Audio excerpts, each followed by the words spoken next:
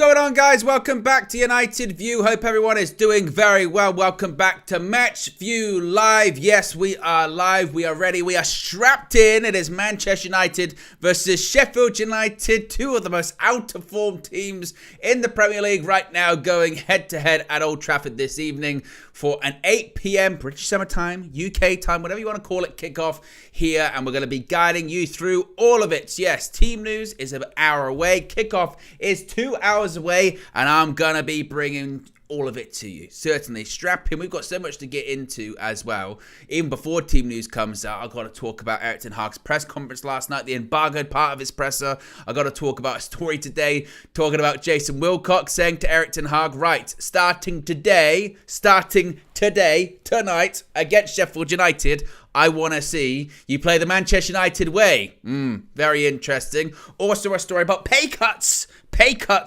at Old Trafford. Humorously focused specifically on Erik ten Hag when it's everyone, when it comes to the lack of Champions League football seemingly next season. But there's so much to get into. And then, as I mentioned, in just under an hour's time now, I'll bring you the team news too from Old Trafford. That's for both Manchester United and Sheffield United. Anything else that comes as well, we'll get into it. It's going to be, I think, hopefully, let's hope, is anything straightforward with Manchester United this season. Hopefully a straightforward evening, but it's the first time we've played since the FA Cup semi-final at Wembley on Sunday, and you would hope that that Manchester United would have a reaction, wouldn't you, this evening? But hey, who even knows? Who even knows what we shall see? Nevertheless, be sure to smash a like on the like button. Be sure to subscribe, bottom right-hand corner. You know what to do. You know what it is when it comes to the match days here at UV. We go live 2 hours before kickoff every single match day. We give you the pre-match. We give you the team news. We give you the match view live. We give you the post-match. And then we give you the full-time view afterwards as well. Members can call in and have their say. We give you the fan views, the player ratings. You don't have to go anywhere. No jumping around from any different streams or anything like that. No jumping from this place to that place to that place. It's all right here. It's all right here. So strap in, settle down. You might be getting home from work. You might be settling in for the evening in bed. It might be the morning where you are. Nevertheless, you don't have to go anywhere. You can join in and get involved and have your say as well. Let's see what people are saying in the chat as well this evening. Keegan says, Owen, early AF. This is the norm. This is absolutely the norm now. You know us here at United View. We are always live 2 hours before kickoff. It will be the same on Saturday for the game against Burnley at Old Trafford, which is a 3 p.m. kickoff, I believe, isn't it? So we'll be live at 1 p.m. with all of the pre-match team news, etc. As well for that. That's the norm here at UV. Skiliano says, Man United don't do straightforward. Get ready for Sheffield United to dominate at Old Trafford and somehow lose. Keegan says, predicted lineup. Well, we'll get to that. You'll be able to see on the sidebar in just a second what the predicted lineup, I mean, might be this evening. In recent weeks, in recent games, it's been fairly easy to predict what the lineup's going to be for Manchester United because of the injuries. But tonight, because of the injuries, really now mounting up even more than usual, it's a bit more difficult. As Erik ten Hag said in his press conference, we might have to get a little bit creative, he said. And that's not just creative in terms of people in certain positions. That's also people that maybe have never played before for Manchester United. We're really in that territory as well. Yes. What else are people saying in the chat at the moment? Ty Williams says, I don't trust Bissaka. He has a positional sense of a toddler. Lots of people getting their score predictions in as well. Atom K says it's noon here in Texas. Paul says big up Owen, big up to you, Paul. Ishmael says 3-0 to United. Blymo says 3-0 to Sheffield. Zach says 1-1.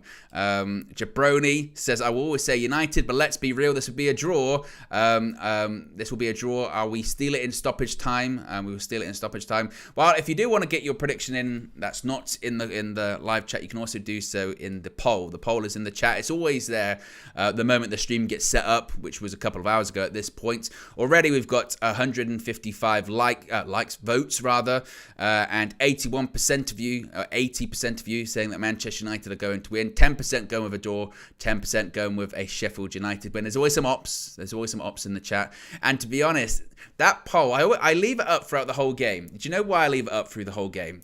Is because it fluctuates. It's so much. Like, I would have loved to have seen how much it moved on Sunday with that FA Cup semi-final, because, I mean, I'm sure it's always the majority Manchester United, because the majority of us here are Manchester United fans, right? And even if you don't believe that Manchester United are going to win a game, you'll always go, yeah, it feels wrong to vote against them or anything like that, doesn't it? So you always go, yeah, Man United are going to win. And I'm sure when it was 3-0, it would have been right at the top, right at the top, 80+%, 90%. One goal comes in, comes down a little bit. Second goal comes in, comes down a little bit. Third goal comes in, comes down a little bit. Scored in extra time, all the way down. We've lost VAR, comes back up a little bit. It's always funny to see how that poll works out. So that's why it's always left up throughout the entirety of the stream. Very interesting, nevertheless. So yes, be sure to hit the like button. Be sure to subscribe, bottom right hand corner. We recently hit 165,000 subscribers, which is amazing. So many new people getting involved in the UV community, which is great to see. And yes, be sure to hit the like button. We always say, don't we, 500 likes before about 30 minutes before kickoff, or an hour before kickoff, 30 minutes before kickoff, which would be 7:30. So that's an hour and a half. So you've got 90 minutes to get to 500 likes. We're already at over 50, so we're making good pace. The London Marathon was on Sunday, and it's all about pacing yourself. It's all about pacing yourself for these things. So we're making good pace thus far. So if you haven't already, click the like button and be sure to subscribe. Right. We've got so much to get into. I want to start off talking about Erik ten Hag's press conference. You know me, I'm always on the press conferences, and always, when it comes to the match views, always give the embargoed part of Erik ten Hag's press conference, because sometimes they can get a bit lost, can't they? Because they're usually so late the evening before the game, or because they get kind of mixed up in the news cycle or anything like that. You don't really tend to see all of the big and sometimes more interesting quotes from that part of the presser. Now, we did cover the Ahmad part this morning. We will re-go over that at this point. But I would argue the Ahmad Diallo quotes are not the most sort of eye-grabbing and headline-grabbing part of this press conference. So let's get straight into this, because, again, this is very interesting stuff. So the first question put to Erik ten Hag, once again, was about the FA Cup. It was a lot of the fallout of the FA Cup game at the weekend, as you can imagine. The first question was, if you were to win the FA Cup, what kind of achievement would that be, given the issues that you've had this season? And Erik ten Hag said, I would say it's overperforming with all the problems we've had getting into the final is already a big achievement. But we are here for trophies. We have an opportunity to win a trophy, and that is good, but we are not satisfied by being in the final. We want to win it, and that is what we will go for, and that is our mentality. It is our mentality. That is why we are successful. That's why I am successful. Over 10 years as a manager, I always brought out the maximum of each squad. Which, again, even that first response, I thought was really, really interesting. I mean, obviously, yesterday's presser, both parts were incredibly bullish by Erik ten Hag, weren't they? Very bullish, coming out, taking a swipe back at the media, saying that their reaction after that result of the weekend was embarrassing. Not the performance, but the reaction from those inside that room and pundits and whatever are like, they were embarrassing. And I say media, and I use that term specifically because we get a kind of, it gets more defined later on in this press conference, which is very interesting too, rather. So the first part, I was thinking this when I was watching it. I was like, okay, would it be overperforming if we won the FA Cup this season? I think you'd say absolutely. Of course it would be overachieving, particularly with the opponent we've got in the final, right? With the injuries that we have had, and with the injuries that we currently have, I mean, the hope is by the time we face Manchester City in a month's time, we're going to have some players back. Hopefully by that point, you'll have a Lisandro Martinez back. You might have a Luke Shaw back. You might have a Rafael Varane back. Other players, I mean, the thing is, someone like a Marcus Rashford, is that a benefit? Really, with how he's been playing this season, I don't really know. Nevertheless, we are going to have some players back, so it might be one of these rare occasions where he's got lots of options to pick from, where we play Manchester City next month. But considering they are the reigning defending champions of not only the FA Cup, but also the Premier League, and I still do expect them to win the Premier League this season. I know Arsenal are looking quite impressive at the moment, but it's still in City's hands, isn't it? I still expect City to win it, unfortunately.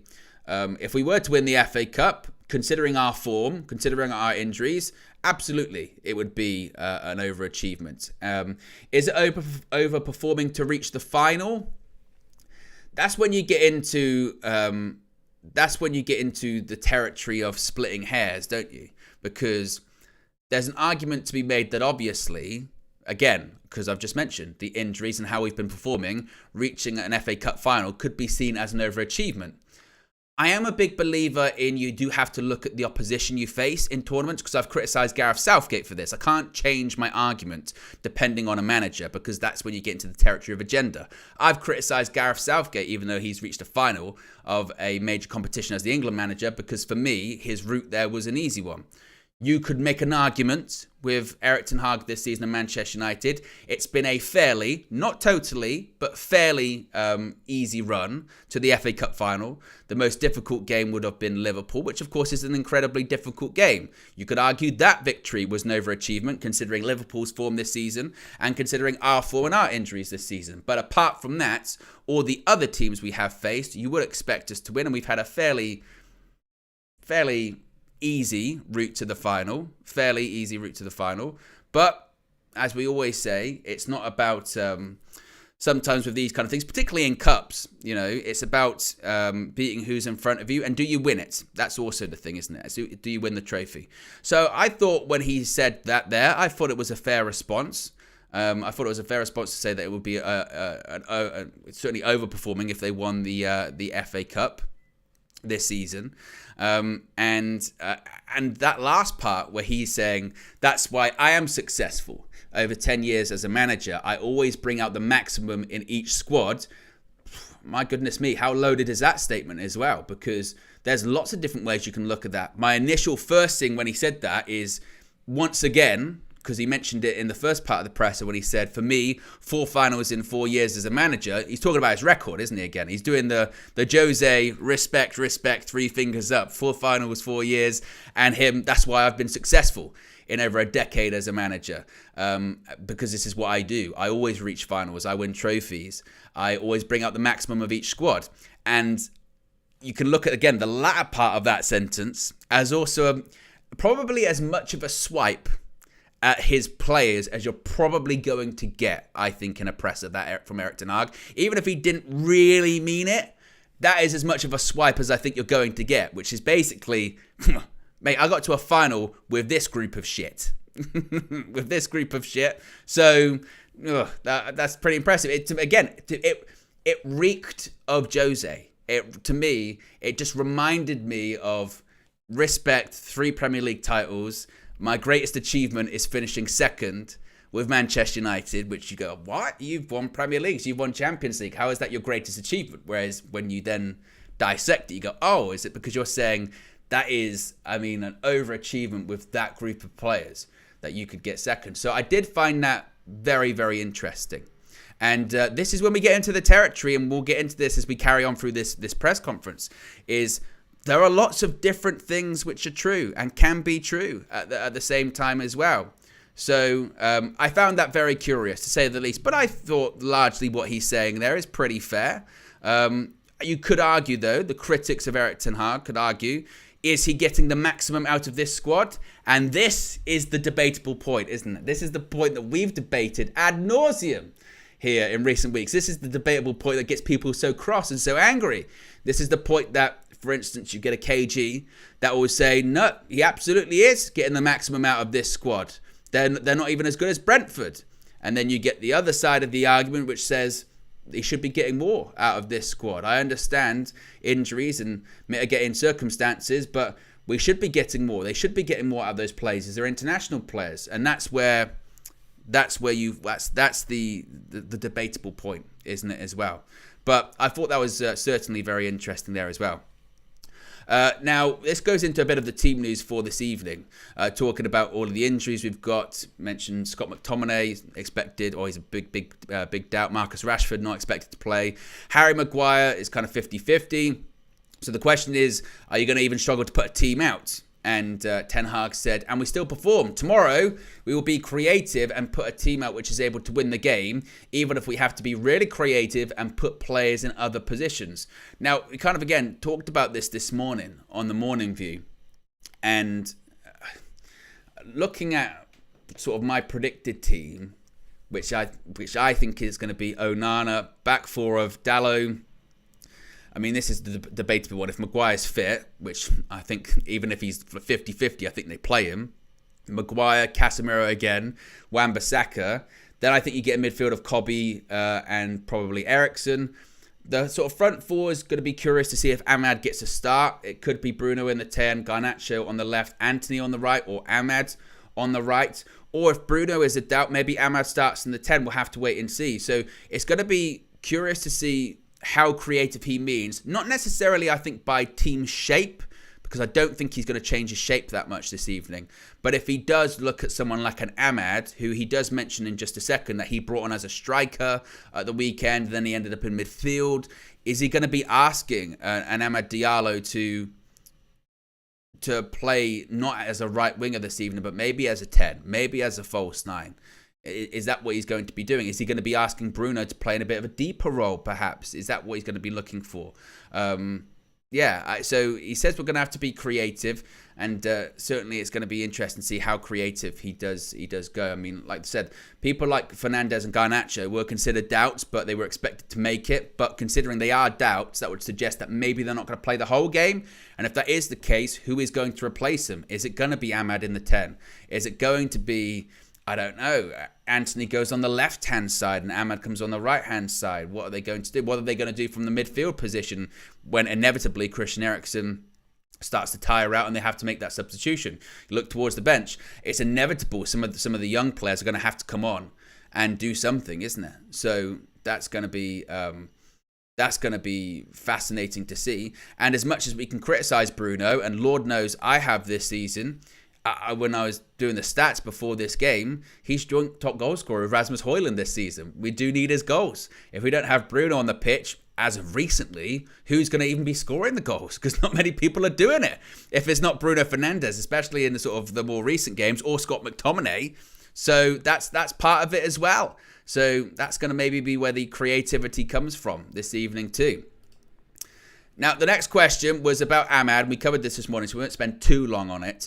But the question was that Ahmad played well at Wembley. What does he now have to do to start games? And Erik ten Hag said, Ahmad deserves it, but don't forget he had a long period in the season injured. So we rebuilt him, and now he has had some opportunities and made a real contribution. On Sunday, he played in the position that is not his best position. He started as a striker and then had to play in the midfield. So he did well. He also carried on by saying about the competition for his position that he is in. He said, we have a number of players in that area. There is big competition. He already deserved more game minutes, I would say, but I have to choose there. We have Garnacho, Anthony, we have Amari Forson. We have a number of players in that position, and we have to make choices there. But I'm very happy with his performances and his progress. I see his qualities and his assets can really contribute to our game. I think, for me, and again, I look at this predicted team that I have to my left here off the screen about Ahmad, and I was looking at the stats for him before I went live here, and he hasn't started a game for Man United this season. Amari Forson started more games than Amad Diallo, which is incredible when you really think about it. Considering when he has come on, he's only made 6 appearances, all off the bench, 3 in the Prem, 3 in the FA Cup. It is wild, particularly when you think of it being an injury-ravaged season, and he's been available. When did Ahmad come back from injury? Was that sort of October, November, something like that? I think it was something like that around that period of time. So it's just obviously, as Erik ten Hag mentioned, he did have a long period of time out injured. But it's not as if he's just come back. He has been available for at least January. So he's been available for 4 months. And particularly, we have had injuries since then. So again, for him still not to get those minutes, I still find quite surprising. And it was that game against Fulham, wasn't it? It was the game against Fulham when Amari Forson started and he was still on the bench. That I think a lot of people looked at it and went, if he can't start in that one, then when is he gonna get game time? And then it was after that, of course, that he came on against Liverpool and got the winner. And people thought, right, how can you deny it now? Because he's come on and he's shown something. I was one of those people said we've got to be careful because he turns into a martyr, doesn't he? He turns into a martyr. He turns into a Donny van der Beek, which is he's got to play. And then when he does play, he doesn't necessarily deliver because we've overhyped it so much. And then we go, oh, actually, how much of an option is he? But I don't think Amad is that. I don't think Amad is that at all because we've seen him. I mean, it's arguable. Given the nature of the goal that he scored against Liverpool, he might have offered more. He might have contributed more than Donny ever did in terms of major goals. I mean, that's a FA Cup quarter-final winning goal in the dying deaths of extra time. It's pretty impressive stuff, isn't it? So I don't know if he starts tonight. I think he deserves to. Absolutely, but whether or not he does, I don't know. If it's not tonight, it would have to be at the weekend, wouldn't it? It really would. It'd have to be at the weekend. So. We shall see. Super chat here from SK says, I like Erik ten Hag giving it to the journos. They've been at him since he started because he wasn't never the pundits and journos' choice. Big up United view. Well, this was something I mentioned on the morning show as well. I mentioned it on social media too, because I do think there's a lot of nuance in this. And actually, I'll save that. Hold that thought because he does go back. It got lively. It got very lively between Ten Hag and the journos right towards the end when it was like last question. Because basically what happens in these press conferences, they sit there and wait their turn. They wait to be called on. And then when the press officer, Andrew, goes, right, last question from this person. Then if they haven't got their shit in, they want to get it in. So they start going, Eric. And that's what it turned into, a bit of a sort of shouting match towards the end of the presser, once again, about this whole being called an embarrassment, that thing. So this kind of goes into it as well. Well, this is sort of the precursor. So the next question was, the reaction to the match on Sunday, you seem angry and annoyed. Was there one comment from a pundit in particular that annoyed you? And Ten Hag said, I haven't read the comments. I've seen the reactions in general. I was annoyed. I was annoyed by the team, by myself, because I'm part of the team and it shouldn't happen. But also, especially when you sit down and analyse it, it's also part of bad luck. The deflected shot, the penalty should not have been given, but I was annoyed at myself. And you know what? When he said that, I thought that's one of the best answers he's given regarding the weekend. And I, to be honest with you, I would have preferred that reaction coming out of the game on Sunday in the immediate aftermath. I thought that was the best answer that he's given regarding all of it, which is that kind of encompasses a bit of everything, doesn't it? Going, was some of the reaction overblown? I suppose so. I was annoyed at myself. I was annoyed by the team. Because that's total accountability. And for me, and I know my opinion might be different to everyone, but for me, I think that's all I'm looking for. I'm not looking for excuses. I'm not looking for deflection. I'm not looking for whataboutism. I'm not looking for just this person, just this player, or just this part of the team, or just the manager, or whatever. I'm looking for total accountability and nuance to this, and we live in an unnuanced world, unfortunately. But that was perfect for me, what he said there. I'm annoyed at myself as the manager because he picks the team. He's the coach. I'm annoyed at the team because they didn't do what they were supposed to do. I'm annoyed at the reaction because I think that it is an achievement to get to an FA Cup final, almost irrespective of the result. There was an element of bad fortune in there. Absolutely there was an element of bad fortune there at the weekend because there was a deflected goal and there was a handball that shouldn't have been given.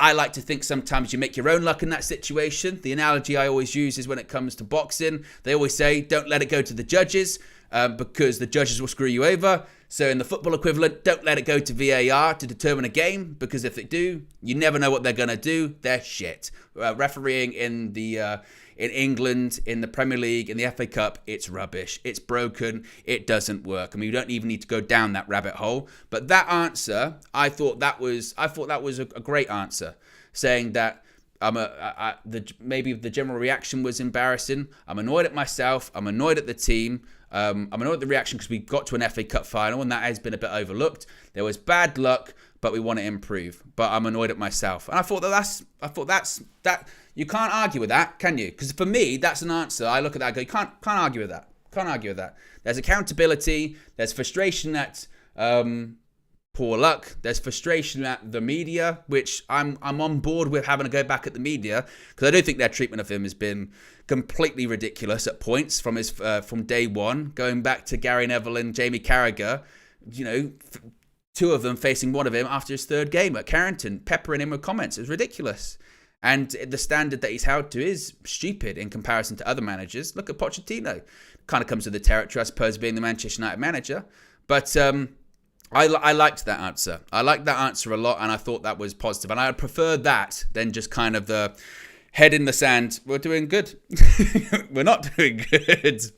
So I thought that was a good answer from Erik ten Hag. By the way, we've already got nearly 1,000 people watching, which is fantastic. We're currently at 144 likes. So if you haven't already, click the like button. Let's get it up to 200, 250. The aim is 500 in about an hour's time, 30 minutes before kickoff. We're just over half an hour away from T News as well. Coming out, once that comes out, of course, we'll bring you that too. Now, this week we kind of pivot off into injuries and we circle back to the embarrassment thing, because it was not a good ending. It was not a good ending for Erik ten Hag to this press conference at all. So injuries, if the teams towards the top of the league had the injuries you had to deal with, would their own seasons look totally different? Do you feel you've been the most unlucky team? And he says, I only see our injury problems across the season, and that's what I have to analyse. I'm sure we're building. I know the depth of the squad from the start of the season. We have to improve, and the depth hasn't always been. That was the case when I started here, and we started to reconstruct and build in key positions where we wanted to have an upgrade. Now we have to build further on, also in the depth of the squad. This was also an interesting thing he said too, because he was asked if he'd ever experienced anything like this. He said, have you ever experienced an injury crisis like this? And he said, so far as a manager, I've never had this before. So many injuries across the season. That is only what I can say from my experience. So he's saying it's never been as bad as this in terms of the injuries and people dropping out and flies throughout his whole managerial career. And the injuries are part of football. They are inevitable. But I do think from a wider point of view, a football point of view, the players breaking down through injury, I can't recall a season like it. Not just from my own team, but just across the league. I just cannot remember. Like usually maybe one season you get one team that's just completely dogged with injuries and you go, man, that's crazy. But when we're talking about there's 4 or 5, or maybe even more than that, teams that are just completely ruined with injury. And that's why I think you have to look wider, that part of it is a sort of football-wide issue. Yes, there's nuance to these things. So could you look at his tactics? Yes. The lot of running. Could you look at his training regime? Yes. Again, the intense training. Could you look at the sports science and medical department? Yes, because the injury prevention clearly isn't good enough. But just from a wider point of view, because it's so prevalent across so many clubs, not even necessarily just in the Premier League, across Europe, I think that there's something has to be done. And that isn't, the FA Cup. We've got to get rid of replays. I'm talking at a larger scale. I'm talking your FIFA or your UEFA. They need to stop thinking about the money, but they'll never do that. They'll never do that, and it's just going to completely explode at some point, isn't it? Now we get into the last bit, which again, it was not a good ending. Was not a good ending for Erik ten Hag at this press conference. So as I say, it turned into a bit of a shouting match with a couple of journalists trying to get their questions in. And clearly, some of the journalists did not appreciate being called embarrassments and disgraces by Erik ten Hag earlier on in the presser. So the press officer, Andrew, goes, okay, last question. And then I think he was going to go to Chris Wheeler. And I don't know if this was Chris Wheeler. It sounded like it was someone else. Someone can let me know in the chat about this. It was from someone else, and basically they said, Erik, you say the reaction's embarrassing from us, but some of your own fans are saying that. Can't you see that? And Erik ten Hag, and this is where I go, these were not good answers. But he said, I'm not sure if they've said this. I haven't heard it from them. I've also heard other comments from fans who are very happy they are twice in the FA Cup final in 2 years. And I thought, when he said that, I went, there are definitely fans that have said that the performance at the weekend was embarrassing. The collapse and being a VAR decision away from going out and surrendering a 3-0 lead to a 4-3 to Coventry in the FA Cup semi-final at Wembley, a championship, 8th place championship, Coventry City, by the way. That was embarrassing. So I was sort of went, that's not totally true. And the second part of this got worse, because the question was then, well, The manner of which you got there, though, is it's not the achievement people are saying is embarrassing. Nobody's saying that getting to an FA Cup final is embarrassing or an embarrassment. People are saying the manner of which you got there, the collapse, that was an embarrassment. And Ten Hag said, we were not happy with it, that being the manner of the win. I can see the fans are not happy with it as well, even though 2 seconds ago he just said he hasn't heard that they're unhappy. But I think they get fed by opinions. But all over, what I've heard is the fans are very happy we are again in the FA Cup final. Now, he said, even for Manchester United, it is not business as usual. They were not so often in the FA Cup final, and they were never in the FA Cup final 2 times in a row. And that's when you go, Eric, well, look, once you get into sort of opinion stuff, it's debatable. When you get into factual stuff, there's no longer part of debate because, of course, Manchester United have reached the FA Cup final 2 times in a row. In fact, they've done it on multiple occasions. The dates are in 1957 and 1958, in 1976 and 1977, in 94, 95 and 96, 3 years in a row, and 2004 and 2005. So you're talking about getting to an FA Cup final 2 years in a row, 1, 2, 3, 4 times, actually. Yeah, that was not the one. That was not the one. Yeah. Lay says, did he not say in the last 10 years? No, they didn't. Because I checked that as well. I watched it and I saw that quote as well. But yes, it was one of those ones where you go, and that's when you get into, you're giving them more ammunition there. You're giving them more ammunition. And immediately, stop hating. He did say that. He did. He did. But there you go. James with the super chat says, I'm better than Donny. Owen, I'm better than Donny. I'm not lying, by the way. I'm definitely not a better footballer than Donny van der Beek. Not a chance. Not a chance. But people, you can. I knew, by the way, when this was going to get brought up, people were going to get into the sort of defensive. Look, that's what he said. It wasn't right. Doesn't make me think he's a terrible manager. It was just not factually accurate what he said. And again, that's all right. It doesn't matter. It just looks bad, okay? And it's one of those ones where that's just going to give them more ammunition. It's going to give them more ammunition. So it's one of those ones. Look, I've said many a time that English is not his first language as well. So could he have meant the last 10 years? Sure, but that's not what he said as well. So come on. I can see I'm not going to get through to people on this one. It's all right. But this is the point. This is the point. This is the point I mean. And this was the point I was making before. Is we're always looking for excuses. He said that. So it's like, okay. Well, we'll move on anyway, guys. Be sure to click the like button. Be sure to subscribe, bottom right hand corner. Where are we at in terms of the likes at the moment as well? We're at 195 likes. Let's see if we can get 5 more to 200. And be sure to subscribe as well whilst you're at it. How many? We are, math zone, 13 subscribers away from 165,100. And let's see if we can get to that number. Team News is less than an hour away. Once Team News is there, we'll of course be able to bring it to you too, as well as everything else. Let's see what people are saying in the chat as well. SLD says Owen is a bad person. Yeah, exactly. What else are people saying here as well? English is not KG's first language as well. Oh, he speaks KGEs. Ciliano says, I'm more concerned Eric Ten Hag hasn't heard the fans say the manner of which semi-final win wasn't embarrassing. I don't care if he gets historical facts wrong. Pride by Palmeiras says, just ignore it and move on. Too much time gets spent trying to argue with other people. Gets tedious. It's very true. It's very, very true. It does get tedious. And this is the thing with press conference reactions, yeah. I can only bring you the quotes as to what he said, yeah, because that is what he said, because that will be what the media does. Are there nuance to it? Of course there's nuance to it. I've said that 10 million times, there's nuance to this kind of stuff. But that's why you have to be really careful with that media. They are vultures. They are vipers. They will twist what you say. So that's why you have to be really careful with what you say. And even if you meant, I meant it in the last 10 years. If you don't say that, the headline is there and they will grab it. That is what they will do. So you got to be careful. And it's funny as well because in that situation, so earlier on in that press conference, I spent, what was it, 5-10 minutes? You saw it. The guys have been here. Going, I really like that answer. I think that's a great answer from Erik ten Hag. I'm really glad he said that. That was brilliant. I think that's a perfect answer. I preferred that. Accountability, excellent. Then you say something he said later on, and then people will start going, you're so Erik ten Hag out. I can't believe you would say this. Because we are into the territory now where it's selective hearing. We're into the selective hearing phase. People will only hear what they want to hear.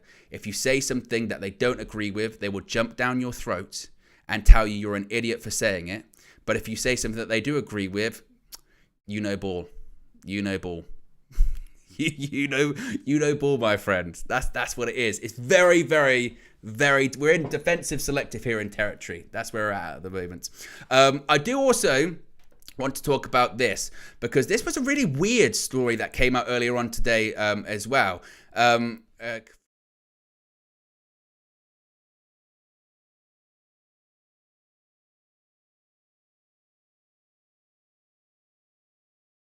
It would be good if I actually had my thing, didn't I? There you go. There you go. This was a really interesting story. There you go. This was a really interesting story from Jason, saying that Jason Wilcox has told Erik ten Hag he must play the new Manchester United way, starting against Sheffield United. If Ten Hag does not deliver a possession-based style of play in the remaining weeks of the season, his future looks limited.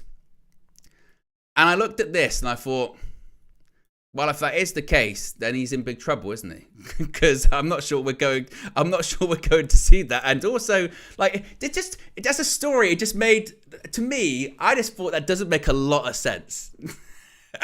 Really. Because, like, again, like, think about it. Like, I'm not sure if he comes in, and there's a story that's out there this week of being like, Ineos are very conscious that they don't want to make, or they can't make too, like, sweeping changes in terms of changing shape to a back three to a back five because they don't have the personnel to do it. And for example, tonight we do have a lot of injuries, and we haven't. Our sort of possession-based play has varied from game to game recently, hasn't it? Depends on who we're playing. Tonight we'll have more possession because I think Sheffield United will sit back. But we got some games coming up against Brighton, Newcastle, Arsenal.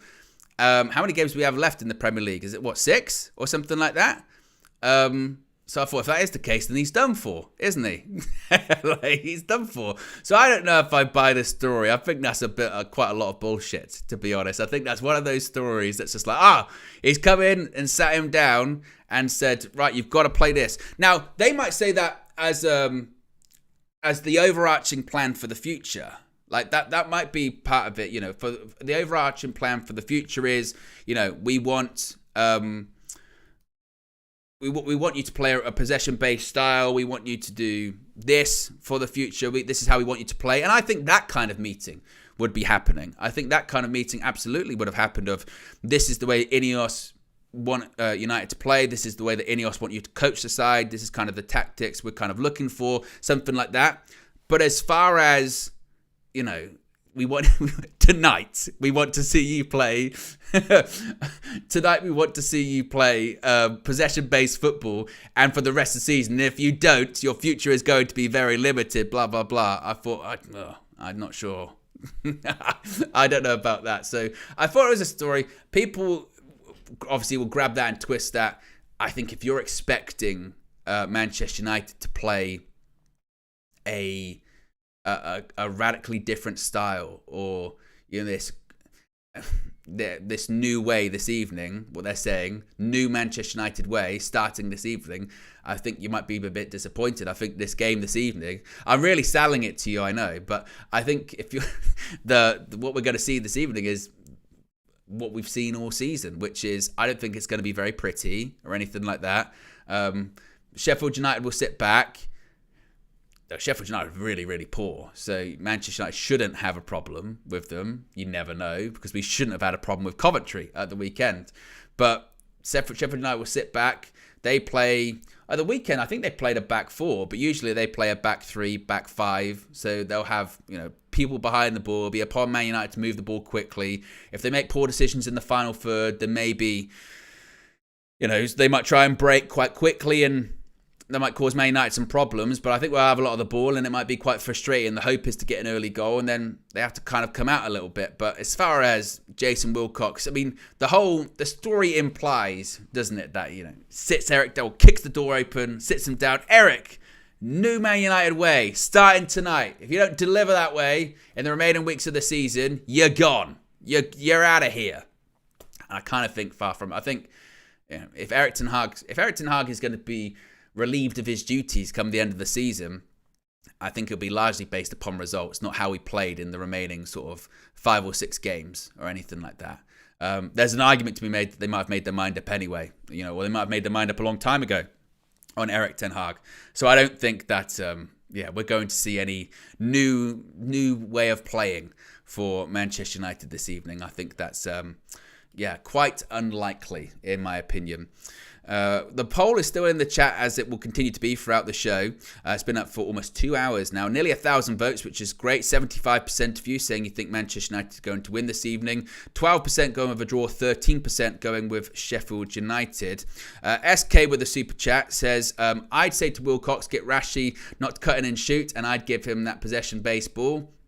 Yeah, like I said, I saw that and went, that's one of those stories, that is. And we do have to be very conscious of this. And I'm going to bring another story in just a second where I just massively rolled my eyes at, because even as someone that has criticised Eric Ten Hag, and I'll continue to criticise him if I believe the criticism is justified. I don't think it's all his fault by any stretch of the imagination. But these kind of stories now, because Jason Wilcox is in post, are going to continue to come out there, aren't they? Where it's like, oh, Jason Wilcox is demanding this, or Eric Ten Hag's, had meetings with Jason Wilcox and he said this is not good enough, blah blah blah blah blah. So yeah, I thought it was one of those stories that's like, I don't really see anything kind of in that one. And this was, I thought this was sort of the coup de grace on this one, which was about a pay cut. Now, think of it this way: with Manchester United, it's very likely we're not going to make the Champions League next season. Now, the story that goes around every single time, and unfortunately we've seen it so many times because we've not qualified for the Champions League so many times, but every time we don't qualify for the Champions League, what story comes out? The story comes out that Manchester United have had their salary slashed, or their contract salary slashed, because they haven't made the Champions League. So that's when I saw this article and I went, this one's nasty. This one's nasty. This is from Mark Ogden. This is from Mark Ogden from ESPN, right? Talking about again. I saw this and I went, oh, this is just ridiculous. It really, really is. Talking about the pay cut. Now, this is what he said. Back once again.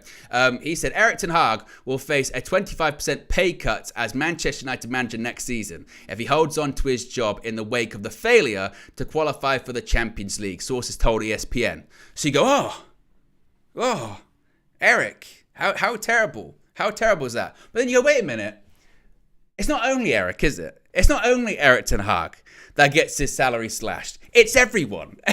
Everyone gets their salaries cut if Manchester United don't qualify for the Champions League. But the headline says Eric Ten Hag will get a 25% pay cut as Manchester United manager if he holds on to his job in the wake of the failure to qualify for the Champions League, sources have told ESPN. And it's crazy. It says, sources have told ESPN the United's new football regime, headed by minority owner Sir Jim Ratcliffe, have been exploring possible alternatives to Ten Hag by assessing the qualities of other managers, including England's Gareth Southgate, Brighton manager Roberto De Zerbi, Brentford's Thomas Frank, and Wolves' Gary O'Neill, which is what they've said before. It says, but despite the poor performances and exit from their season's Champions League at the group stage, sources told ESPN that United are still at this stage preparing for next season with Ten Hag as the manager.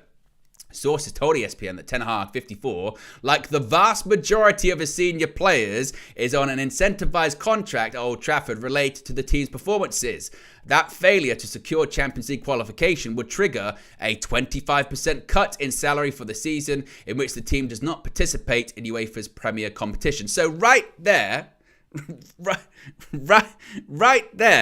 it says in the article that Ten Hag, like the vast majority of his senior players, so the vast majority of Erik Ten Hag's squad, if not all of them, will have similar clauses in their contracts saying that their salaries will be cut probably by about 25% if they don't qualify for the Champions League. So the real story is everyone gets a salary cut when we don't qualify for the Champions League. But the headline is Erik Ten Hag will get a 25% salary cut. And that's when you go, that's nasty.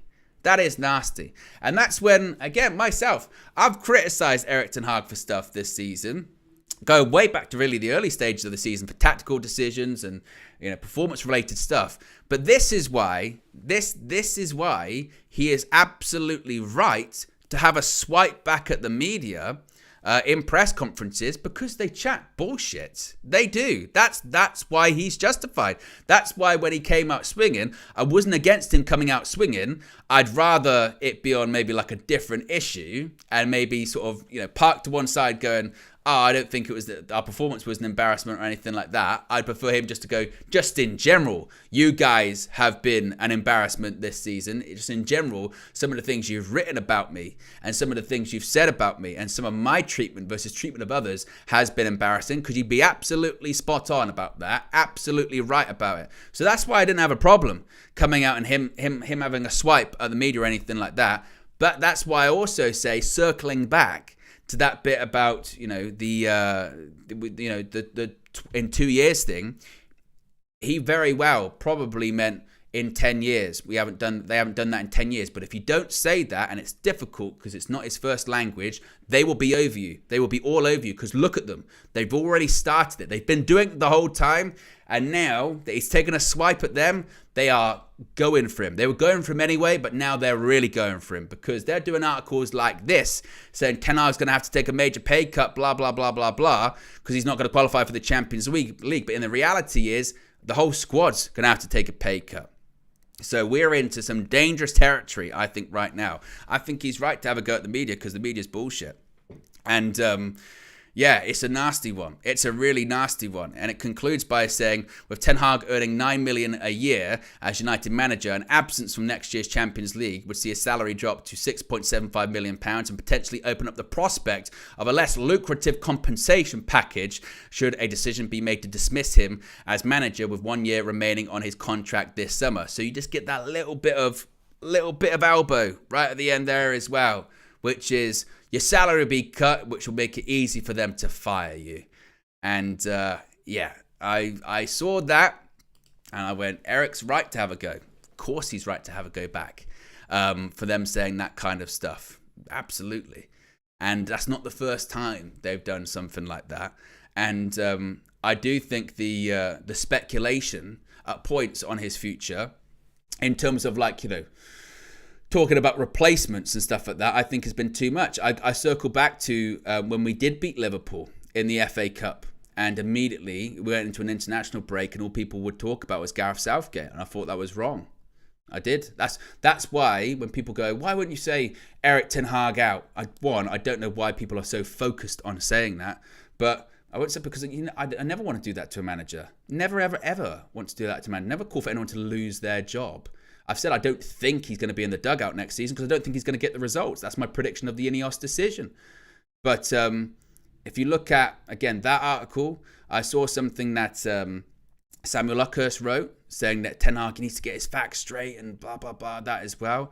It is going to get, this is my prediction of it now, over the next couple of weeks, as we head into that FA Cup final, it is going to get nasty. If it wasn't nasty already, in terms of his relationship with the media and his relationship with certain outlets and certain journalists, it's gonna get nasty. And I think that's why he's starting to defend his record. I think that's why he's starting to say, 4 finals in 4 years, and I maximize every squad, and this achievement, this, that, and the other, because it's on. I think it is properly on between him and the media at this point. And we shall see how that goes. Indeed. We've got over 1,000 people watching, which is great. We've got 268 likes to be specific. Let's see if we can get that up to 300.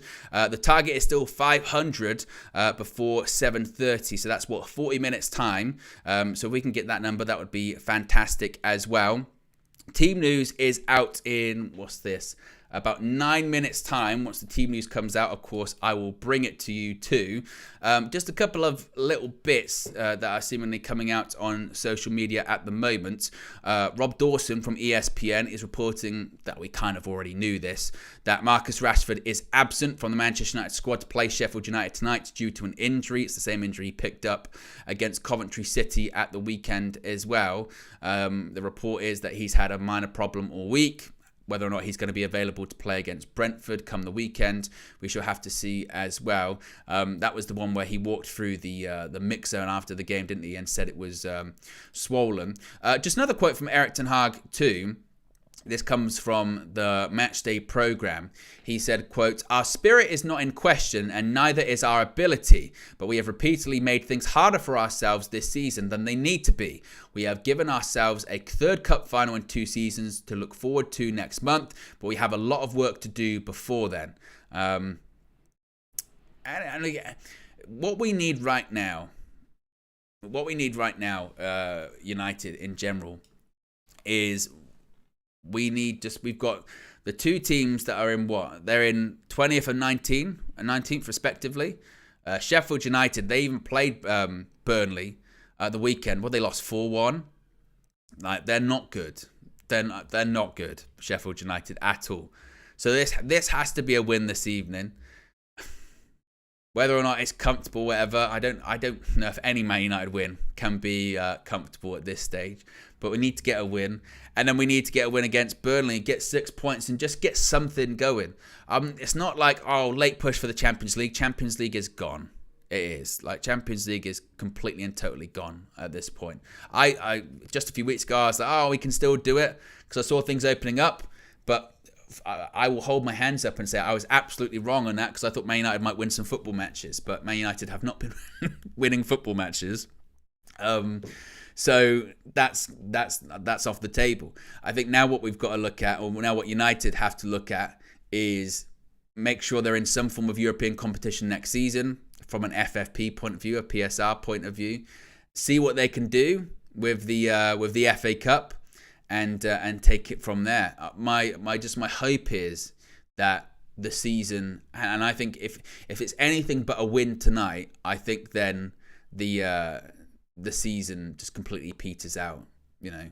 And there's an argument to be made it already kind of has, already is kind of in that direction at this point. But sometimes we had it under David Moyes when that season, where you then you just get into playing games. You're not even really thinking about results anymore or in the table. You're just playing games, and that can't happen. There are still, it's not what we wanted to be fighting for, but there are still things to fight for. Got a chat here, says last place on the table and we are shook. Wow.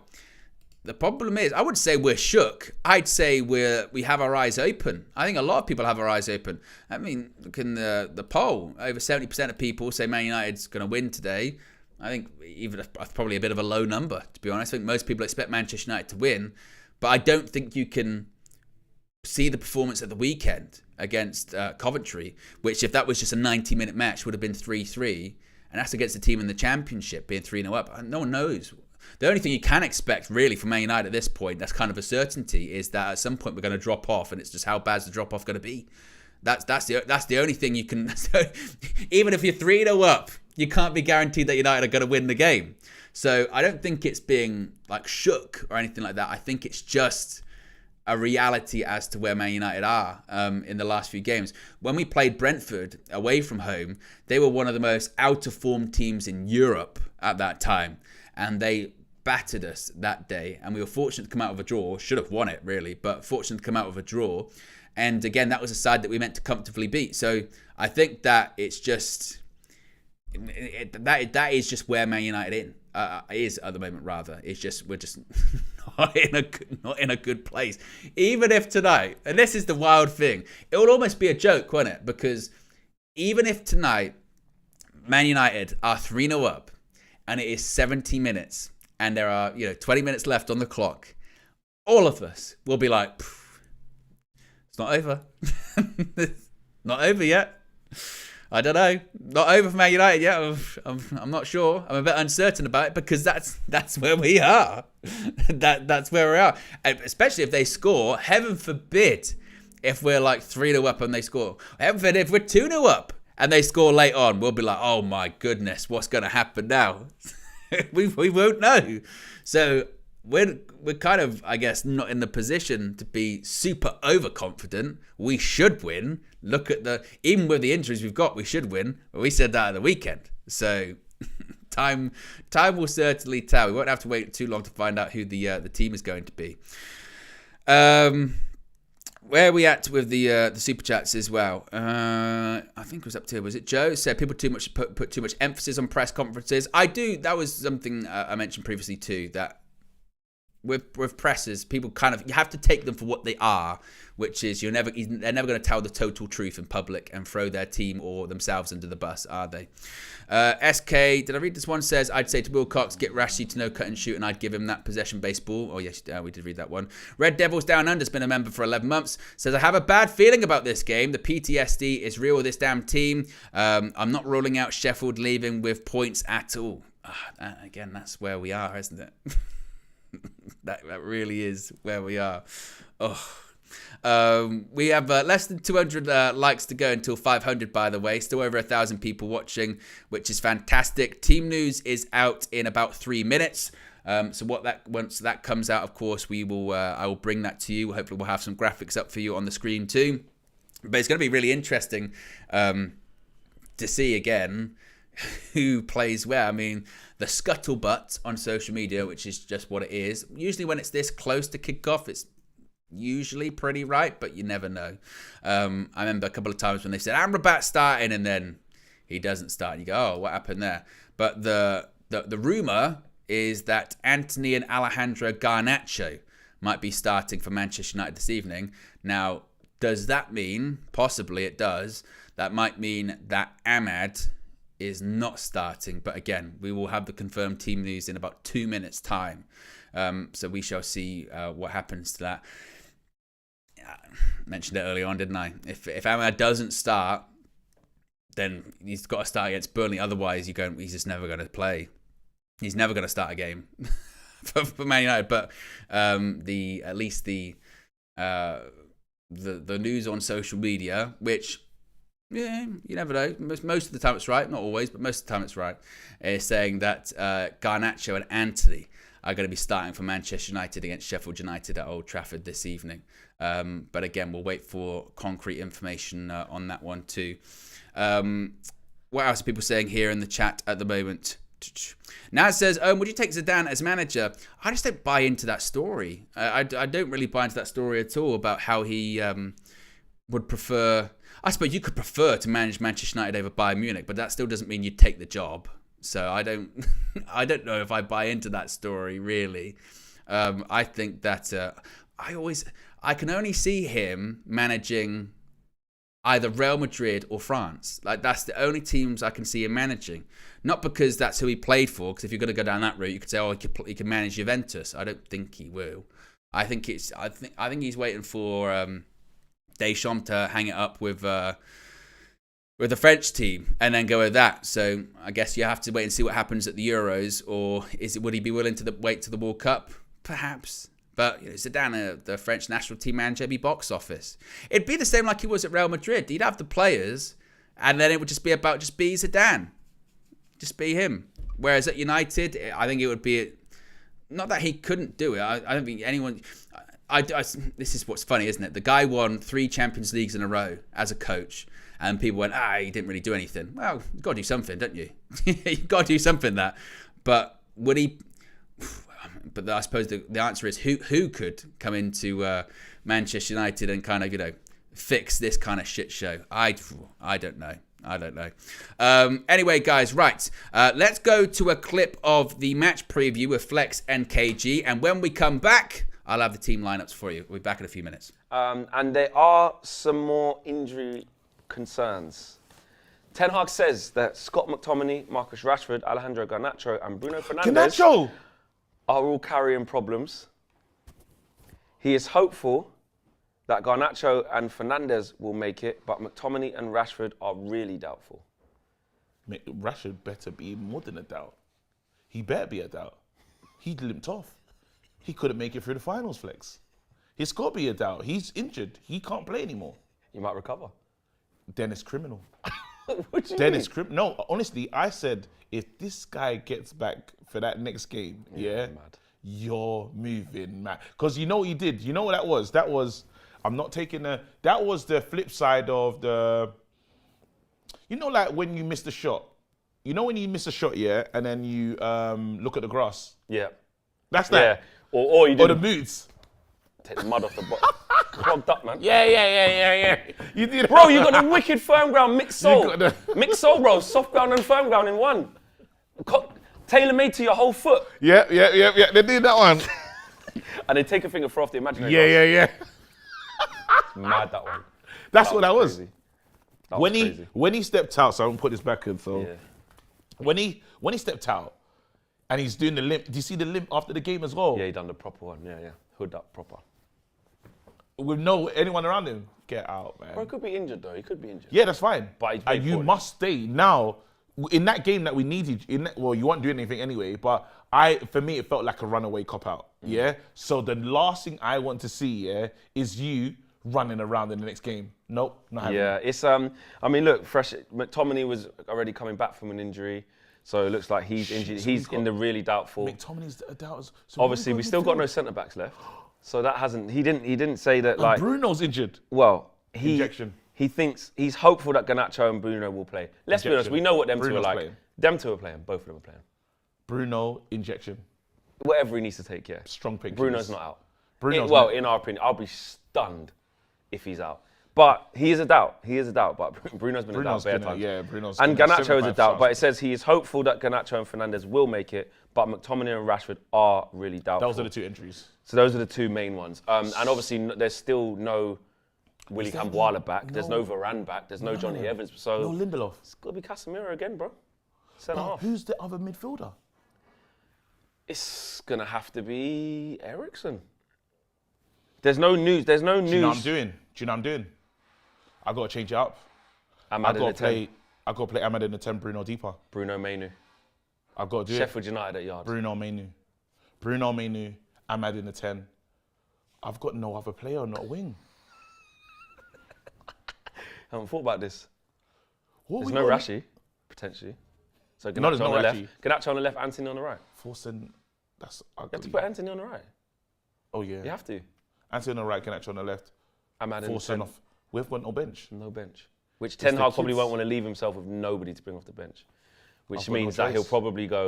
probably go Eriksen, Mainu, With Ahmad coming Bruno. on. Ahmad, Anthony on the bench. Oh no, sorry. Anthony on the right, Yeah. Ahmad on the bench, Yeah. Garnacho on the left, Hoyland up front. Does he? Maguire Obviously, the and- preview. Does he play for you, Who? Anthony, in this game? No, No, everyone's got not some if I strong- could. Not if I could choose. Really? No, I'd start Ahmad. Okay, no, you're starting not because are you starting him as a punishment for this? Is what I'm saying. I'll just play Ahmad. Okay, cool. But Yeah, we were talking in the Flex KG show about that. Yeah, all right. But for me, I would choose. Look what Ahmad did when he come on. He was good as well. that's why I want him in the 10, though, isn't it? Yeah, but with what?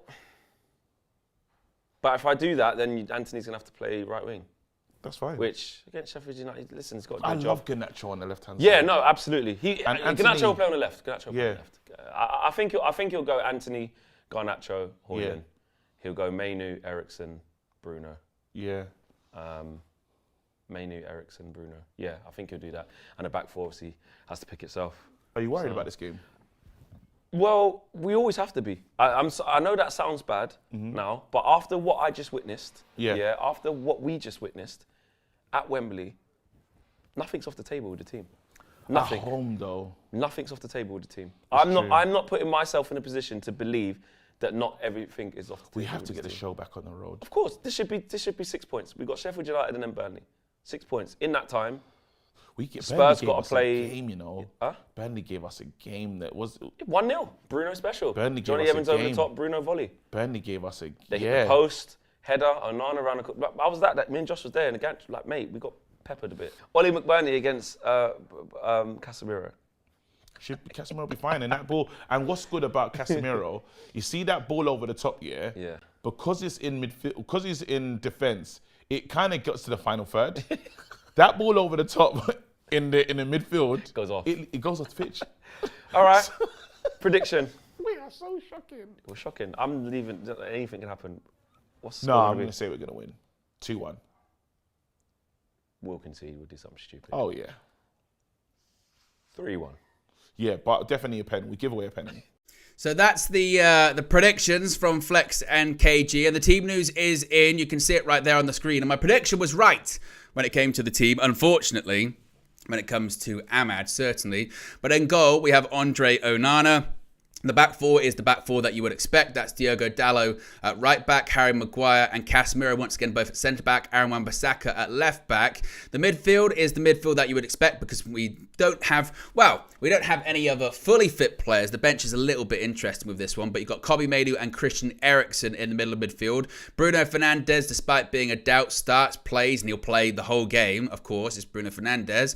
Alejandro Garnacho seemingly will start on the left-hand side. Antony starts on the right-hand side. Rasmus Højlund plays through the middle, and that means we have a bench of Bayern Deer, Amas, Jackson, Ogany, Ahmad, and I hoped that Ahmad would start, but something deep down in me said that I didn't think he was going to. And you go back into the territory, what does he need to do to start? What does Amad Diallo need to do to start? A couple of interesting inclusions on the bench. One is Sofian Amrabat, considering that he was ruled out injured, for Sunday's game.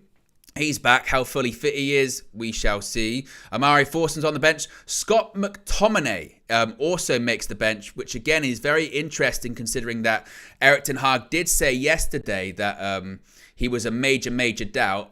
I am assuming it's just a case of he's just going to be on the bench but not come on or anything like that. But looking at that team, what's my immediate reaction? Well, my immediate reaction isn't one of shock. Because again, it's who I predicted. It's that was the team that I predicted Erik ten Hag would put out.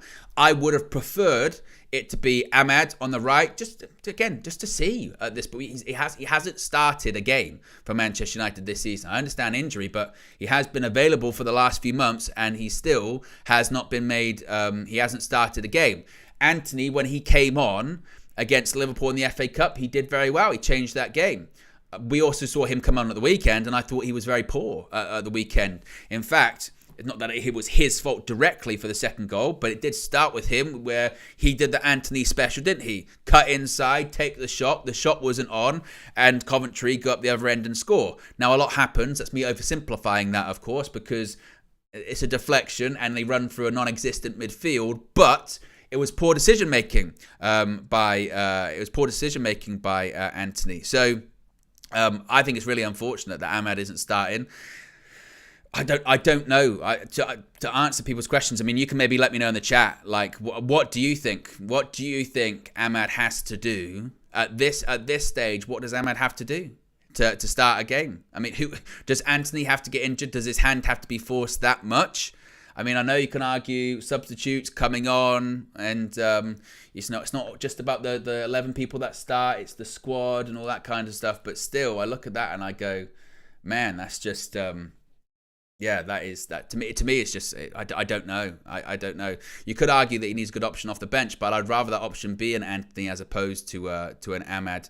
And unfortunately, you do get the impression that even if Ahmad came on and scored, that might not be enough for him at this point for him to play. But very unfortunate. As far as the midfield, again, it's what I expected because it's almost the only midfield that Erik ten Hag can select at this stage. Yes, Amrabat and McTominay are on the bench, but it would appear that they're not fully fit. Again, Amrabat wasn't available for Sunday. McTominay came off of an injury, so I think it's going to be for them certainly maybe a bit of a cameo, maybe from an Amrabat, or hope that the game is over and they can maybe bring someone else on or do something else, change some things around.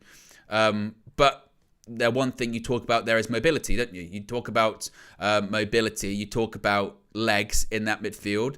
I suppose the one thing, or one of the, not criticisms, but one of the sort of lesser strong parts of Cobby's game is kind of his mobility. Sometimes he can not struggle to get around. Everyone would struggle to cover the gaps, but he's not maybe necessarily the quickest player. And sometimes he does. Everyone needs that support in that midfield, particularly with the way we're set up. You're not going to get that from Christian Eriksen. Maybe the hope today is that Sheffield United are going to be so much behind the ball, and we're going to have so much of it that Christian Eriksen can just dictate the tempo and control the game, and we won't get caught out. But inevitably, at some point in the game, there will be a point where Sheffield United are on the counter-attack. Let's not pretend that Christian Eriksen's totally washed, because he's not totally washed. He still can pass the ball very well. This was the guy last season that was still dictating the tempo. But you would look at the legs in that midfield and just hope. Well, the emphasis would be you've really got to take care of the ball this evening, because we don't have a lot of mobility in midfield. We have the potential to get exposed, but because this team is going to be sitting off us, because this team is going to be in a low block, we just got to take care of the ball, be wise with our passing and our decision making, and we'll be fine. But this is Manchester United, who can't pass an effing ball 5 yards, so anything could certainly happen there. But as far as the questions as to why is Amrabat not playing, why is McTominay not playing, they're not fit. McTominay came off and Amrabat wasn't available for the weekend. So that's probably the reason as to why. So that's the Manchester United starting 11 there. We do also have the starting 11 for Sheffield United, which we'll get into in just a second. But let me know in the chat, what do you make of that? What do you make of that starting 11? Is that a good starting 11? Is that a bad starting 11? What do you guys make of it? Let me know. Phil says, Anthony done well in the 2 games before Coventry. People were literally saying he should have been starting ahead of Rashford. Bacon Putty says, Maino and Eriksen, legs. Andre says, possession-based football today, apparently. Oh, yeah, well, again, with that story that was out there previously, with Jason Wilcox barging in. He barged into the dressing room. You got to play it starting today. I don't know about that. As far as Sheffield United's starting 11, we'll get that up on the screen. As I mentioned, they do play a back 3, back 5, depending on how you want to look at it. We've got Holgate. That's a terribly long name that I'm not very good at pronouncing. Ahmed Dosic, Trusty, Bogle, Hamer, Arblaster, Osborne, Brooks, Brereton, and Archer. Was Fodringham in goal for them as well. So again, we know what they're going to do. They're going to play a back. Under Chris Wilder, they've always done back 3, back 5 as well. I would think it's going to be a more defensive back 3 or back 5, as opposed to a more progressive one. With the wing backs forming a 5 in midfield, or the wing backs turning into wingers or anything like that. I think it will be much more flatter than that. Again, not to put them down or anything like that, not to say that they're terrible, but their recent form, Sheffield United, is nothing short of shocking. There's no Ollie McBurney as well. Even on the bench for them, so he misses out as well for them today. He's their top scorer this season. Only got 6 goals, but he still is their top scorer in the Premier League this season as well. But if you want to look at their recent form, as I said, they played Burnley, their direct rivals in that relegation zone. 2 teams that are going to be in the Championship next season. At home, they got pumped 4-1. Absolutely pumped 4-1. Previous game to that, they had a game against Brentford, lost comfortably 2-0. Again, this kind of sums up Chelsea recently, doesn't it? Did draw with Chelsea 2-2 with a late goal. Again, that was at Bramall Lane. From who? Ollie McBurney, who doesn't play for them today. But they did recently get a point against them. But look, no disrespect, but that Manchester United at home should be doing a job on them. Have they got danger men? Of course they do. Every team does. I think having 2 strikers up front, you could be worried about them occupying both centre-backs, considering you've got a half-fit Harry Maguire and a Casemiro that has very little pace. I thought Casemiro, and we'll go back to the United starting 11 here. I thought Casemiro at Wembley at the weekend did fairly well. And obviously, like everyone, until the collapse. But I thought he did fairly well. Primarily because playing at centre back, of course, he's got the whole game in front of him. So the risk of him getting totally overrun, like he does in midfield, wasn't as severe. So I thought he did okay. You saw in extra time, and I don't know if it's a case of he's had these hamstring issues this season. I don't know if it was a case of fatigue. I don't know if it was a case of just his legs just being gone and his pace sort of eroding anyway. It's probably most likely a combination of the three. But there was a point in the in extra time where I can't forget who it was. It might have been Ellis Sims for Coventry. Just flew past him. Flew past him. He looked like he was running with like a gait to ensure that his hamstrings didn't completely snap. So you could argue with them having two players up front in Brereton and Archer, occupying the two centre-backs for a bit of pace. If they are on the counter-attack spinning in behind, could that be a concern? Like I said, I think United have to just have to keep control of the ball and use the ball well. The problem is that United, as I say, haven't really done that that much this season. Would be the concern for that one.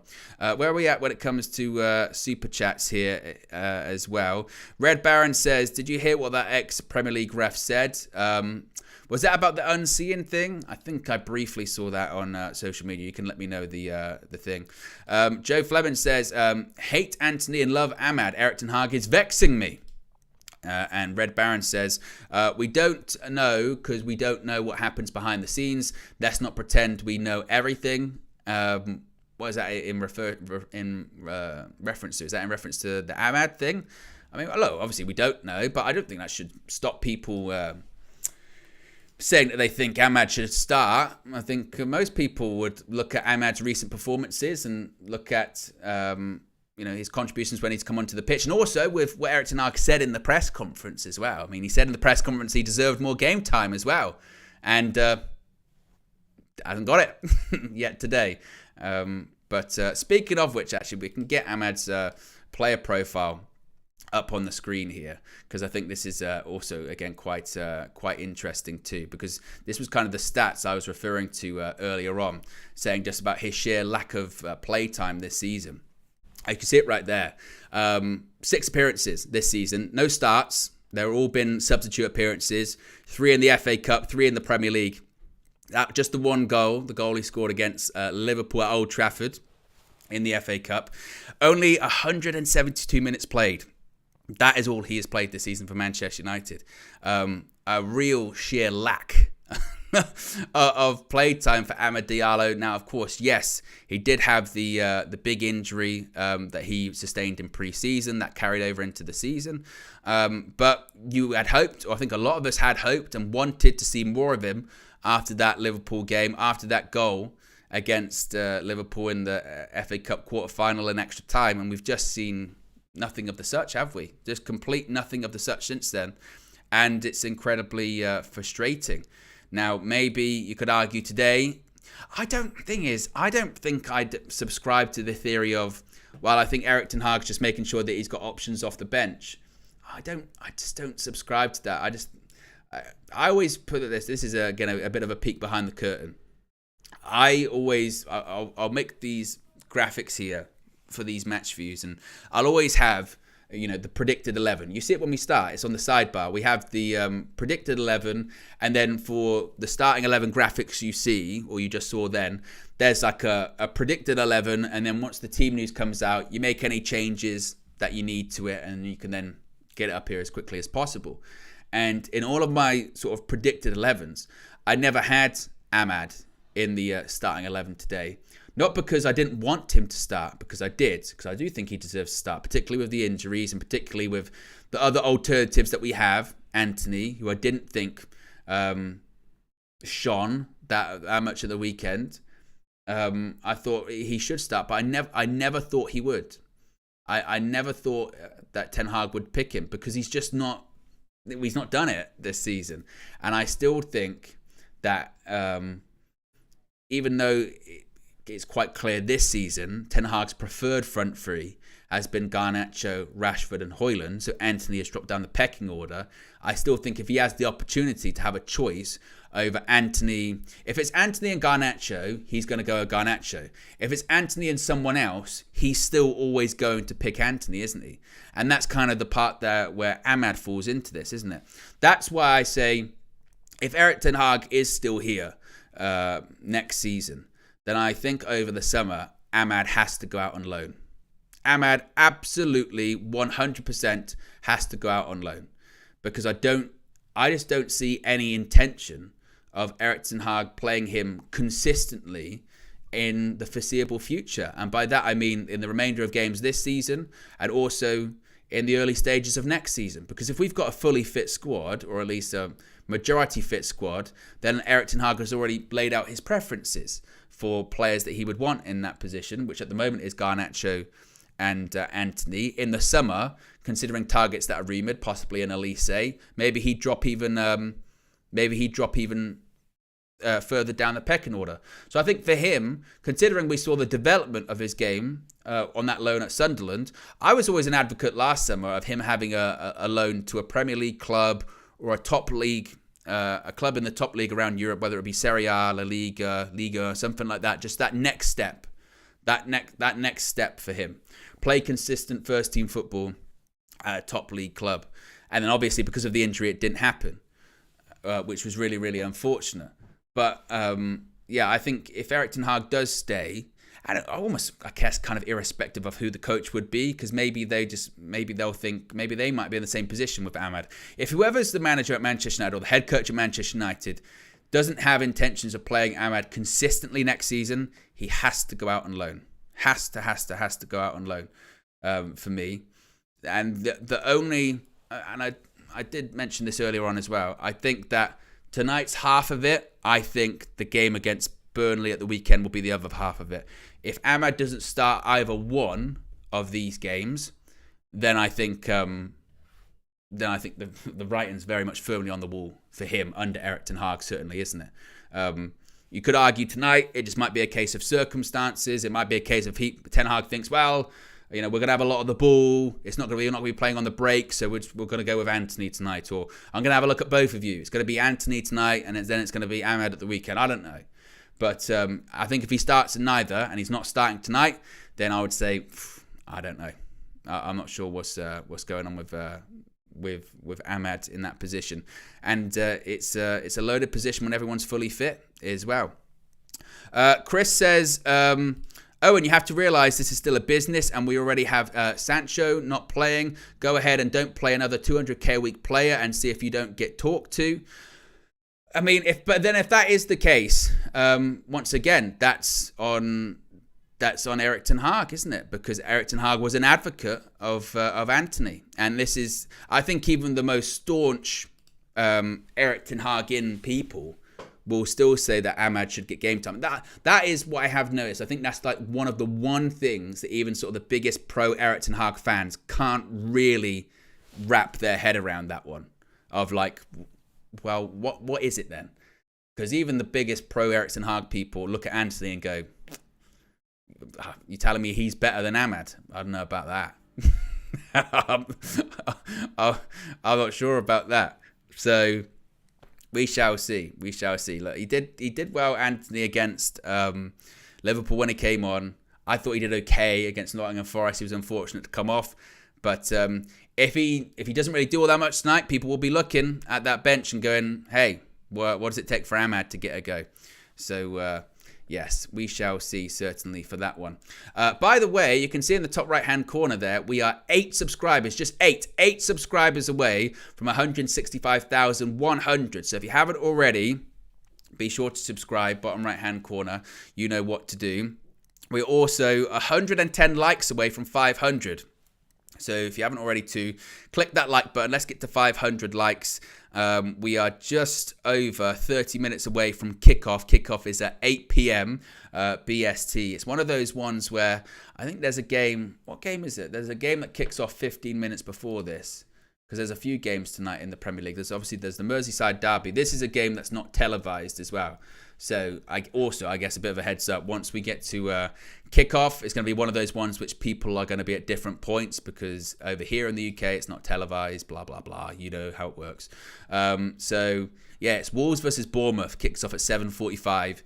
Then the rest of the other matches kick off at 8 o'clock. So that's Crystal Palace versus Newcastle, 8 p.m. Man United, Sheffield United, 8 o'clock. And Everton versus Liverpool is 8 o'clock as well. But again, this is an untelevised game, so there's going to be people that are all over the place with the timings this evening, because that's all the fun of it, isn't it? It's great.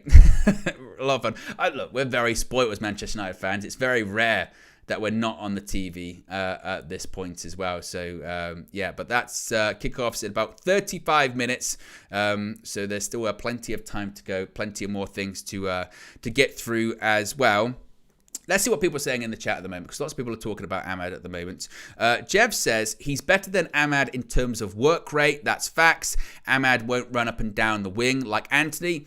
And maybe that's Ten Hag's point, is he goes, I think I need more defensive work, and I don't get the defensive work from Ahmad rather. What I would say is Ahmad, when he did come on against Liverpool, and he did very well, he won a couple of times, won the ball in really good areas, so much so for that last goal, he was the person to win the ball back, wasn't he? So he certainly is good at intercepting the ball and winning it back as well. I think that's something that he's done quite well. But look, maybe you're right. Maybe he just goes with all of the injuries that we've got.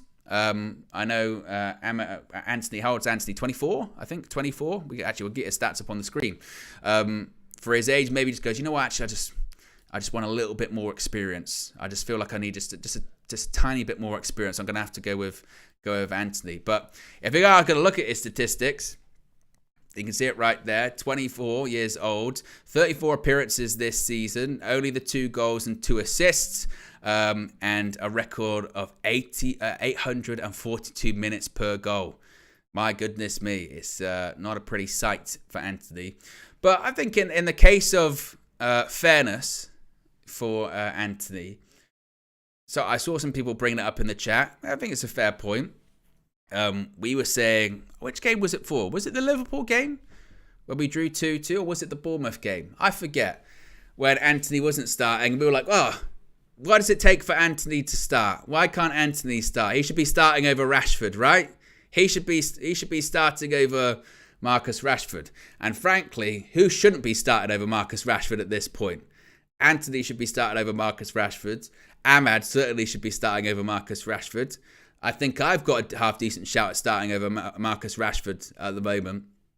But we were saying that.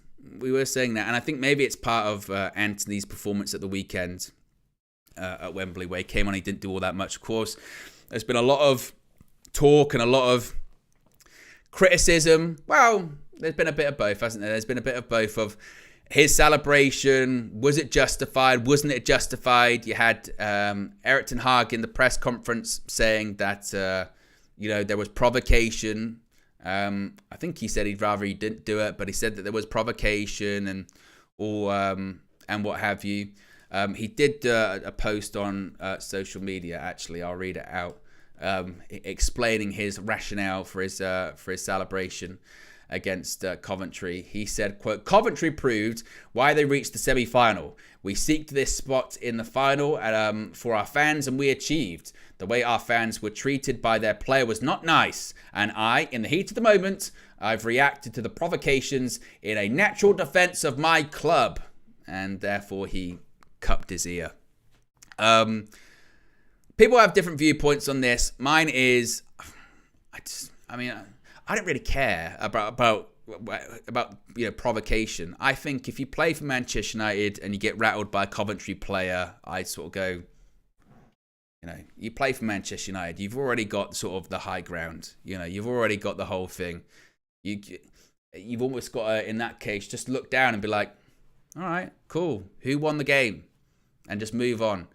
I think it spoke volumes for me anyway, that when Rasmus Højlund scored that winning penalty, there was a lot of Man United players that didn't really celebrate because they knew it was embarrassing. And yeah, it was just a case of winning and getting off the pitch. He didn't need to do the whole cup in the ears or what have you. Did the Coventry player do it first? Seemingly that's what the footage says, but I wouldn't. If it was me, and I guess different people, different personality, people react differently, I suppose. If it was me, it's not me. I wouldn't have paid any attention. I would not be rattled by that. I'd be like, I'm playing for Manchester United. I'm in the FA Cup final. That is victory itself, isn't it? You know, I don't need to do anything else. So, yeah, I don't think it's anything like that. Tywin says, Gary Neville did shithousery all the time and we loved him for it. The double standards here is what's really embarrassing. But this is the thing.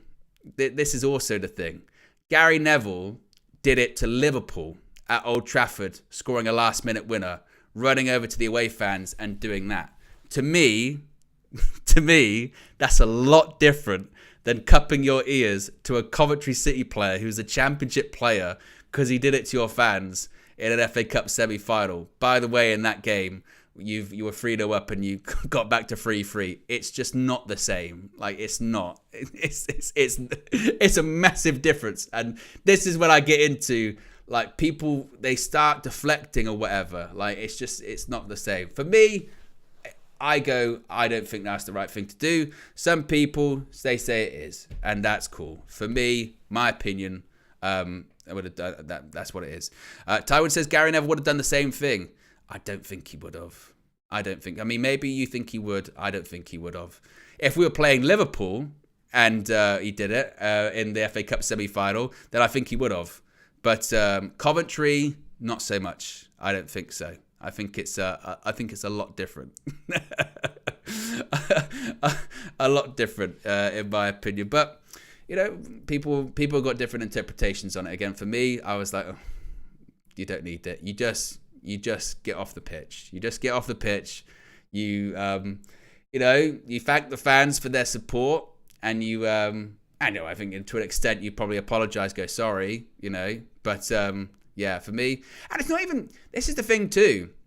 It's not even a case of like offense. I'm not offended by it. Was I? Oh God, he should leave because he did that. No, I just go. It's the context. It's the situation for me. And it's who it's against, in the manner of who it's against as well.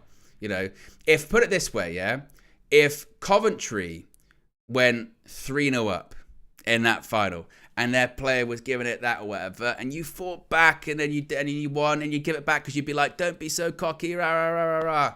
Then you go, yeah, fair enough. But what are you rubbing in at that point? Really? What are you rubbing in? I don't think you're rubbing in.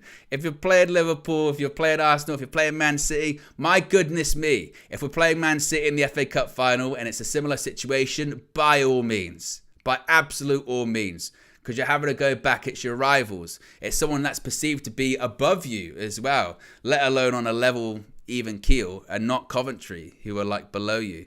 It's just like, oof. It's not the same. And Red Baron says, Fergie was one of the biggest sore losers ever. I wish we had that back, if I'm being honest. This is also the other thing, yeah. So and this is when people rewrite history. I remember Alex Ferguson winning a cup final and saying that the team performance was a disgrace.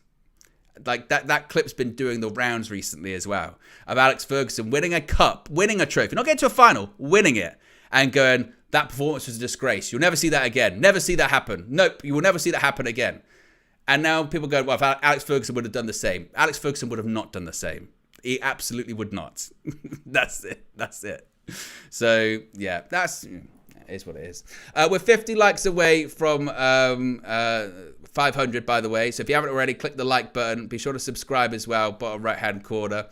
In terms of the poll in the chat, nearly 2,000 votes as well. 2,000 votes.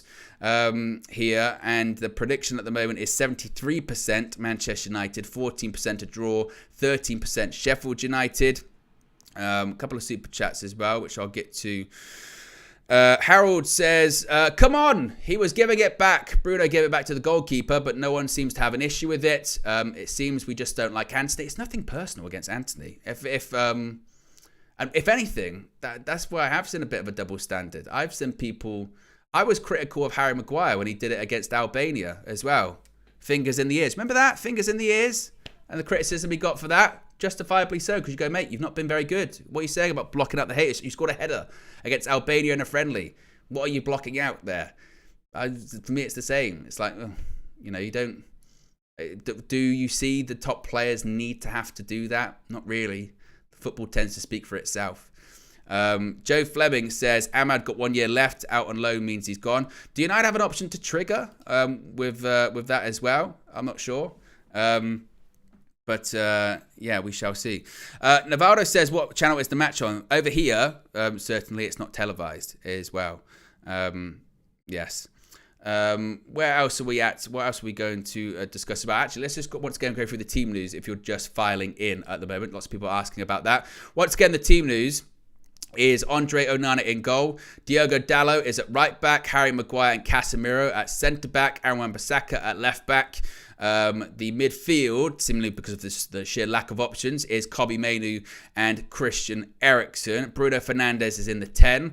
Anthony gets the start over Ahmad on the right-hand side. Alejandro Garnacho is on the left. And Rasmus Højlund through the middle. On the bench, we have Bayern Dia, Amas, Jackson, Ogani, Ahmad. Amrabat is back after missing out for the weekend at Wembley too. Amari Forson is on the bench. Scott McTominay, a bit of a surprise inclination as well.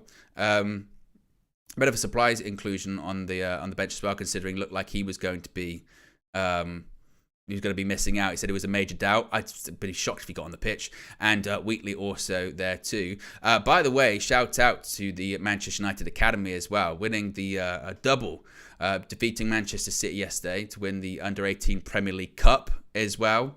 The Academy doing fantastic things. Nick Cox doing fantastic things with the Academy this season. So big up to them. The future is certainly bright at Carrington, and the hope is that they get more and more integrated into the team. I must say, I have seen on social media, because you kind of sort of spot it throughout the season, don't you? Of the more and more impressive results and the impressive players that people are sort of earmarking and discussing could be coming into the Manchester United team in the future, which is really, really exciting. Wheatley as well. I think he scored last night, didn't he? He scored a really impressive goal too. So we shall see. I mean, academy football is always a strange one, isn't it? Because you just never know. I remember throughout the years, you always hear of sometimes of these names and then they just kind of disappear, don't they? You remember, was it James Wilson? Remember, I was in the David Moyes season, and then Ryan Giggs, when he was the interim right towards the end of the season, came on, he scored a couple of goals, scored in his debut, didn't he? Was it against Hull at Old Trafford, I think it was, and everyone thought, oh my God, he's going to be the next big thing, and then just never happened. Never happened for him. The hope would be that with some of these younger players seemingly coming through now, or at least looks like they're going to be coming through in the next few years, that they do make it into the team and they can become top quality players as well. Fingers crossed that is the case. But yeah, huge congratulations to the Manchester United Academy. Fantastic achievement and really exciting. Look, the Manchester United Academy needed to improve. I mean, we talk about how Manchester City and how dominant they are, and talk about how dominant they are with all sorts of things, not just recruitment, but also recruitment at an academy level. As I've said many a time, there's reasons why they've been snooping around the likes of Kobbie Mainoo for however many years. It's because they're very good. They're very good at bringing through academy players, aren't they? Particularly at the moment. Look at someone like a Cole Palmer who couldn't even get into their team and has taken the Premier League by storm this season. And they just seem to have, don't they, Manchester City, this just revolving door of just players just coming through. And it's incredible, and because obviously as a United fan, you don't really give two shits what Man City are doing. So you don't pay attention to their academy that much. And then next thing you know, they're like, oh, some player just comes on. And you go, who's that? And then they're unbelievable. It's nuts. So hopefully that will be the case for Manchester United in the future with these younger players coming through. At least that's what I hope anyway. And you could argue maybe Erik ten Hag's the right guy. Maybe Erik ten Hag's the right guy to bring those young players through. I do want to talk about Casemiro because he's going to be starting centre-back this evening for Manchester United once again, because we've got no other centre-backs. It's him and Harry Maguire at centre-back again. and I would think, unless we hear something about Varane, I mean, who would be the centre backs that could be on their way back the quickest? Would probably be Varane and Evans. I mean, what's the case with Lindelof as well? This is the crazy thing with these injuries. I don't even know how quickly some of these people are on their way back as well. So, I mean, how long are we playing with Casemiro and Maguire centre back? I mean, the hope is, isn't it, that Varane and Martinez are going to be back for the FA Cup final. Leach was there at Wembley, wasn't he, on Sunday, and he said back soon. They said a couple of weeks, maybe by the time we play Palace, which is a Monday night football game, I think, or maybe Arsenal, they might be back perhaps. But it looks like Casemiro and Maguire, they're going to be the centre back pairing for a while. But Casemiro is going to be centre back once again this evening. And as I said earlier on, I didn't think he did horrendously at Wembley at the weekend. I think actually he benefited a lot with having the game in front of him. In the first half, I thought he made some, and actually in the second half, before we completely collapsed, but mainly in the first half, I thought he made some good tackles. Sometimes he does look like a central midfield player playing at centre back, if you know what I mean, because there was a couple of times he flew in with some slide tackles, but did get the ball, which was fine. But hopefully this evening, one would hope once again, because Sheffield United are going to be largely behind the ball, playing a back four, back five, that because everything will just be in front of him, he can easily just see the whole game, read the game. Onana can distribute the ball to him. He can play it around a little bit, and that can be fine. But my concern would be what happens if Maguire or Casemiro gets injured today. Then what do we do? Harry Maguire, since we talked about him as well, I wanted to bring him up because I do want to give him a lot of credit actually. Particularly in the first half, not only did he get his goal, which was a great header. We scored from a corner as well. What a rarity that is. That's when you knew it was all too good to be true. Harry Maguire scoring, Manchester United scoring from a corner. Can you believe that? Really? I was stunned. I was shocked. But actually, in the first half, his forward passing and his carrying it out of defence, I thought was really good. He was making some good forward passes. He was passing the ball between the lines, and I think he did well. And I know sometimes, and this kind of maybe been the story of Harry Maguire's career at Manchester United, is that his best ability at points has maybe been availability, that doesn't, or certainly in the Ollie years, didn't get injured that much. Last season, he did have quite a few problems with injuries, didn't he? But certainly in the Ollie years, got injured quite often. But now, it's not as if, again, he's completely, fully fit at the moment. He's not. He was a doubt for the weekend, as he said afterwards, after that game against Coventry. He didn't train all week. I don't know what his training schedule has been like that in the days afterwards. I can't imagine too amazing. So he deserves credit for putting himself on the line, putting himself through the pain barrier. I still think he goes in the summer. I think out of all the centre-backs, and we're going to have a lot of centre-backs leave. Flex and myself have discussed this quite a bit on the morning shows, haven't we, about which centre-backs you think stay, which centre-backs you think go. We know that Varane's going to go because his contract's coming up and he hasn't been offered a new one. Up in the air about Johnny Evans' future. I'd give him another contract. I would give him another year. He can't be on loads of money. And then I think Maguire could go, particularly if he has a good Euros as well. You can maybe say Lindelof, but you've also got to be conscious, don't you, about getting rid of, because we've needed every single centre back this season, haven't we? We've needed every single one. So it could be Maguire stays, Lindelof goes. I think we'll have at least two go, maybe. But yeah, look, I think he deserves credit. I think it's very clear to see as well that he, the pressure of not being the Manchester United captain has absolutely benefited him this season. I think that's completely obvious to see, isn't it? That armband is such a heavy burden and such a lightning rod and such a magnet for discussion and debate. Because could you imagine if Harry Maguire was still the Manchester United captain and some of the performances that we have seen this season? Oh my goodness me. The scrutiny and the criticism on him would have been wild because obviously, hasn't played every game, so Bruno would have still had the armband quite a bit. But as you can see right there, he still played 29 times. He still played, nearly 30 games this season. And with some of the results that we've had and some of the poor performances, if in those games he started wearing the armband, or he did the thing like last season where he came on, took the armband and put it on, I think he'd be on another level of criticism, or he'd be back to where he was last season in terms of that level of criticism of when we're losing. It'd be straight to him, Harry Maguire, this is the problem, blah, blah, blah, blah, blah. So him not being the captain has been...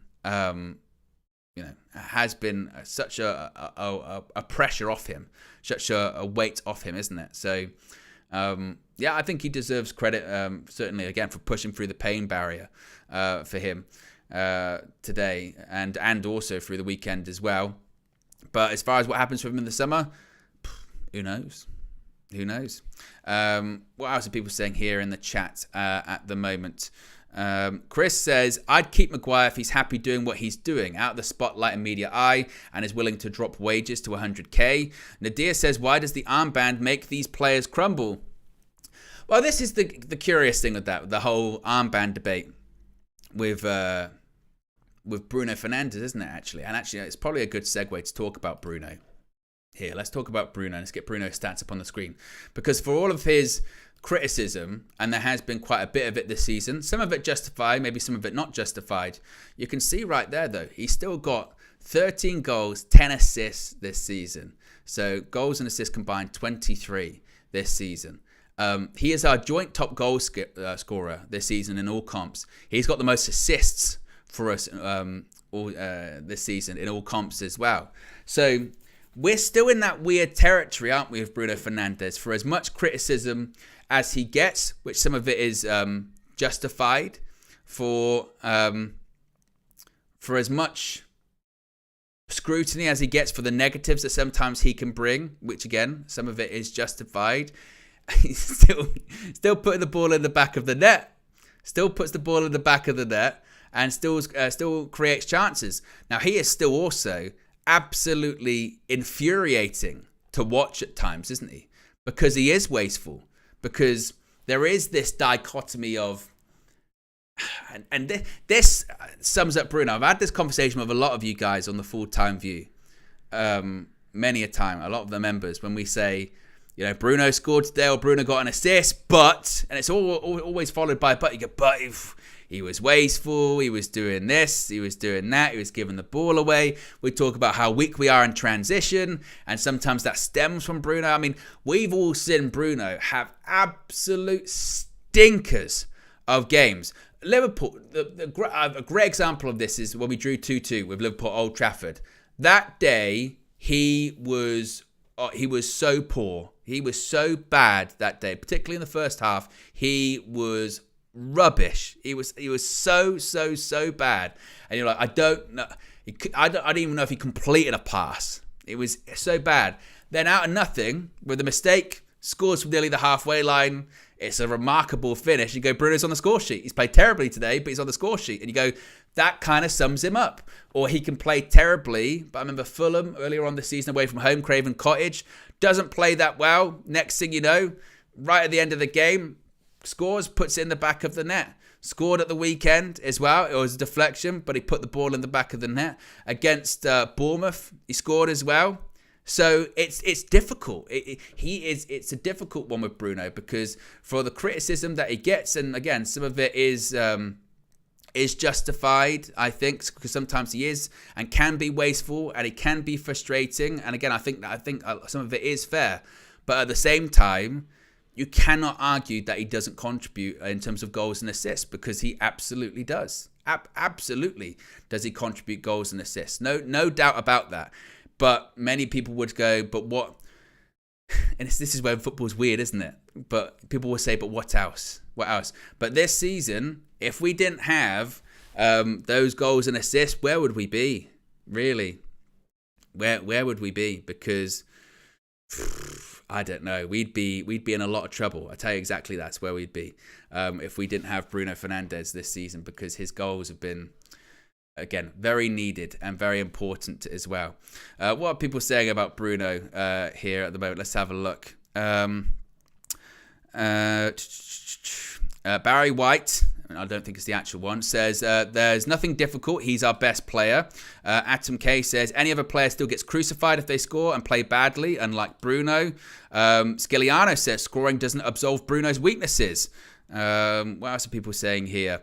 Prane says, Bruno's decisions on the pitch are deserving of criticism, but the man runs himself into the ground, so it's difficult to keep composure when the muscles are screaming. He's just a really interesting one, Bruno Fernandes, because there are absolute flaws. You cannot argue there are flaws in his game, or sometimes in how wasteful he can be, but he does deliver. And also, in a season filled with players not being available, Bruno Fernandes, his availability, it's points remarkable, isn't it? Really, it really is. I mean, it is remarkable.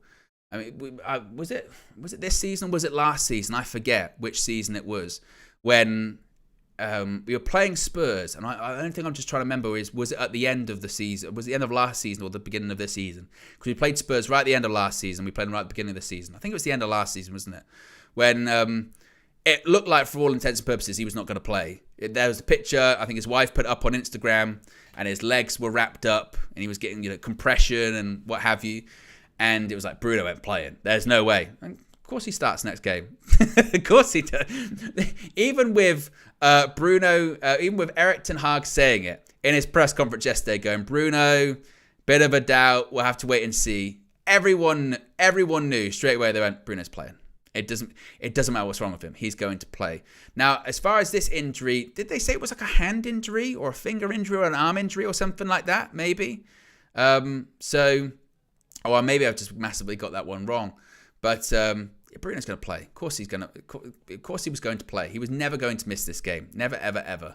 And I think it was also funny because when you bring up Bruno's goal record, when people do this whole, because people do it for everyone, by the way. This isn't even just like a Bruno thing. But when people go, but how many of those are penalties? I'm sorry. I never get that argument. I've never understood that argument at all of how many of such and such goals were penalties. It's like with Alan Shearer being the top goal scorer in the Premier League history. How many of those are penalties though? What does that matter? Do they not count? I didn't realise they count as 0.5 as opposed to one goal. It's such a strange argument when people do that. How many of those penalties? Well, it's like Cole Palmer this season. He scored all those goals. How many of those are penalties though? You still have to score them. We've seen plenty of players miss penalties. It's about putting the ball in the back of the net. It's a skill. Nothing wrong with that. Goals are goals. Like, it just, that's what they are. We are 8 minutes away from kickoff, by the way, at Old Trafford. It's going to be interesting actually to see the attendance as well. I did see a story about what the attendance was going to be like this evening at Old Trafford. Of course, once again, Sheffield United are bottom of the Premier League. Manchester United currently in 7th. Here's hoping today, actually. Is today the day where we actually get on like a comfortable plus goal difference, or is that still not happening? Is that still going to be not happening at all? I don't know. We're at 511 likes, by the way, guys. So if you haven't already, click the like button. Be sure to subscribe as well whilst you're at it. And be sure to get your last minute predictions in as well. Tins Zid, one of our members, said, "Owen, I just tuned in. How do you think we'll do?" I do think we'll win. There was a picture on the screen, by the way, on my feed of some guy in the crowd, I think eating a burger. And I think it's like there's this woman next to him, and she's horrified by watching him eat this burger. Like, he's proper like chowing into it, and she's like. As far as a prediction for today, I went with 2-1, which I know you could say, you think 2-1 at home to Sheffield United? Is that how low we are at this point? Yeah, would be my answer to that. Yeah, it is. After what happened at the weekend, I don't think there's anything wrong with saying that either. I think that's entirely logical, really. I hope it's completely stress-free. I hope that Manchester United are comfortable. I hope Manchester United get some goals, win it 3-0 or what have you. But that would be very much out of the norm. And on top of that, because what happened at the weekend, like there is so much trauma from the weekend, isn't it? But even if we are 2-0 up, 3-0 up, and it's 20 minutes to go, we'll be like, oh, if they score, what's going to happen? And to be honest, if we think that, if we think that as fans, then my almost feeling is that is, there's no way then that doesn't go over to the players. I hope not. Players are in the tunnel, though, at the moment, or at least coming into the tunnel, as we are a few minutes away from kickoff at Old Trafford. A reminder, this game is not televised here in the UK, so there's going to be people are going to be ahead of each other and all that kind of stuff. It's one of those ones. So if you want to sync up, that's why the time is important. If you want to sync up with the timer, and you can get onto the on the right minute, and we can all watch it together. Definitely. I think I'm caught up with the super chats. Let me just double check that. Indeed I am. If you haven't already as well, be sure to click the like button. We did get, by the way, to 165,000 and over 100. So maybe anything else is a bonus at this point. Yes. If I can see Casemiro in the tunnel, along with Andre Onana. Diogo Dalot, Bruno Fernandes. Bruno Fernandes not there yet, just yet. Rasmus Højlund there too. Looks like they were going to wear their jackets. Now they're not going to wear their jackets. Have they decided not to wear them anymore? Or are they giving them to the kids? Is that why? Because I can see one of the mascots has got them. Perhaps. Maybe that's the reason why. There is Bruno. Yeah, Bruno does look to have his hand wrapped up, I think, there.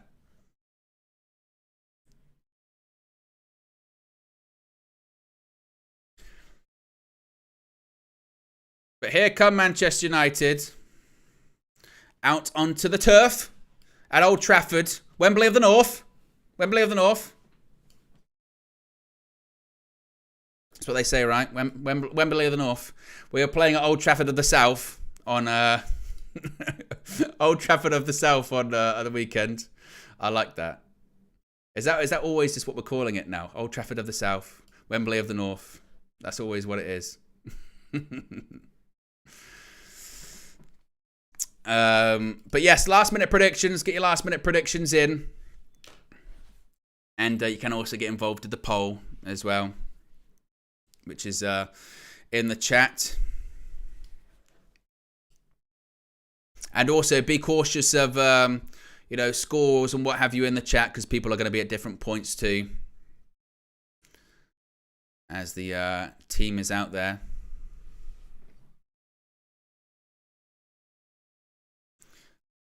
Very quickly, we'll go through the team news once again, whilst that Premier League theme plays. I hate the Premier League theme, by the way. I don't think it's... Everything's got to have a theme now, doesn't it? In goal, it's Andre Onana. Right back, Diogo Dalot. Harry Maguire and Casemiro at centre-back. Wan-Bissaka is at left-back. Kobbie Mainoo and Christian Eriksen are the midfield combination due to the sheer lack of availability. In front of them, Bruno Fernandes in the 10. Antony is on the right-hand side, seemingly chosen over Ahmad. And Alejandro Garnacho's on the left, with Rasmus Højlund through the middle. Bayern Dier, Amas, Jackson, Ogany, Ahmad, Amrabat, Forson, McTominay and Wheatley make up the bench. As for Sheffield United, they got Foderingham in goal, Holgate, Amadadosic, tremendous pronunciation I know, Trusty, let's hope he's not Trusty in this game, Bogle and Brooks are the wing backs. You've got Hamer, Arblaster and Osborne as the midfield three. Brereton and Archer are the strikers for Sheffield United today at Old Trafford. As I mentioned, they did switch to a back four. They did switch to a back four at the weekend, but now they've gone back to their preferred back three, back five, whatever you want to call it. Ken with a super chat says, "Come on, United." That's indeed the hope. We got over 500 likes, which is fantastic. Now let's see how high we can go. If you haven't already, click the like button. Let's see if we can get to 600, maybe 700, 750. Something like that. for a rare solo match for you. Yes, just I guess a bit of a programming note, if you will. There's going to be, for the match for you on Saturday, obviously we'll still have the pre-match stuff with myself as per usual, and then we'll have a full panel in UVHQ that will be Flex, KG, Raf, Micah, and Marcel, I believe, is the lineup for the weekend as well. So yes, very exciting stuff planned here at UV. And also a reminder, we'll also have the full-time view after the game where members can call in and have their say. If you are a member, you can call in and have your say and you want to become one. Click the link in the video description. It's also the pinned comment in the live chat. Or just click join and you can call in after the game. After the game, we'll also have fan views as well from Flex outside Old Trafford, along with player ratings and all that fun stuff.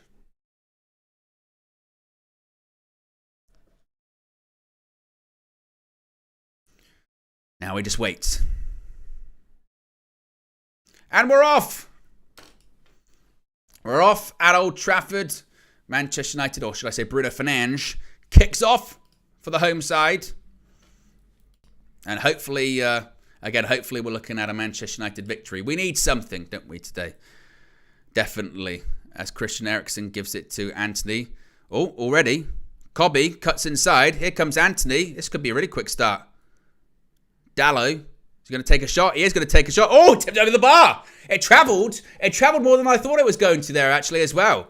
That would have been a rapid start, wouldn't it? Of course, Dallo did score against Sheffield United at Bramall Lane. Oh, it does. I tell you what, that's creeping. Right in the top corner, isn't it? Very much creeping. Not bad going. If we can keep that up, let's get an early goal. Got to believe. We've got to believe. I do actually have my soundboard available today as well. I'll let this corner play out first, though. Bruno Fernandes, corner. Doesn't beat the first man. Brereton Diaz wants a foul. Another ball in. Flicks it on. Oh, it was Højlund flicked it on. Casemiro hooks it in. Goal kick. I still do need more positive sounds on here. But I believe one of the most positive ones I have is... You can do it! We can, you know... You can do it! That's what we can do for the whole game. I don't have reload it, but I have... You can do it! I mean, other ones are sort of largely, you know... Poor, and I mean poor. Yeah. Well, hopefully we don't have to play those that often. That's the hope, anyway. We don't have to play them that often, maybe. But United have won the ball back immediately. Good start thus far for Manchester United in the opening 2 minutes, 120 seconds. And the shape is largely as you would expect. Christian Eriksen, sort of in the deeper midfield role. Very congested though, isn't it? Look at that. Look at all those yellow shirts. It's a real flat back five for Sheffield United. Their three centre-backs, very tight, as well as their full-backs, or wing-backs, whatever you want to call them. Chris Wilder there. Second spell as Sheffield United manager. Casemiro wins that header. Anthony. What's that? What we've got to try not to do as well is get overly negative early this evening. Not every misplaced pass or anything like that. But here comes Sheffield United on the attack. Ball across the box. Onana picks it up. I was thinking, you know when you're like, oh, I might have talked this one into the net. I might have talked this one into the net. Oh no. I did that at the weekend with Coventry. I was like, yeah, you can't win in this game. You can only lose. And 3-0 up, it's only Coventry, and then they scored. I was like, damn. Casemiro gives it out to Wan-Bissaka. Good layoff that. Oh, unlucky. Well, United's only got a point to prove, haven't they? Of course they do. Point to prove today after the terrible performance against Coventry. And also, not just across, a few minutes. Not just across the half. Man United fans are looking for something more today. And are we going to see the possession football? I tell you what, that wasn't a good pass by Casemiro. Fortunately, doesn't lead to anything. Casemiro put it into a bit of a danger zone. Here's Garnacho. Just take him on. He does have an overlap there if he wants. Here's Dalot. Or maybe it looks like then it's actually Dalot playing left back today and Wan-Bissaka playing right back. So no more Wambi at left back. Wan-Bissaka at right back. Now, where did Wan-Bissaka play at Wembley? Did he play right back at Wembley? I feel like they've switched like 3 or 4 times at this point about whether they play left back or right back. Sometimes it's been Dalot sticking to the right back, and then it's been Wan-Bissaka being left back. And then in some games, I think Bournemouth, didn't Wan-Bissaka play right back that game?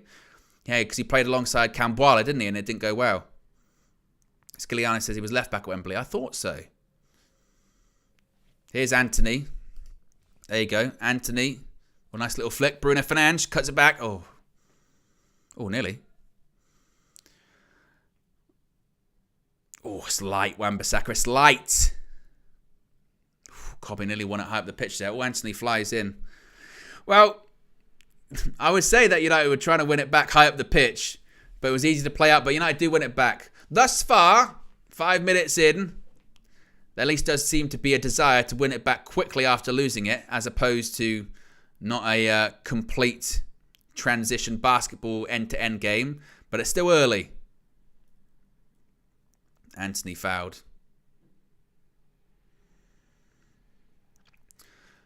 Some people saying, where is KG? Obviously not here. But he's going to be back on Saturday.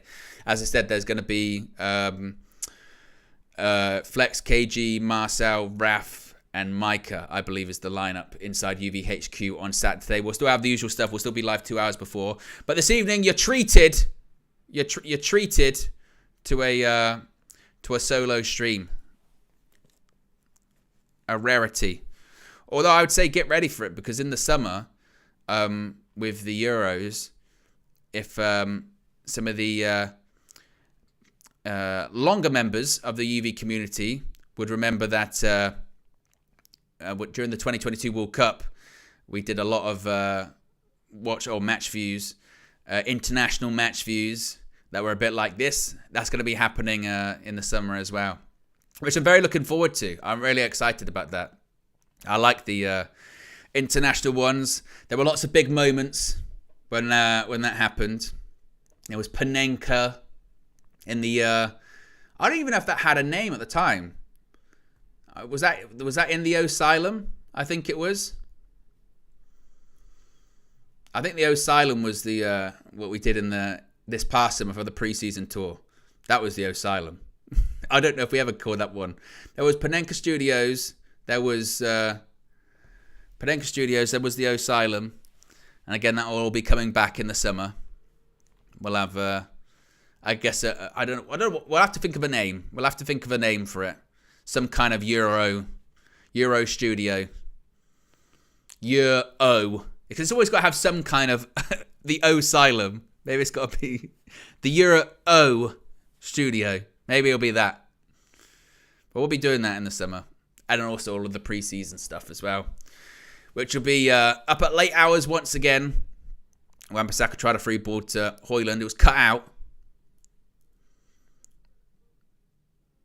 There's still so much space in midfield, isn't there? There's always just that gap. Casemiro nearly intercepts it. But there's always just that gap between the defence and between the midfield. It's just massive. And even then, just one pass into that space, then if you've got someone that can do a bit of a give and go, then suddenly they're in. Suddenly they've got a lot of space. So, Chris Wilder, what's he saying to them? I think he's trying to say calm down.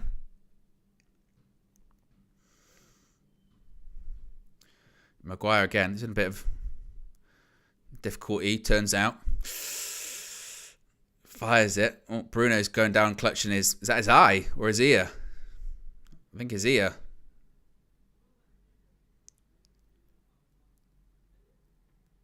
Let's have a look. I don't really see much about it. I think he gets poked in the ear. Yeah, Bruno's hand is really strapped up. Go on, Anthony, make that. Oh, it's 50-50. He nearly did. Cobby sets him through. Pass. He's got to be offside. Bruno must be offside. Bruno cuts it back across. Garnacho. Oh, he must be offside. Yeah, I was going to say. It's one of those ones which they don't put the flag up till really late, but it was really obvious that Bruno Fernandes was offside, by the way. Really obvious. I mean, you could see across the line. There you go. You could absolutely see that. He cut it back. It was a good block, actually, from Garnacho. From Amadozic. Mina says Xavi changed his mind. He's decided to stay at Barca. Is that true? I'll have a look at that.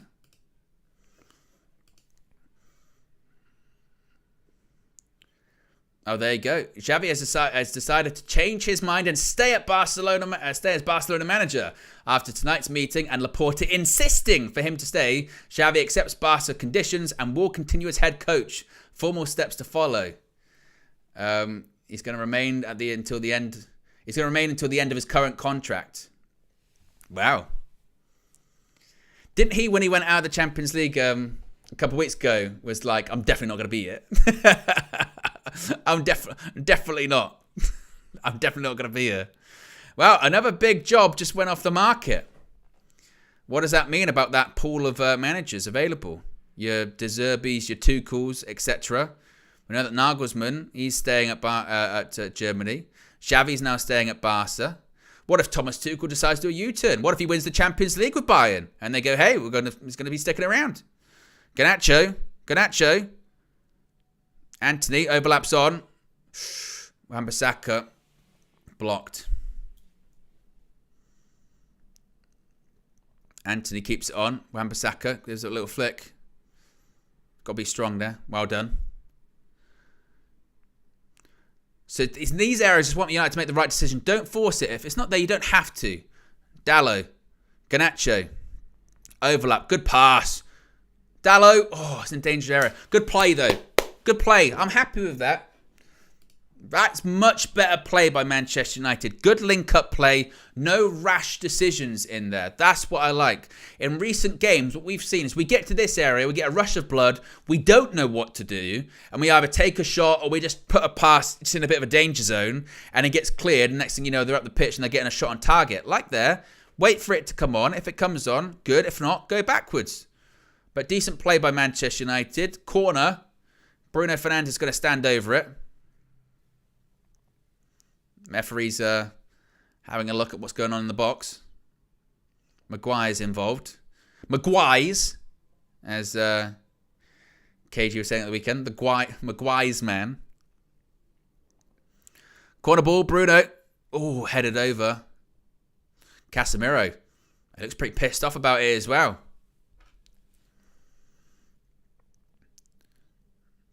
Have a look. I tell you what, it's got a hold of him. I'm looking at, and this is when you get into the inconsistency of it, isn't it? Because was there much difference between that and the penalty that Man City got at Old Trafford earlier on this season? No, but it would never get. I tell you what, Maguire just hoofed it up the pitch, headed back to the goalkeeper. Like, I'm not saying either's a penalty, but I'm just saying like it's just very interesting, isn't it? But we're in the 13th minute here at Old Trafford. Man United played fairly well thus far. Really poor pass by Sheffield United all the way back to Onana. A couple of super chats. M. Sati says, Owen, where are you watching the game? Which channel? I'm watching with my eyes. Ahmad says, if I had the Infinity Gauntlet and can only use it once, I'd use it to make Anthony disappear. Just Anthony. Wow. Ahmad, not an Anthony fan. Danny DeFito says, all by myself. Don't want to be. I'm not going to sing it, obviously, but all by myself. Abby's been a member for 8 months. Says, Wan-Bissaka has been really exposed lately. Can't be a fullback at United when you have one skill set, tackling. Well, it's interesting with Wan-Bissaka, isn't it, that his problems, his defensive issues are the same today that they have been since he signed with Manchester United. When was that, 4 years ago? 5 years ago, I think, actually, maybe. which is he has no clue who's over his shoulder most of the time. Always gets caught and exposed over the shoulder. And technically he struggles. That's poor by Garnacho. Lost it in a dangerous area. And here comes Sheffield United on the attack. Got to be careful. Got to be careful. Takes a shot and drags it wide. And again, that's where United... I mean, in recent weeks, we still do this where we just shoot ourselves in the foot. This time it's Garnacho. Tries to play it in between two people. I don't know if it's really on. And here they come, Sheffield United on the attack. Fortunately, doesn't really go anywhere. United get into a bit of better shape. But all of the defenders then turn and have a look at Garnacho. And you'd be hoping that he puts his hand up and apologises there. But here comes Sheffield United again. Shot straight out of Onana through the legs of the defender. And this is what we've got to be careful and wary of. We don't want to be doing the thing where we just start pretty well and suddenly, start letting them back into the game and start having a couple of shots and shots start to come.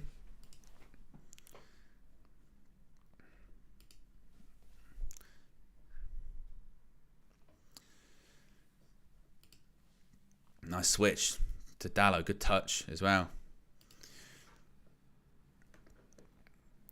Considering KG isn't here, I'll see if I can get any insights as well. I've got to do double task here this evening, so I can get an insight as KG would have.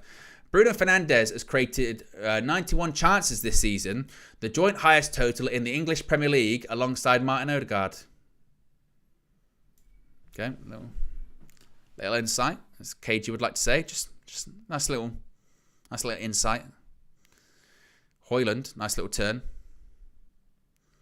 Garnacho, going to try and take him on. It's a good tackle, but that should be a corner ball. Although Garnacho is down. What's he holding? He looks to be quite a bit, but he's holding his ribs. Or is it his thigh? I think he'll be okay. It's a good tackle. Nothing wrong with it. Good tackle.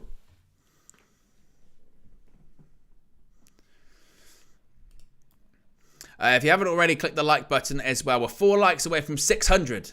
So yes, click that like button and be sure to subscribe as well whilst you're at it. Corner ball.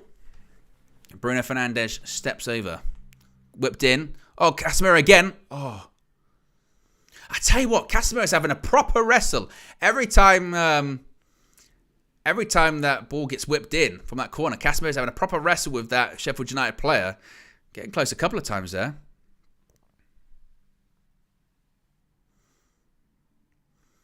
Garnacho shoots. Oh,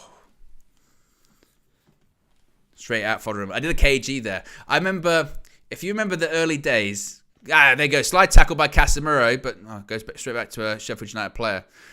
If you remember the early days of United View, the match views used to be KG solo shows, and his commentary on the games used to be hilarious, because he would, and I've noticed whenever I do them with him as well, he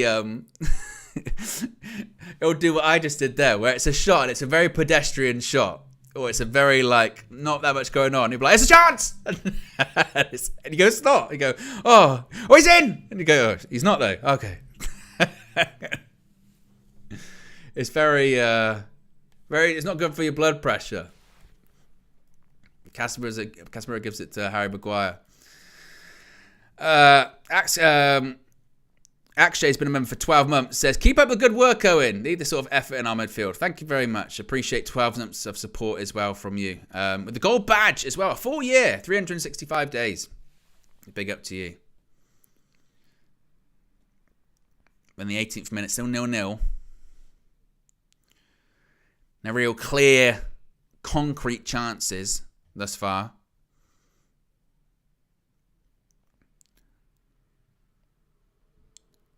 Bruno. Eriksen. And the thing is, it's going to be one of those games as well, isn't it? Where it's just trying to find space, trying to find those gaps. Højlund. Bruno. Garnacho. Oh, another corner. Oh, it's a goal kick. Oh. Reese says, you're so far behind, LOL. Unfortunately, it is what it is with these untelevised games here in the UK. Can't be live totally. There's Jason Wilcox. Sir Dave Brailsford. I wonder if he's happy with the possession football that we've seen thus far. What are the stats thus far? 78% possession. See? You wanted possession. You wanted possession. That's what it is. Possession based. Oh, shit. Oh, managed to win it back. Maguire. Oof. There you go. Now you got a bit of space. Go into it. That's a foul. Foul on Kobe.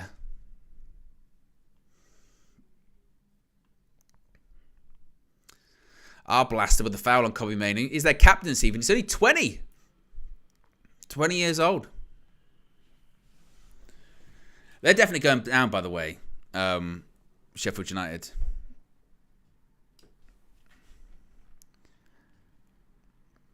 Casemiro to Maguire. A.K.A. Maguire's. Ericsson. Bruno with a switch. Anthony. Oh, came off the chest. Not bad. Cuts it back. Kobe! Kobe! Oh, blocked. Hoyland. Garnacho. Ericsson again. Is he going to find the pass? Bruno. Ericsson again. Dallo. Garnacho. Oh, this is what it's going to be like for the whole 90, isn't it? So it's going to be for the whole 90. It's going to be like this. He's going to be trying to pick the lock. Flat back 5 behind. Anthony cuts it back. Ericsson over the bar. Oh.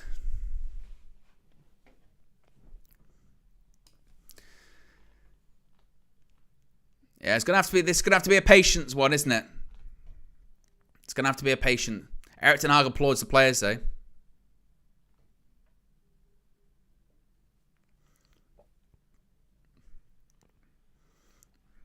And there's Maguire.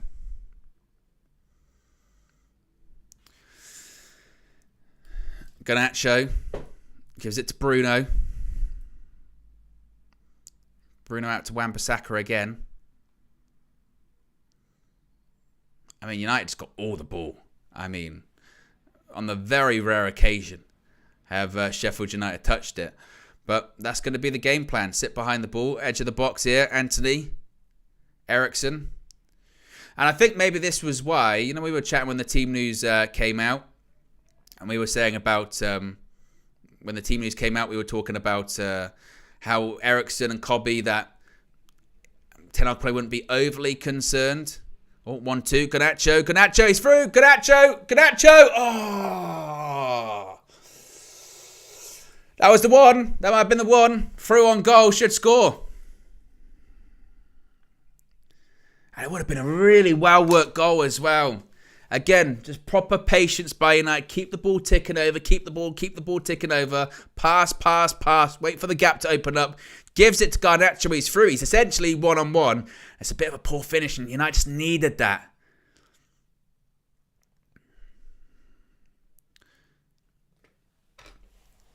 But played some pretty good stuff so far. Here's Maguire. Bit of a Roman run forward for him. Garnacho. Bruno.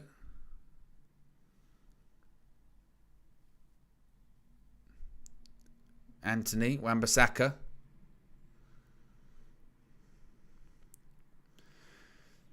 Now over 80% possession Manchester United have.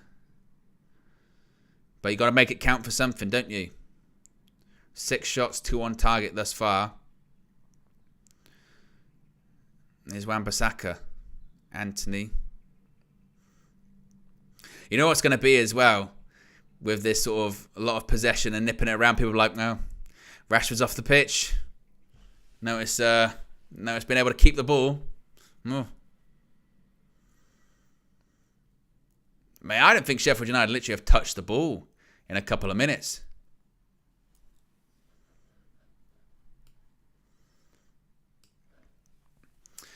What else are people saying here in the chat at the moment? Ars has been patient for 10 years. What more do you expect? Moonox says, can we score already?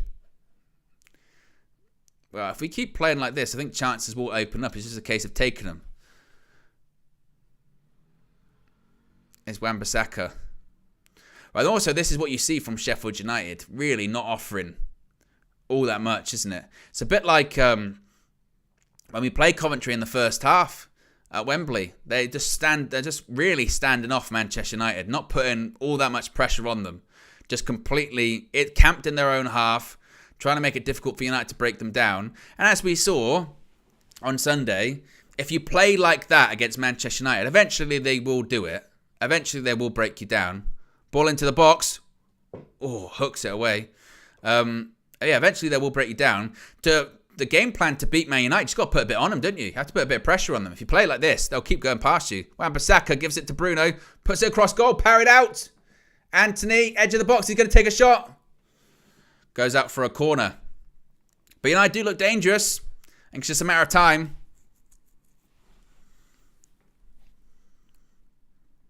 Bruno just smashes it across. Goes to Anthony. Suddenly he's just surrounded by yellow shirts. Minnis says, you know what old when Tom Cleverley was announced as Watford manager today? I know. I couldn't believe that.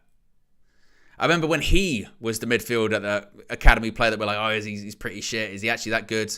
Side to side.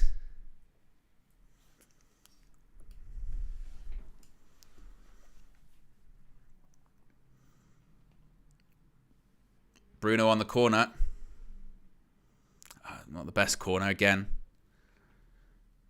Anthony again out to Bruno.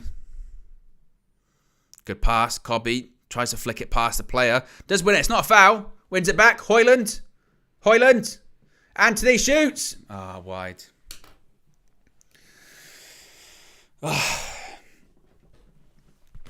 21, nearly 26 minutes. Still 0-0.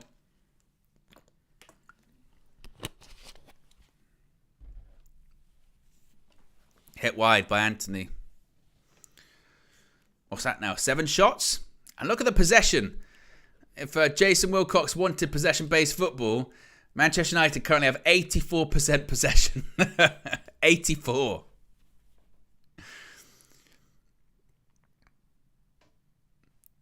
Cobby. Man United just need to turn this dominance into something. Get a goal.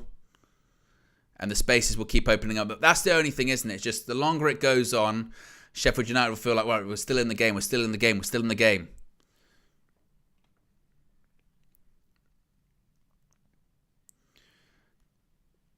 I mean, Casemiro is on the ball there in our own half. There's only one Sheffield United player.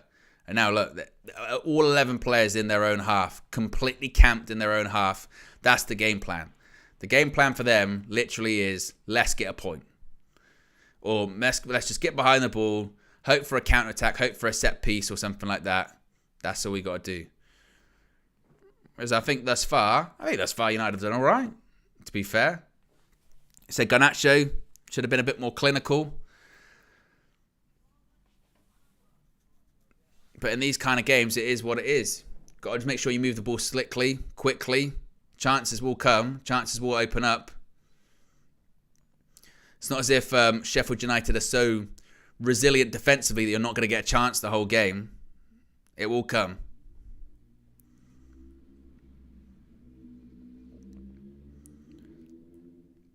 Here comes Sheffield United on the counter-attack.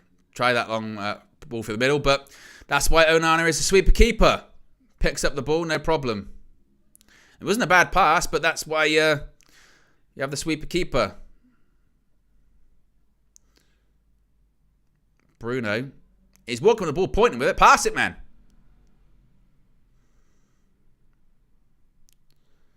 Bruno again. Don't shoot. Passes it. Oh. Casemiro hooks it. Ooh. He tried to touch Garnacho. Made a meal of it. What is it? Is that a Sheffield United throw-in?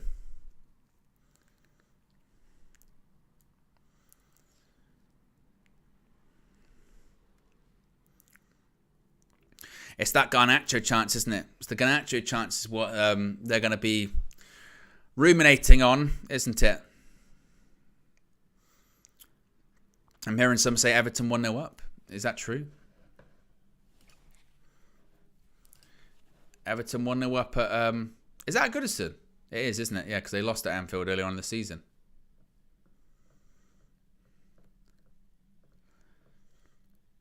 Yeah.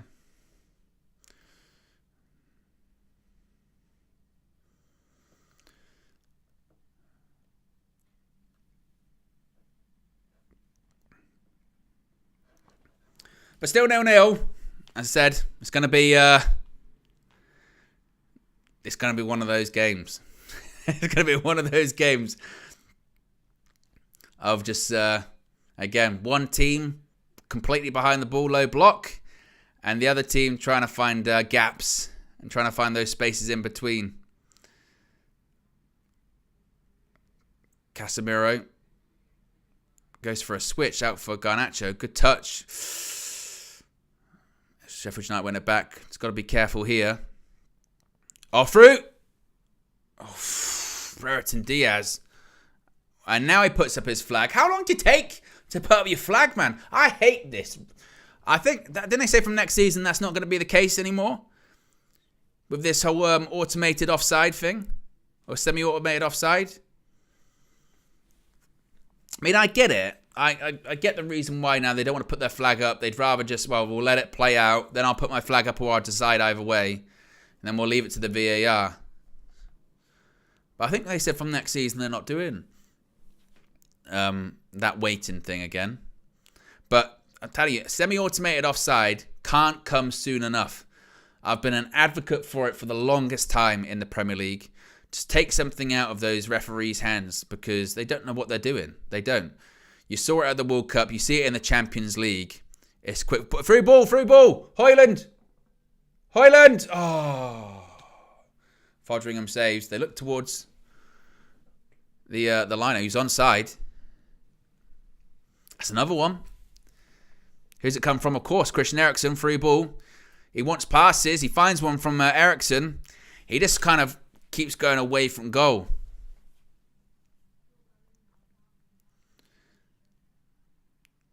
Less than 50 minutes to go, but it's another chance for United. Still 0-0.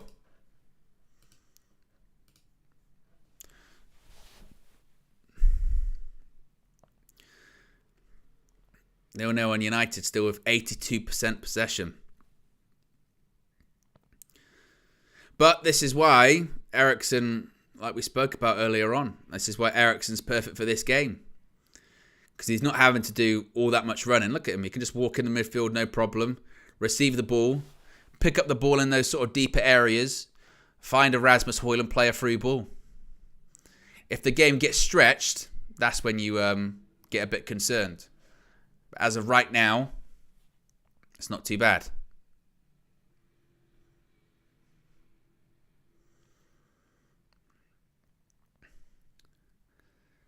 Casemiro again. Garnacho. Out to Wan-Bissaka.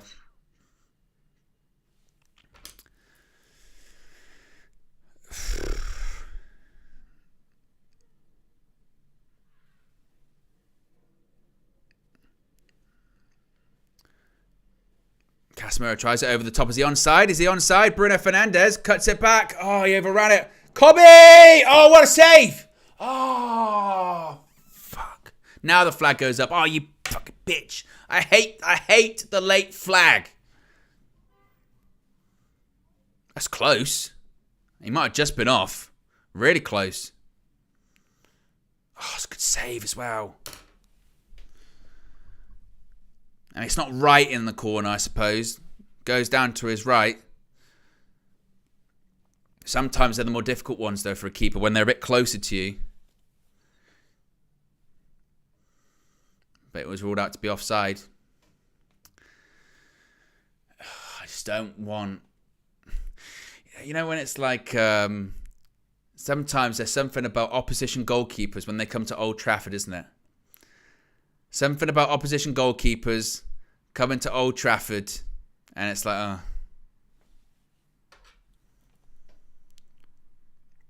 What a terrible kick by Fotheringham. Flicks it on. That's a Man United throw-in. Then we have the ball back straight away.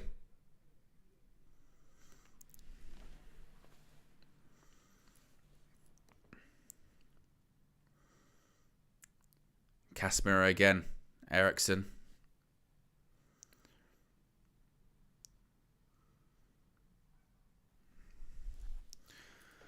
Onana. Oh, a bit of a heavy touch there. Oh, what are you doing? What are you doing? What are you doing? Oh, for God's sake!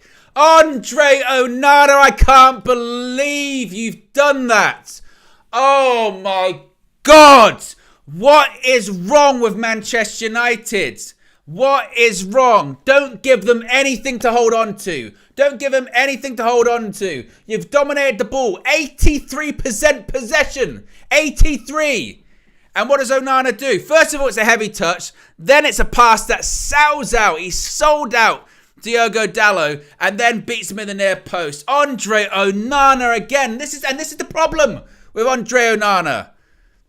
He makes good saves and for like 10 games he's fine, and then he's got that in his locker. This is meant to be a game that's meant to be perfect for him as well, because we've got all of the ball. Gives the ball to a player, scores. Oh, for God. I mean, and this is not a good Sheffield United team. Not a good. And literally, what's their whole game plan? Sit behind the ball. Make sure you just soak up the attacks. We could maybe be 1 or 2 up, but what do we do? Let's give them a goal. Let's make it even more difficult for ourselves right now. Excellent. Oh my God. It's just...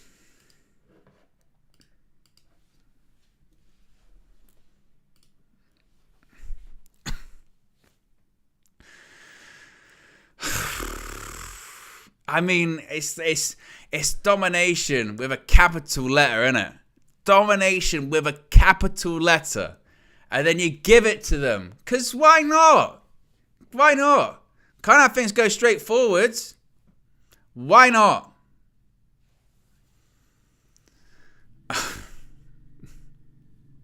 Bottom of the league. Bottom of the league.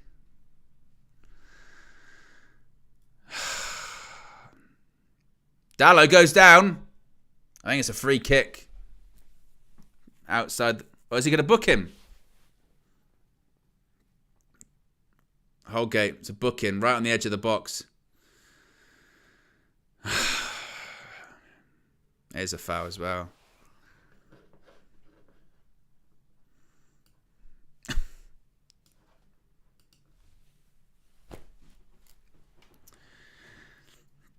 I despair. I really do.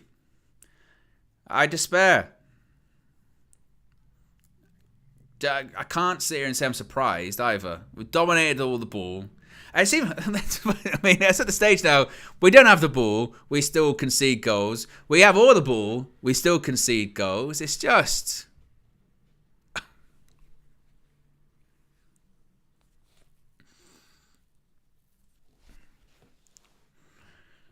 You play it short to Dalot, surely. Or is Bruno going to fizz it in? Plays it short to Garnacho. Shoots. Oh. Shoots again over the bar. And now the worry is, I mean, less than 10 minutes to go to half-time. They've got something to hold on to. If they were resolute behind the ball now, they're going to be even more so. It's bottom of the league. Very shitty mistake as well.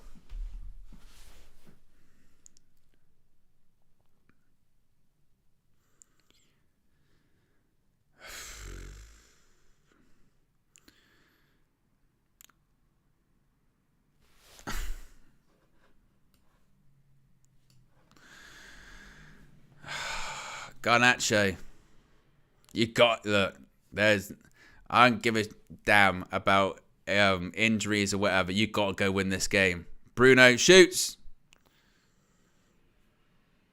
Because the Sheffield United fans are having a ball right now. And the one thing you would say is, look, don't divert too much away from the game plan. Don't start rushing things now because you're 1-0 down. Because if you just completely lose shape or what have you, then we'll be in massive trouble.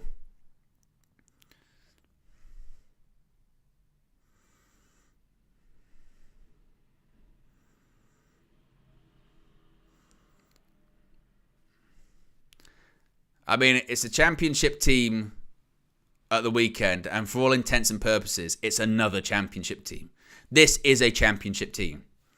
This Sheffield United team, they'll go down this season. I don't even know if they'll come back next season. They're rubbish.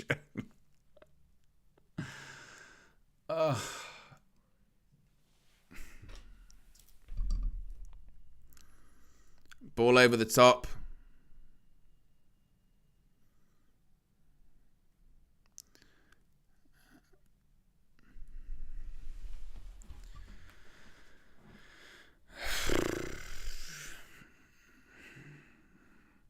And like I said, just when you think with Andre Onana, just when you think, all right, all that stuff happened earlier on this season.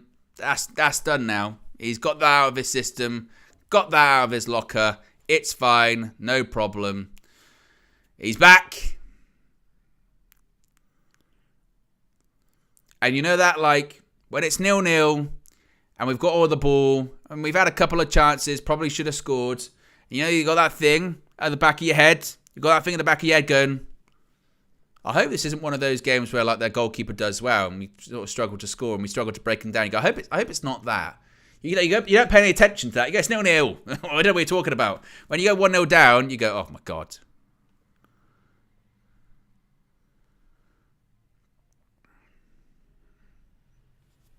All you can hear is the Sheffield United fans as well. They're singing you're getting sacked in the morning. Cobby goes down, free kick. Because I bet they can't believe it. They can't believe it as well. They're like, oh my God, we're 1-0 up. Are you Man United? Because they're like, we got pumped 4-1 by Burnley at the weekend.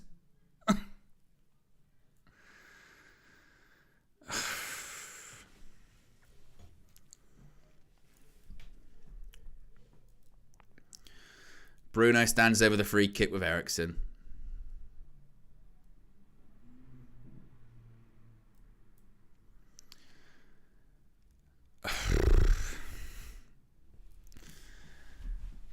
Honestly. Bruno stands over this free kick. Bruno, ball in. Garnacho keeps it on. Garnacho, ball in again. Flick on. Yes! He's done it again! He's done it again! Maguire's! Maguire, why Delilah? Because he scores goals. That's why. Maguire. I was praising him earlier on. I was saying he's fought through the pain barrier to play. He's showing Garnacho, showing whoever else, showing Højlund. I can put the ball in the back of the net. Maguire. Come on! Kind of just trickles in as well. I think Foderingham, the goalkeeper, thinks it's going wide. But look at that little flick. 2 in 2. What a goal scorer. What a poacher. Ballon d'Or. HM5. HM5 keeps Man United alive. Come on. Come on.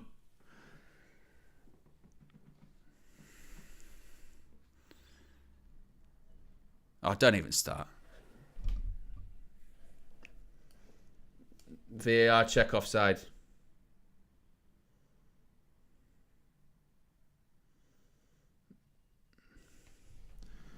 What are they saying? Is he behind the ball?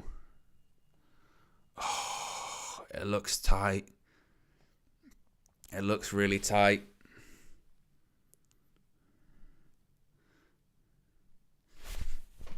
Come on! Come on! Never in doubt. Never in doubt. 1-1. Look at us. Look at us. Look at Maguire sticking his tongue out at someone.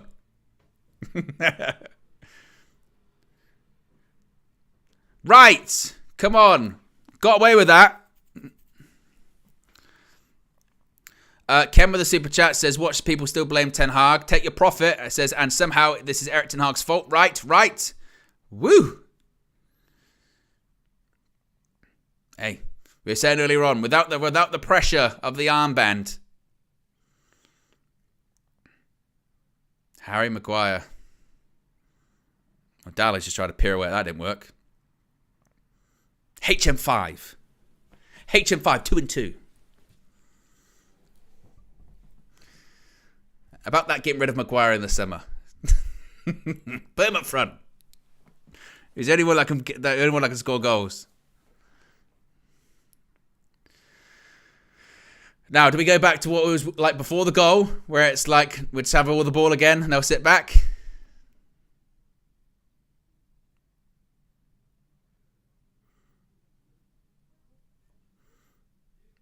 They've had 2 touches in our box. We've had 30. Long ball by Onana. Pass it. Garnacho. Oh, why can't he score? Oh, another save by Foderingham. Casemiro.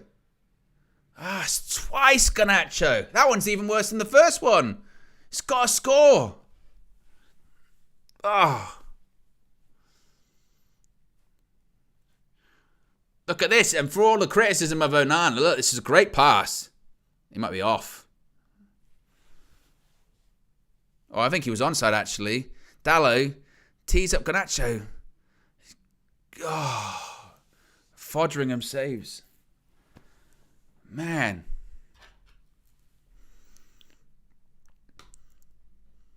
I mean, that was why I was surprised that Maguire scored, because I was like, Foderingham's having a proper quality game. That goal, he kind of got confused. He lost his bearings. He was like, oh, shit, it's gone in. But that, I mean, for all intents and purposes, we could be 3-1 up at this point. At least 3 or 4. 2 from Garnacho, 1 from Højlund. Maybe the Højlund one's a bit more difficult. Good pass by Casemiro. Dalot. Garnacho. Dalot again. Crosses it. Oh. Takes it down. Ericsson. Oh, he takes a shot. Oh, it's miles wide.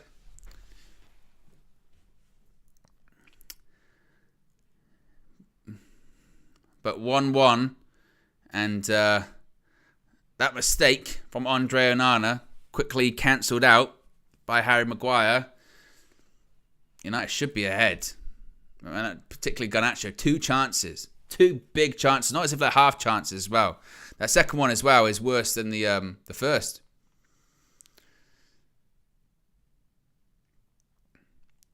But 1-1 at Old Trafford at the moment. We're into the we're about halfway through stoppage time.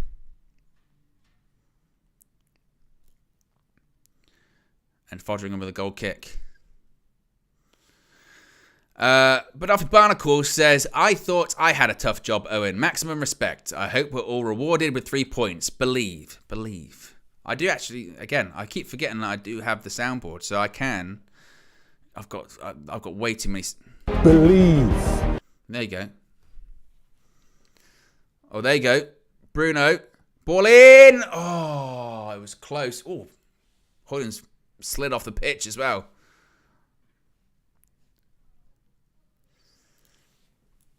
Chances are there. You can't argue the chances aren't there for Manchester United in this half. As shit as that mistake was, that's a good ball as well by Bruno as well. Good ball. The chances have been there. Just can't take them.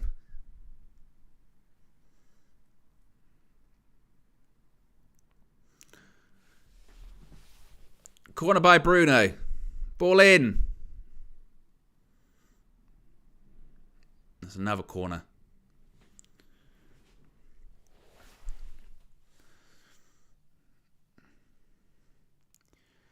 Probably the last kick of the half, this. We've had 6 corners thus far. Another corner. Oh! And there you go. That's half time. Manchester United 1. Sheffield United 1. United have all the ball. Possession. Majority of the shots. But don't find themselves in front. I'm glad Andre's smiling now. Because it wasn't when he made that mistake. But a quick response from Harry Maguire levels it up for Manchester United. Let me know your thoughts about that half in the live chat, and we'll get some of your comments up in just a second. But yeah, 1-1. And how do you sum up that half? I mean, the thing is, on the whole, you'd argue that actually United, were they awful in that half? It's one of those ones where Sheffield United are going to, clearly, they're comfortable just being completely behind the ball. United have got to break them down and create chances. And actually, you could argue that, well, actually, we've had a lot of the ball. We have broken them down several times. We have had chances. Garnacho could have and should have had at least 2 goals. We could easily be 3-1 up, 4-1 up with a chance from Rasmus Højlund as well. And the reason we find ourselves level is a poor individual error from Andre Onana, really. But apart from that, I'm not saying Man United have been terrible. It's one of those boring games where you've got a really shitty team in Sheffield United against a less shitty team in Manchester United at the moment. But we've broken them down. We've broken them down and create chances. Just haven't been able to put them all in the back of the net. But if the second half plays out like the first half, it should be a case of Manchester United should go on to comfortably win if they can put their chances away. But the problem is with Manchester United is it feels like an individual error is always around the corner. That's the problem. That's the individual error is always around the corner. And it's almost the tale of 2 goalkeepers, isn't it? Because you've got one goalkeeper in West Fodringham who at this point, proper journeyman, he's been around a long time, been at Swindon, Rangers, Sheffield United, and we're turning him into, I don't know, prime Gigi Buffon, making saves from Garnacho and the like. And then at the other end, you've got Andre Onana, who's had nothing to do, zero to do throughout that whole game, and passes the ball to a Sheffield United player and puts it past him to make it 1-0. I think what you could say is that after that error, given what we saw at the weekend with Manchester United against Coventry, the potential could have been there for a complete catastrophic collapse, and we'd have been like, oh my God, here comes Manchester United again. We're going to screw this up. This is going to be a disaster. Then suddenly Sheffield United go on to score 3 goals or something like that. That didn't happen. We reacted pretty well, actually, and Harry Maguire puts us back level. So in essence, we almost get away with it. But I'd actually argue that we didn't play too badly. We did create chances. It's just a case of, like I said, putting them away. I'm just seeing some of these chances back here. I'm seeing the Højlund one back. I'm just seeing this error from Onana again. Oh, it's so poor. And then beats him at his near post as well. Completely does him. Good finish. And that's literally all they've had in the game. 3 shots, 2 on target. They've had 17% possession. They haven't even completed 100 passes. They haven't. So I think upon reflection, and this is one of those ones where you do almost have to take the error out of it.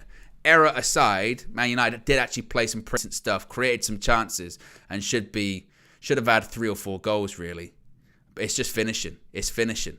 Build-up play was actually not too bad.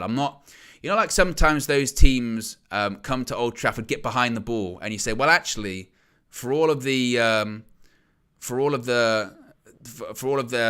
ball that Man United have had, they haven't created anything. Man United have created some bits in that half. They have had chances, just can't finish. That's it.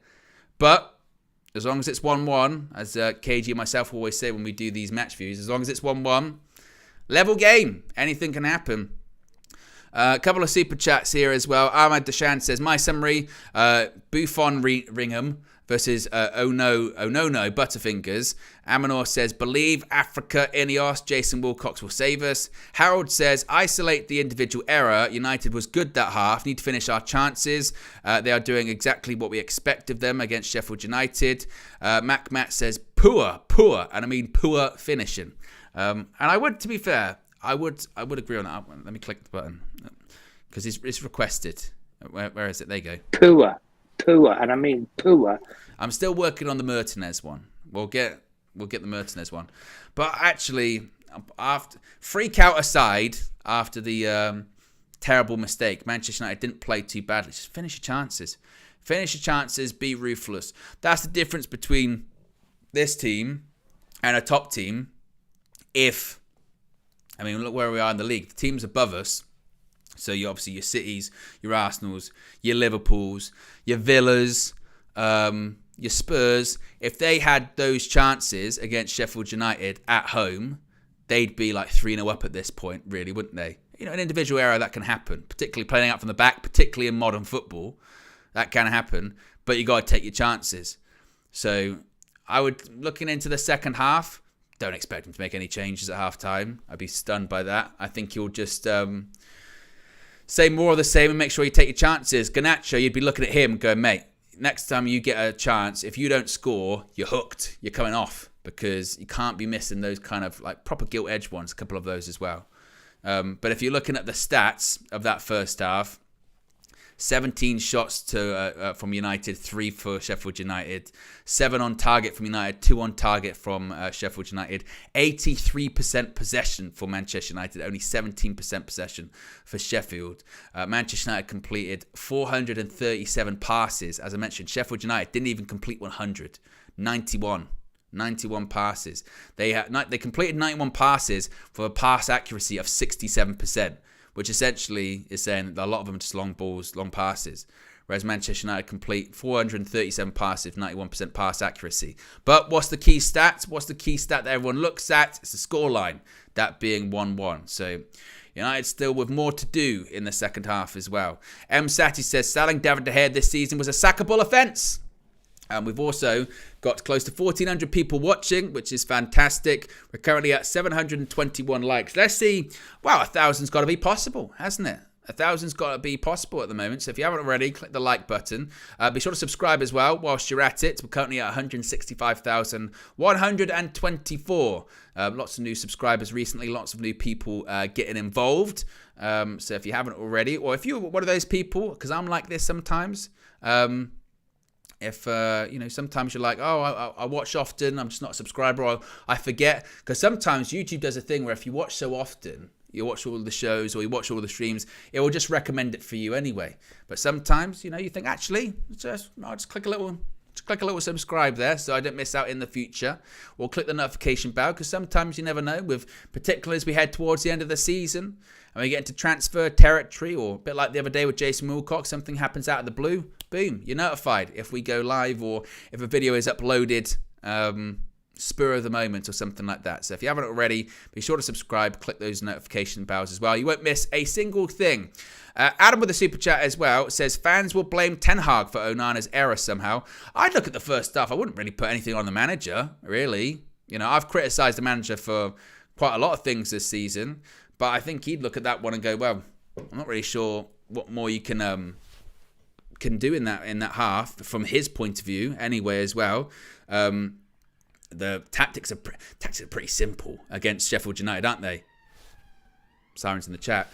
Tactics are pretty simple against the Sheffield United. If that's going to get behind the ball, you just say, keep moving the ball as quickly as you can. Don't over rush it. Don't try and force it. If the space isn't there, sometimes you've got to go backwards to go forward. Sometimes you've got to reset. What they've been doing so far has been enough to create chances. And it's just a case of people like Garnacho, Højlund, and others to create them, to put them away rather. You look at Bruno and said he's created chances in that half. So I wouldn't say that being 1-1 is on Erik ten Hag. You could maybe look at like the longer term and say, well, he's your keeper, he's made mistakes. But I also think that kind of thing in modern football can happen, but it's just so frustrating. It's just typical United, isn't it? It just sums up Manchester United this season of a rarity. Because how many games have we totally dominated like this? We like to talk about how many shots faced and making bad teams look good. I don't think we've made Sheffield United look good or anything like that today, have we? Sheffield United look like a poor side that are just literally camping in their half, hoping to get onto the counter-attack. And they've got fortunate from an error from the opposition goalkeeper. So I don't think I wouldn't put too much blame on the manager for anything like that. And again, I've been very critical of Erik ten Hag. I've said I don't think he's going to be in the dugout beginning of the next season. But at the end of the day, football is still a results business. If Man United don't win this game, of course Erik ten Hag is going to get scrutiny because he's the Manchester United manager. And that's what it's all about. Joe Fleming says, Andre Onana is just not it for me, I'm afraid. Having lived through many error-prone keeper at United, as a United fan, all I craved is solidity. Erik ten Hag is to blame for not trying out Bayern Dia, stuck with Onana if Erik ten Hag stays. And yes, remember to click the like button as well. Still close to 1,400 people watching. What else are people saying here in the chat at the moment? Lil JSB says we can't score and that is a tactical issue. I don't know if that is to be in this game. If you can't score because your tactics aren't creating chances, that's one thing. But if you are creating chances, which we have in this game, gilt-edged chances, that's when you do then look towards the individuals, and particularly if it's mostly one individual, whereas in this half it's been mostly Rasmus Højlund that can't finish it. Then you look at that. But also, if you're the Manchester United manager, which has always been my point with Erik ten Hag, if you're the Manchester United manager and you're not getting results, there's going to be pressure on you. That there's always going to be pressure on you. That's how it works. Matt, look at Matt. Wowzers from Matt Ossas gifting not 5, not 10, not 15, but 20 UV memberships. Look at that. Hey guys, you've got to make this way. You've got to make sure you got your gifts turned on. If you've got gifts turned on, you may have just got pretty lucky from Matt there. Right, well, 5. Yes, to all of the new members in the chat here. Digital Dozer, MI, Clovis, Peter, Bacon Butty, Just Rubes, Ivan Mars, Lion's Opinion, Tanya, Tobes World, Adam, Heights, Ray, Mark, Zed, what else? Nikhil, Manish, D-Man, Balail. I think that's everyone. But look at that. Big up to you, Matt. Appreciate the generosity. Appreciate the gifted memberships. If you now got FOMO, fear of missing out, you're like, oh, man. First of all, lots of people always ask this. They say, oh, well, how come I haven't got a gifted membership or anything like that? What you got to do is you've got to go to, you'll see in the chat there where the little green thing with the little present and the 20. If you click on that, you can see whether you've got allow gifts turned on or off. Because I didn't even realize this about myself. I had them turned off. You have to turn them on, and then when someone does very kindly and generously gift those memberships in the future, you make yourself eligible for them. So maybe you can receive one as well. So you got to make sure. You got to make sure if that's the case. Yes. Amanor goes, how can I accept these gifts and to become a member? And I just see Josh go, you're already a member, Amanor. Why do you want gifts, Amanor, when you're already a member? You've been a member for ages. You can't accept what you've already got. That doesn't really work like that. Players are coming back out for the second half. We're 9 likes away from 800, by the way. So if you haven't already, click the like button. Let's see if we can get to 800. Erik ten Hag's back out, applauding the Old Trafford crowd. Let's hope Manchester United can be a bit more ruthless and a bit better in this second half. Because from the setup, I couldn't see too much wrong with the setup. I see a bit more wrong with finishing. That's the only difference, isn't it? Put the ball in the back of the net. Also, in terms of the poll in the chat, it had over 3,500 votes. As for your prediction, only 804 likes. Make it make sense. Big up Dola in the chat says just turned it on. Yes, you got to make sure you got those turned on. Make sure I get my timer ready. And we're off. Second half is underway at Old Trafford. Oh, I said it again. I don't believe it. Well, if you did have gifts turned on, then you may have been rewarded because we're on a madness. I believe it was Flex once so eloquently put it. It's all going off. And it's all going off right now in UV. It's all going off in this chat because it's happened again. Not Manchester United conceding, I hope not, but it's happened again because Matt, once again, he's entering into Hall of Fame territory as well. He's entering into that chief recruiter territory right now. We got a lot of strong people on the recruitment team, a lot of strong people. We got Tavistow was chief recruitment officer, I believe, there as well. Who else we had? We had superstar Nathan Joseph as well, Hall of Famer across all channels, and now we got a new chief recruiter, Matt, once again with another 20 gifted memberships. Oh, as Michael said, just reloaded it. As Clovis said, Nubian must be proud. Yes, spirit of Nubian. You just gotta breathe. Cobby, Bruno, it's that kind of positivity that we're going to need in the second half. Here's Garnacho. Score. Oh. Sting taken out of it by Mason Holgate. Look at that. Not 5, not 10, not 15, not 20, not 25, not 30, 35, 40. And all of you new members, of course, you get all of your perks. You can watch episodes of UV Raw. A new episode dropped this week. It was behind the scenes of the Liverpool game. That was 2-2. I know Josh has been doing a lot of... this is getting crazy. This is getting crazy. It's literally... It's all fucking going off. I don't know what's going on. It's not 5. It's not 10. It's not 15. It's not 20. It's not 25. It's not 30. It's not 35. It's not 40. It's not 45. It's not 50. It's not 55. It's 60. 6-0. Yes, KG's age in UV memberships. Wow, wow, wow. Can you believe it? Oh, mate, he's really... He said, I don't want to be just sort of, technical director, Jason Wilcox kind of thing. I'm entering into director of football territory right now.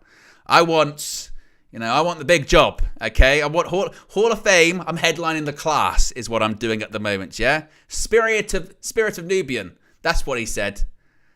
Look at this. Matt. Any more, I'm probably going to pass out on stream. I'm not sure I can... Ball in! Oh. A big up to Matt. Big up to all of the new members. I can see all of the badges in the chat at the moment. This is crazy. It's the most lively thing that's happened the whole stream out of the game. Is Matt's generosity. But big up to Matt. Round of applause in the chat to Matt. Look at that. You got to. The generosity, the commitment, the growing of the UV community. I mean, it's round of applause, and it's also, if you have become a new member, it's emojis in the chat. KG Bombs, Marcel Crackheads, Ten Hag Defense League, John Shins, and all that. Oh, and now it's getting really crazy. Aminor's gifted not 5, not 4, not 3, not 2, but 1. Aminor's gifted 61. There you go. Aminor on a madness. Big up, Aminor. They all count. Oh, ball across. Fucks.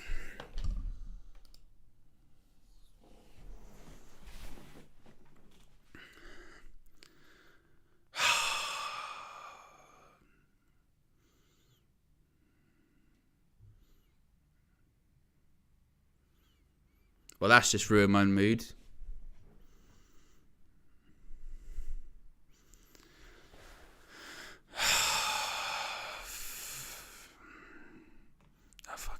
This is good. I've got too many emotions now at this point. I'm just fucking... This is all... Oh, Man United.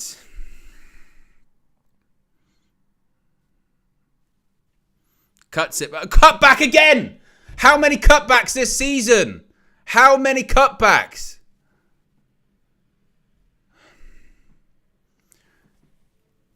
And just when you go, well, look, the first one was a mistake. So, that's one thing. But that wasn't a mistake.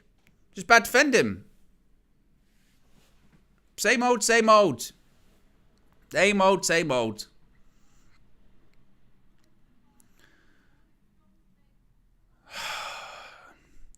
Cut back, near post. Yeah. The chat's on the madness as well. Daniel Luciano, big up to you with the gift. And Matt, you're moving crazy. This is crazy. 60, 65, 70, 75, 80. This is insane. I don't know what's more insane, Matt's generosity or Man United's shitness.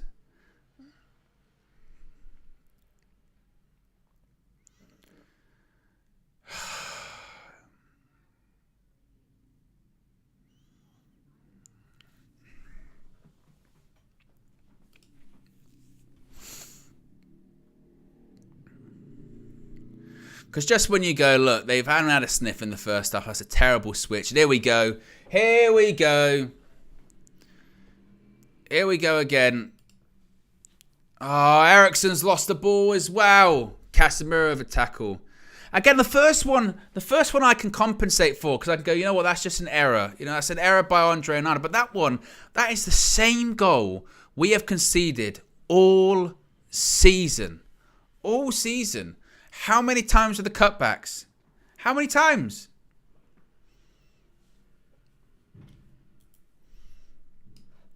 Look at Eric, he knows as well. I'll tell you what, Eric's defeated. He's sitting... He just said to someone to come on. I don't know who he was talking to.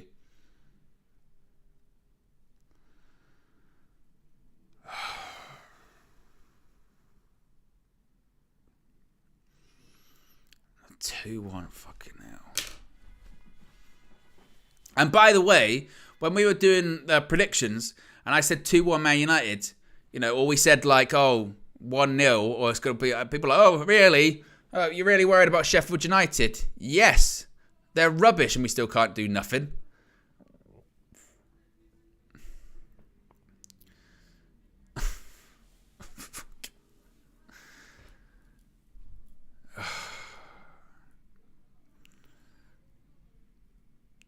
Literally, honestly, just when I think I can't be speechless,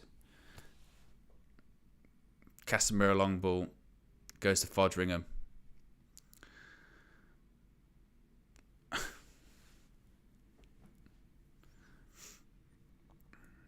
Bottom of the league. Bottom of the league. And this is why, by the way, and I know you don't want to be like negative when you're predicting the future and like the cup final or whatever. But that's why when KG was saying to me at the weekend, well, you know, if we win the FA Cup, we ain't winning the FA Cup. Like we think like playing like this. Even when we dominate the game and have all the ball, we're still conceding 2 goals. It's almost like, you know, that whole thing about shots and all that. Ahmad's coming on. That whole thing about shots and it's almost like it's redundant because this ain't the thing. We've only had 4 shots against us, we conceded twice. Like, oh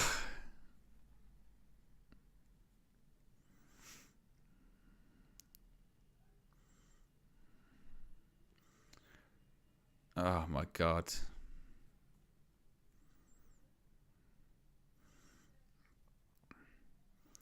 Wan-Bissaka. That's a free kick. Free kick to Sheffield United. And I think Anthony's going to come off. Eric Ten Hag seemingly seen enough very quickly of Anthony.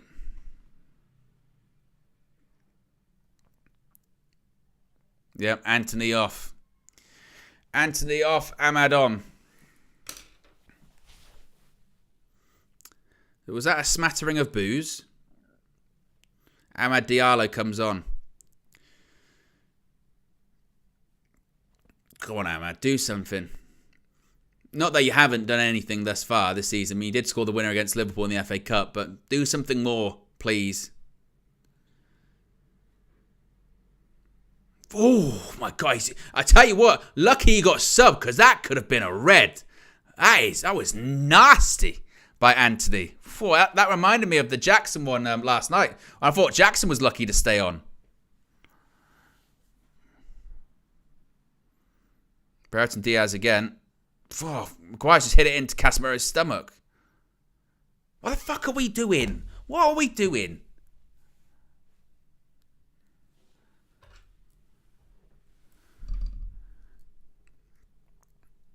Bruno ball over the top. Oh, you're in! Dallo, you're in! Dallo, Diogo Dallo!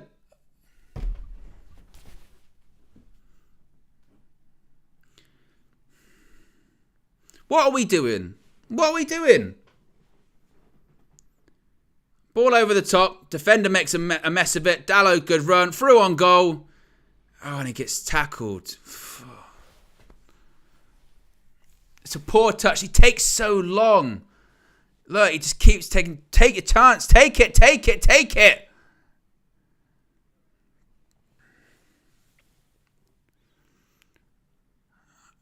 I mean, it's just like comedy of errors at this point, isn't it? Because you go... They've had like 2 chances. 1 error, 1 cutback. They're 2-1 up. We've had Garnacho a couple chances. Dallo's been through on goal. I'm just wasteful. Absolutely wasteful. Bruno again. Ball out wide to Ahmad. Oh, Ahmad, that's poor. Touch should be better.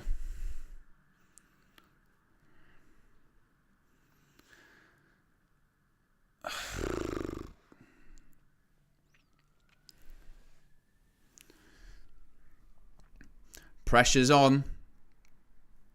Pressure's going to be on. Whether you think it's Ten Hag's fault or not, pressure's going to be on. Sheffield United, bottom of the league. They're not good. And I'm not saying it's Ten Hag's fault. Because you look at Dallo should score there. Garnacho should score twice. But pressure will be on.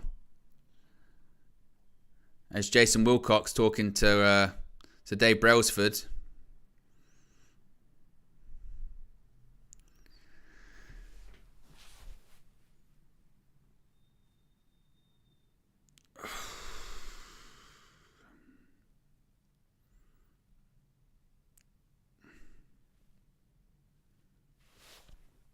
Big up, Matt goes, Man United just ruined my mood. I wanted to gift up to 200 memberships. 200 he was going for. He was only at 80. He went, I want to give 200. But if we win, I will. Come on, United. Well, there you go. He's promised. He says if we win, then he's going to go for 200. 200! I'm assuming that's with the 80 that you've already done, Matt. The generosity's been unbelievable. Appreciate you. Look at Man United. I've ruined it all for you as well. Big up, Matt. Corner.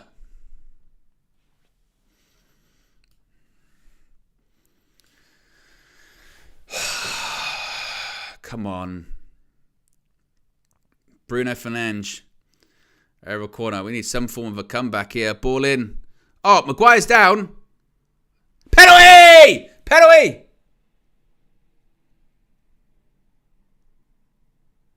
Well, they've given a penalty, but the ball went in. What's going on here? They're surrounding the referee. He's given a penalty, but United are pissed off because they're saying the ball went in the net. There's a lot going on. Well, United just go, well, we'll have the goal. So, Maguire's fouled. I mentioned earlier on, but it was actually a flick on by Dallo and it ended up in. But I think the referee said, well, I already blew the whistle.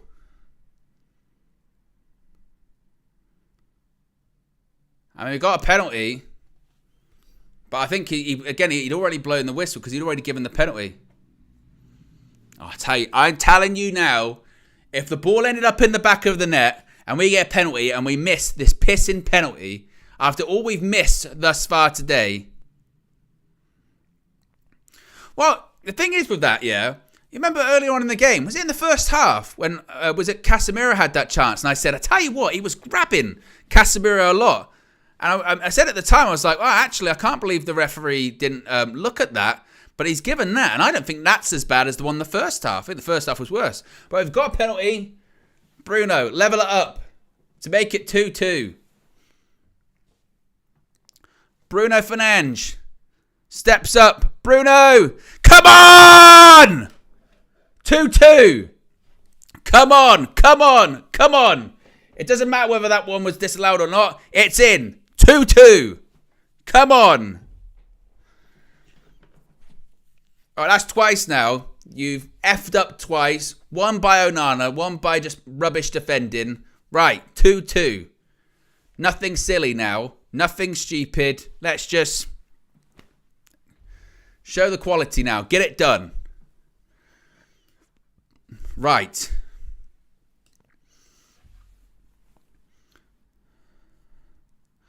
Oh, Matt, Matt's going crazy. That's going crazy. That's gifted. Not 5, not 10, not 15, not 20, not 25, not 30, not 35, not 40, not 45, but 50.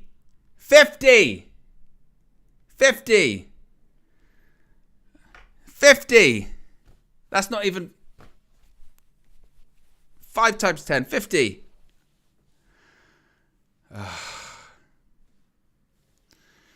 There's more goals in this game. And Matt's on a madness. Madness, Matt. That's what he is. Matt with the madness. Madness, Matt Osas. My God. Well, the last time the memberships went in when we conceded, didn't we? It was going crazy. But Matt's on fire. Matt's on fire. Booker T would be doing 5 times. He'd be doing that for ages. A substitution. Bringing on McTominay. Adam says, maximum madness, Matt. Yes.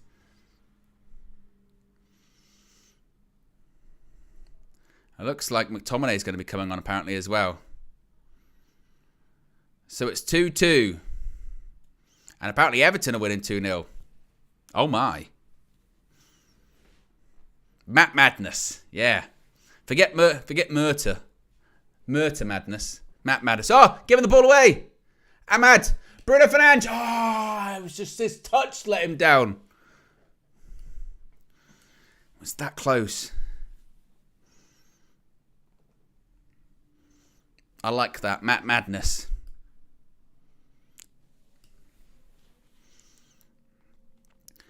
But we're in the 64th minute. 2-2 at Old Trafford. Get goals, don't you? How many likes are we currently at? We're at 885 likes. I tell you what, if maximum madness isn't enough for 1,000 likes, I don't know what is. So click that like button. And be sure to subscribe as well whilst you're at it. Yeah, we're full of energy. We're full of beans in this one. And not Jesse Lingard beans. Good beans. Christian Eriksen comes off. Scott McTominay comes on.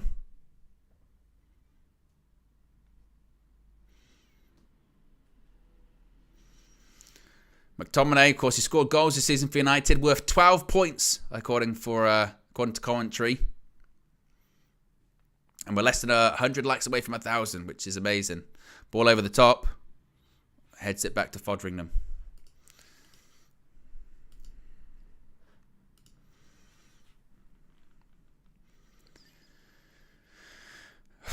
And breathe. Breathe.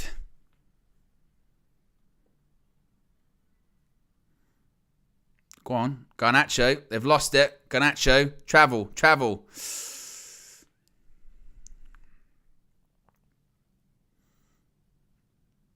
Blaster. I ball up the pitch. Wait, whoa. What are we doing? Oh, Nana came for that. My God. Casemiro had it. But Nana, he was flying out. But there is more goals in this. Dallo, good flick on. Garnacho. End product. Dallo. Oh, it's deflected. And headed behind.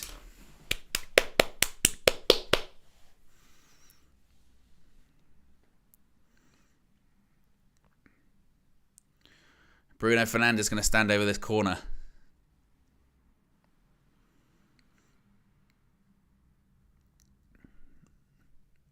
Bruno, ball in, or near post. Oh. It wasn't bad, actually. Could be a goal kick. Bruno wants another corner. It's a good ball. It was tight.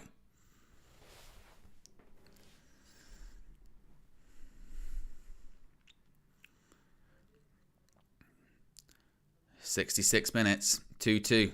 Eric's having to go to the fourth official. He's saying they're time wasting.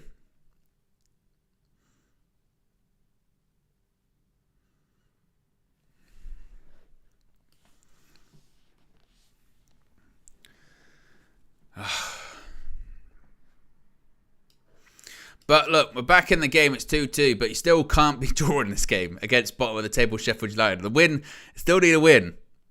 Poor pass by Casemiro. And look, we could concede at any point. Let's make no mistake here, because that's where we're at the moment. Fuck. Now, that was, honestly, they've nearly scored again. Another deflection. That is so close. Look, he takes the shot, comes off Maguire, and Onana's gone in the other direction, and it's gone into the side net. And that is so close. I nearly fainted.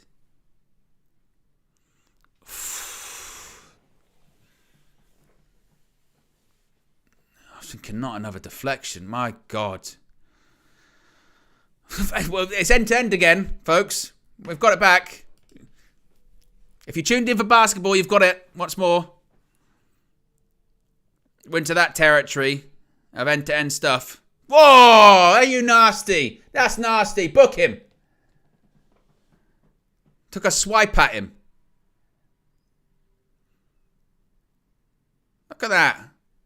It's a booking. Cynical foul. Where's the card? You not get any yellow card for that? Knobhead. Oh, you're in! You're in! You're in! Oh. It was McTominay. He stretched out his leg. I think the keeper's all right as well. We're getting into this time-wasting territory again. He's onside. It's a long ball. And it just holds up, but he's fine. Goalkeeper, he's fine.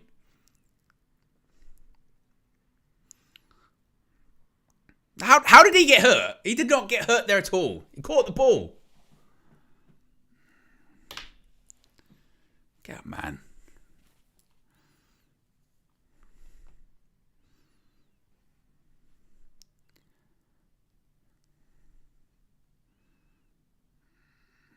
No, he won't. They're going, following as required treatment. He's fine.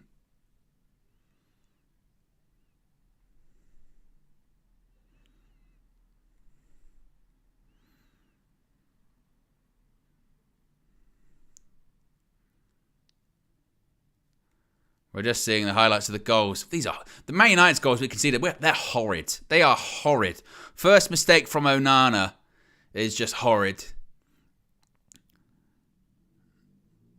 You see the Maguire header, little flick in off the side netting.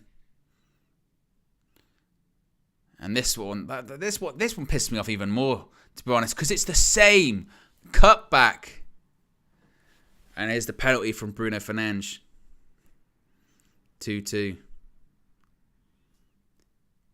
He's still down.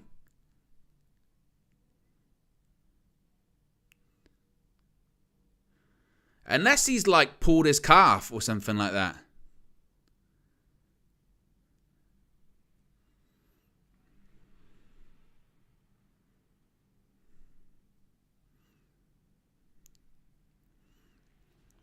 Add the time on, ref.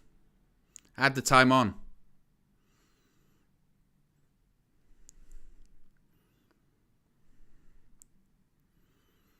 I mean, eventually, ref, you have to get to the point of going like, so what, is he going to stay on the pitch or not in terms of actually playing?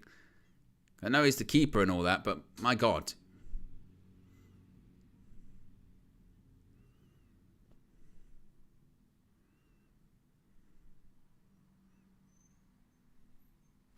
Like, what are we doing at this point? Really?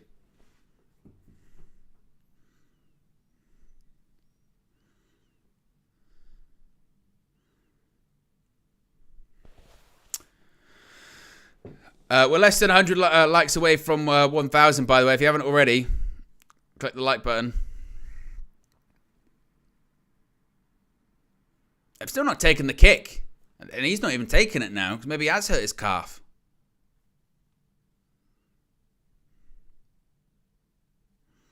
Flick on. Well, less than 20 minutes remain of normal time. Of course, there's got to be a load of time added on for how long he took for that. And the problem is, it's just taking the sting out of the game a little bit.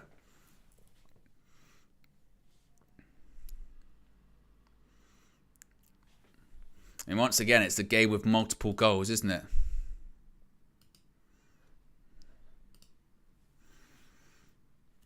Garnacho. Dallo. Kobe. Garnacho. Dallo. Ball in. Oh. Go on, make that, Ahmad. Make it. Oh. Ref's given a foul.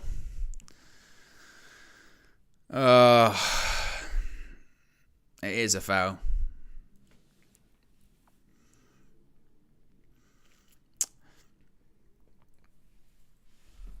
See, this is when you need another striker. This is when you need something else. Because how long are you going to take their ref? They're changing positions every 5 seconds. Changing takers. What are they doing?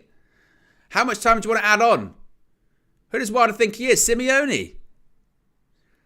But this is when you need another striker. Because Højlund had that chance, in the first half?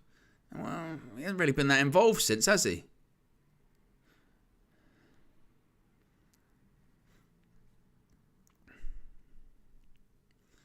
And the only worry you just have is just, as we have seen in this game, United could concede at any point.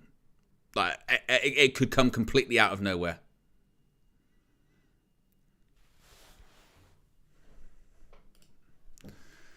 Ugh.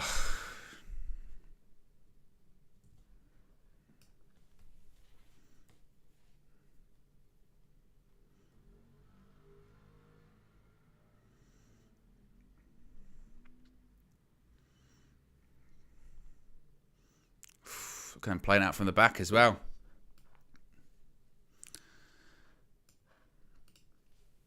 Here they come. Ball in. Got a corner. Less than 50 likes to go until 1k likes. Appreciate everyone that's got involved, clicking the like button, subscribing to the channel as well. And 132 new members. Unbelievable stuff. Unbelievable effort in the stream. If only the Man United side had the effort of the UV community. They've gone short. Oh, he should play past Garnacho like he's not even there. Ball in again. No, no. Block. How easy was that? Like, what was the point? Like, they go short. Garnacho's like going, what do I do? What do I do?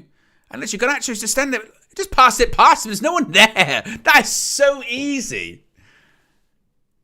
Garnacho's standing there and he just passes it. Garnacho looks and goes, oh, I can't believe you just passed it past me. There's no one there.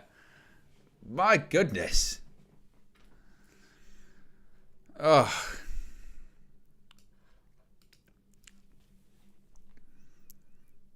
Dallo. Bruno.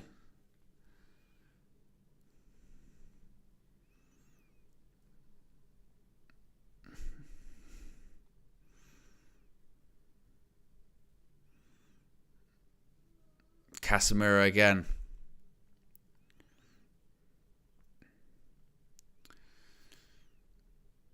I mean, in terms of like the options from the bench, what do you really look at? I mean, McTominay's already come on. We've had Ahmad come on. Do you put Wheatley on?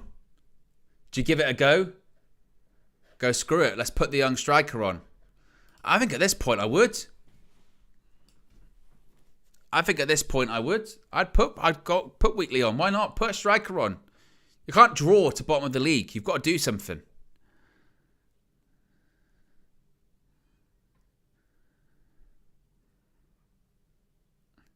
Cobby. Casemiro.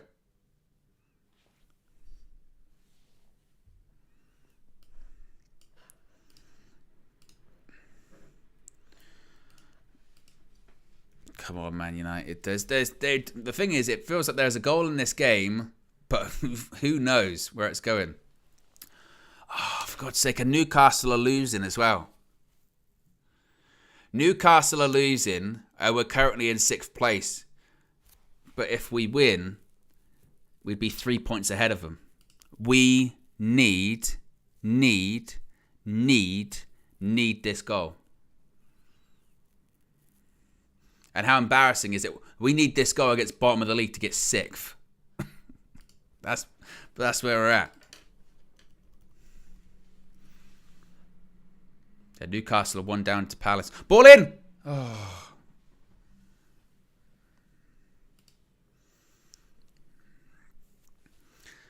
As we say, take advantage.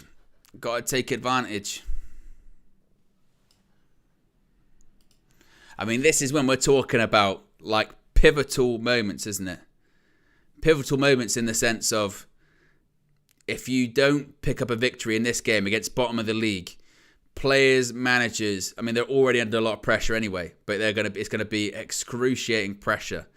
If you win, and you go, look, there was mistakes and they conceded 2 goals, but if you win and it stays as it is in the Newcastle game, you're up to 6th, and you go, wow, as shit as it's been, you see what happens.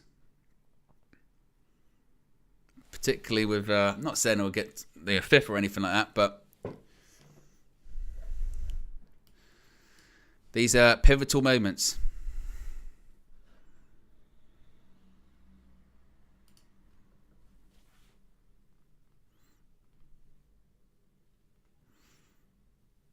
Well, obviously I can't read that. Obviously I can't read that. But I appreciate the contribution. You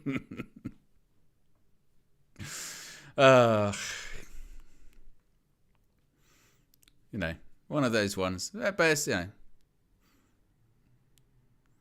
the name was a giveaway, wasn't it? The name was a giveaway on that. If it wasn't for the name, I'd have maybe gone, oh, maybe I'd have fallen for that.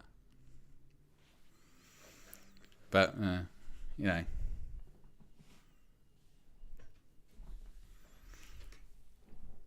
It's a family show. There's me swearing loads. Casemiro. Oh.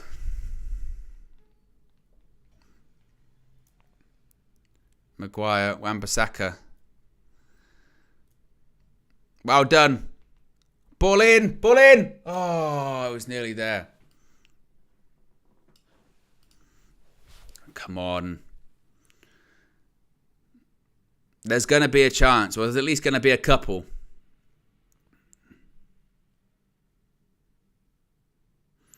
Maguire puts it back to Onana. Now just don't do a stupid pass. Thank you. Turn out.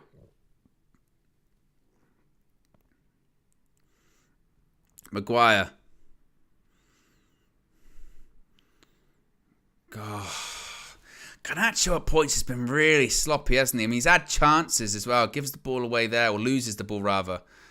I mean, in fairness to him, he's going to chase it all down because he knows. Goes out.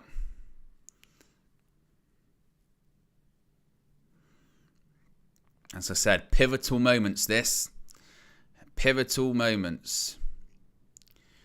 Because as outrageous as it has been, the nature of conceding the first goal and the second goal and the problems that are absolutely still there. Now we're just into that territory with how results are going as well around us. Just got to get the result. Just got to get 3 points.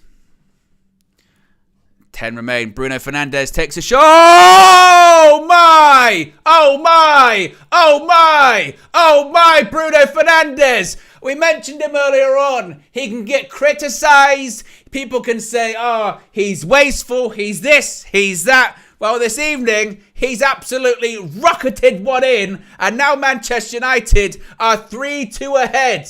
And that's what he does. For all of the criticism, he's got 2 goals, and look at this. 25 yards out. Maybe he gets a little bit of a nick, a little bit of deflection, but into the back of the net. And the captain has done it again. He scored at the weekend. He scored in the game before against Bournemouth. He scored twice now. And take a look at that. Pick that out. Bruno Fernandes, tick-a-boo. Tick-a-boo. Tick-a-boo, son. Oh, my. Look at that. What a shot, Bruno Fernandes.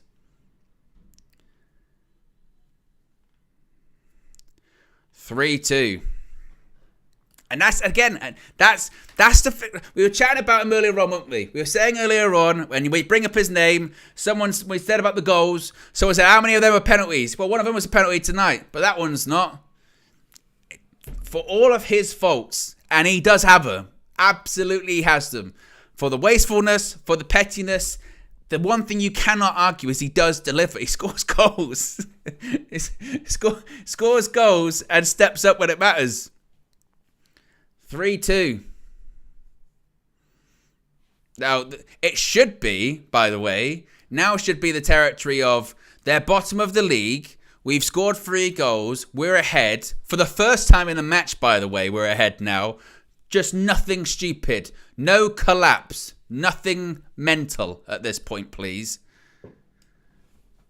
And that's, I mean, he was on 13 goals before the start of the game. That's 15 goals in all comps this season. 15 goals in all comps for Bruno Fernandes. And I think he's on, 10 assists? So 25 goals and assists this season in all comps. It's difficult to argue against, isn't it?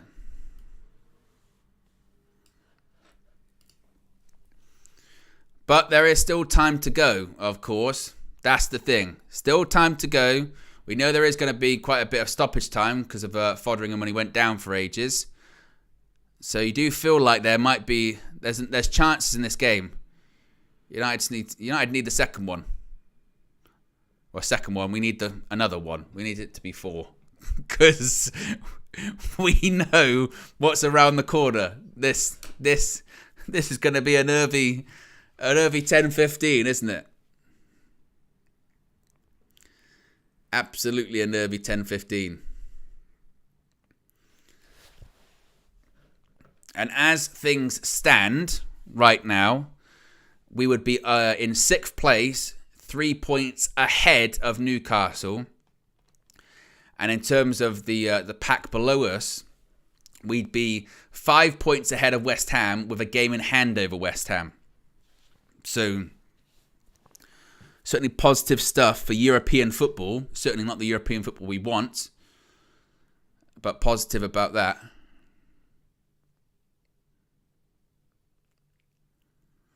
And people can say, oh, that's shameless, blah, blah, blah. You're celebrating, you're in 6th.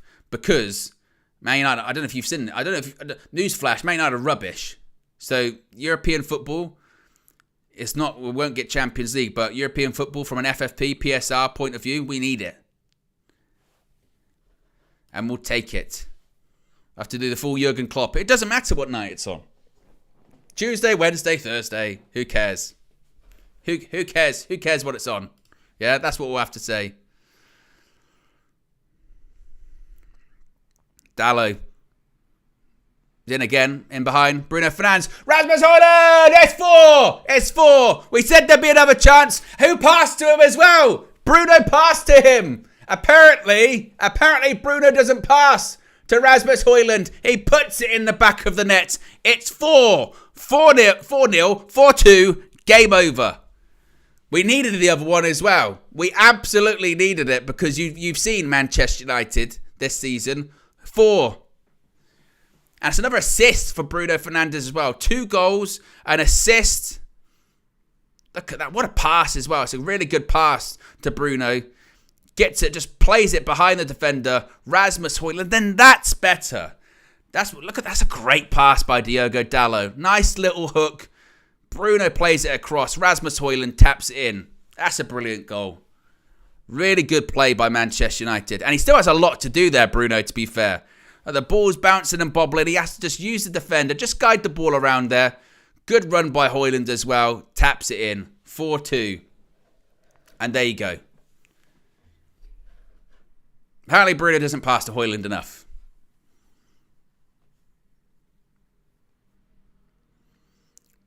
That's the rumour, isn't it? Bruno Fernandes don't pass to Rasmus Højlund enough, unfortunately.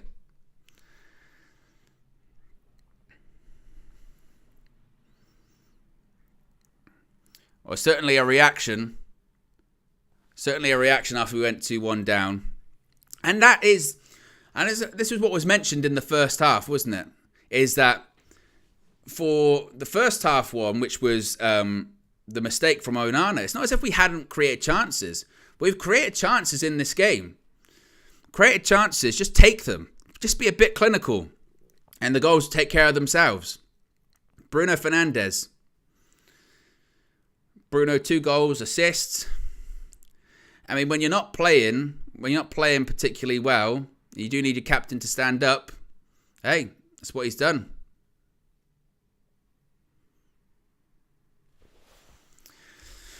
What are the chats saying? This is where it's funny. Take it easy, Owen. You know, well, we're into that territory now. Can't be. We're not allowed to be happy that we win. Phil, calm down. It's one pass. I don't know about you, but if I was Bruno Fernandes, I'd be like, well, you know, what more can you need to do? Dwayne Rogers, there you go. Bruno wasn't looking for Rasmus. We need this. And a new centre back by the weekend. Or try McTominay there. Anyone but Casemiro. 4 goals. It's not been perfect at points. But we did say this during the game, didn't we? If you take your chances. It wasn't a game like, oh, we've had a lot of the ball, but we've made nothing. He gets the ball, by the way. How's that a foul?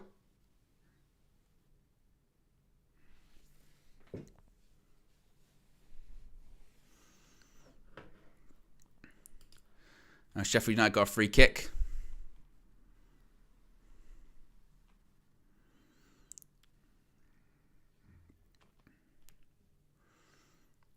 Certainly needed.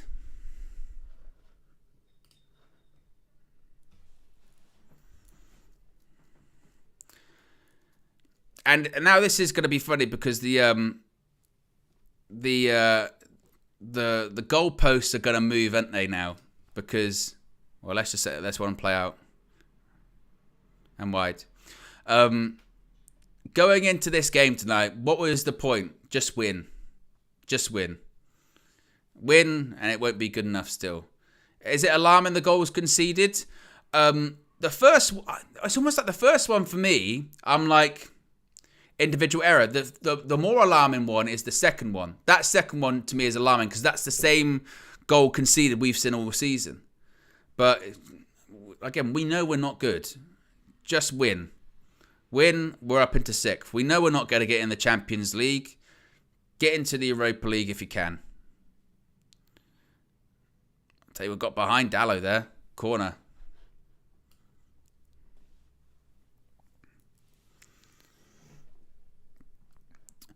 Newcastle now losing 2-0, by the way. So again, as things stand, Manchester United in 6th place, 3 points ahead of Newcastle, level on games. United will be 5 points ahead of West Ham, who are in 8th with a game in hand. They would be 6 points ahead of Chelsea. Chelsea have a game in hand. Parried away by Onana.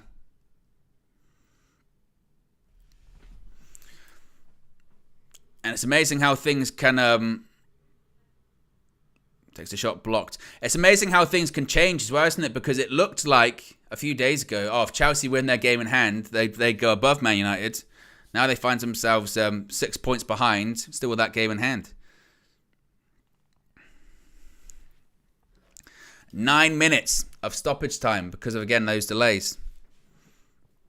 Sky's chosen spokesperson says no Rashford, better performance. I do think that United have nipped it around quite nicely. They have passed it around pretty well. They've just conceded 2 really sloppy goals.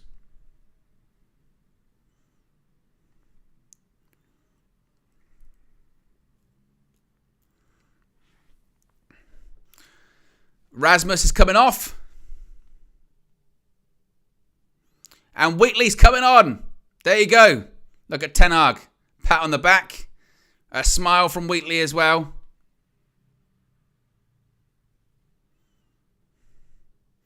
And Kobe Maidu coming off. And Sofyan Amrabat coming on.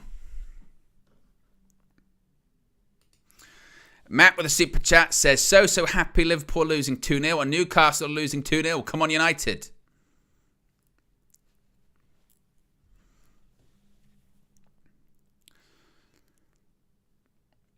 And look, this is what we also said coming into the match tonight as well, isn't it?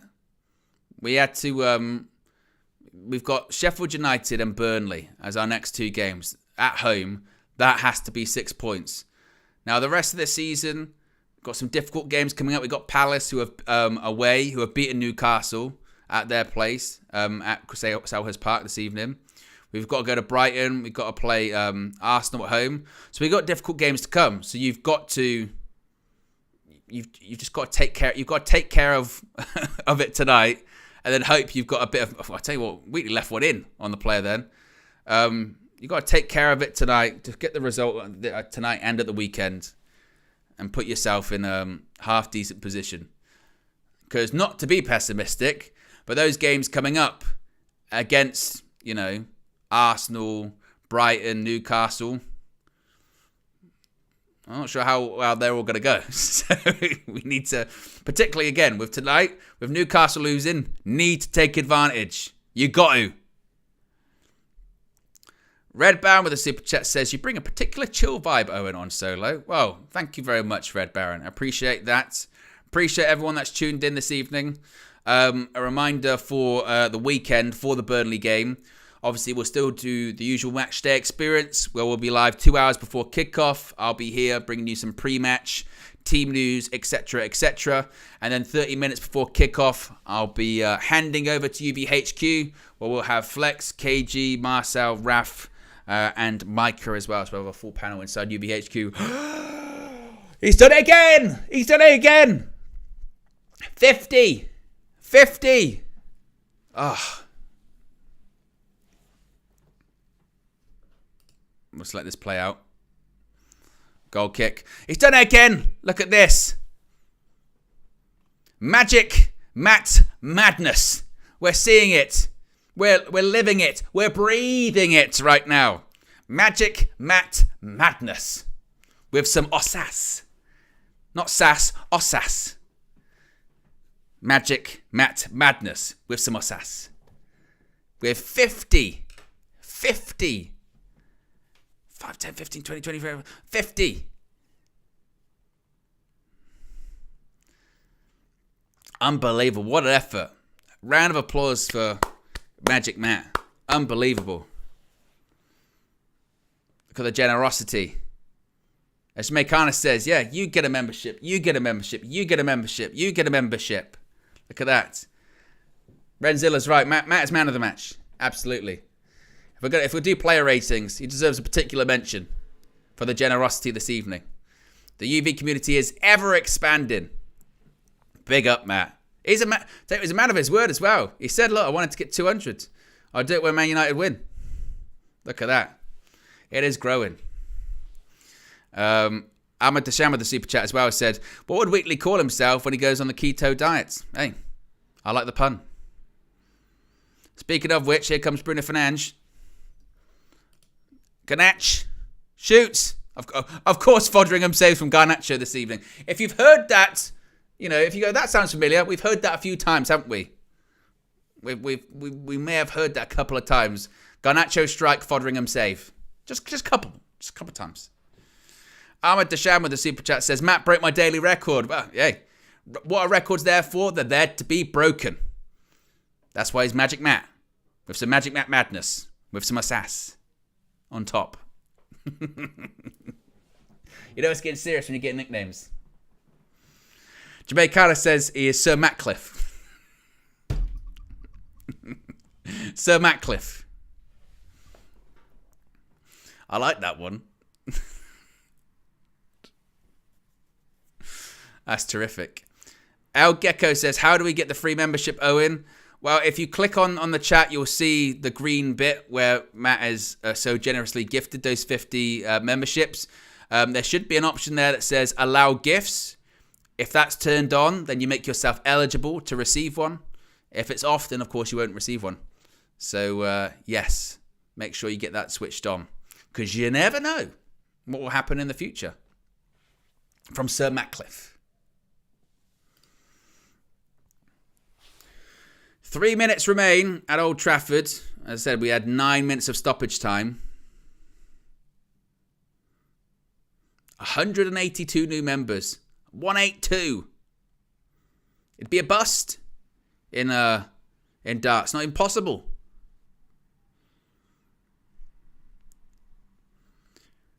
Diog Dallo. Garnacho. Get a goal, Garnacho. Oh, it was unlucky. It was a good ball. Oh, he gives it to Ahmad. It's a bit heavy by Bruno. I thought he was going to take the shot. Oh, look at that. Just brute strength. Look at that. Well done, Amad Diallo. Manchester keep it as well.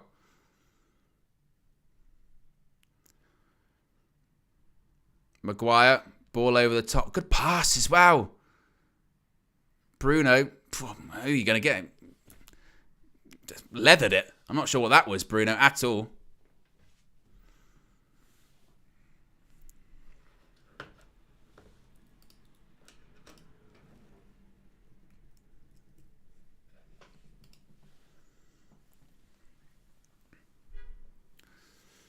We did hit 1,000 likes as well, by the way, guys, which is tremendous. Bruno Fernandes.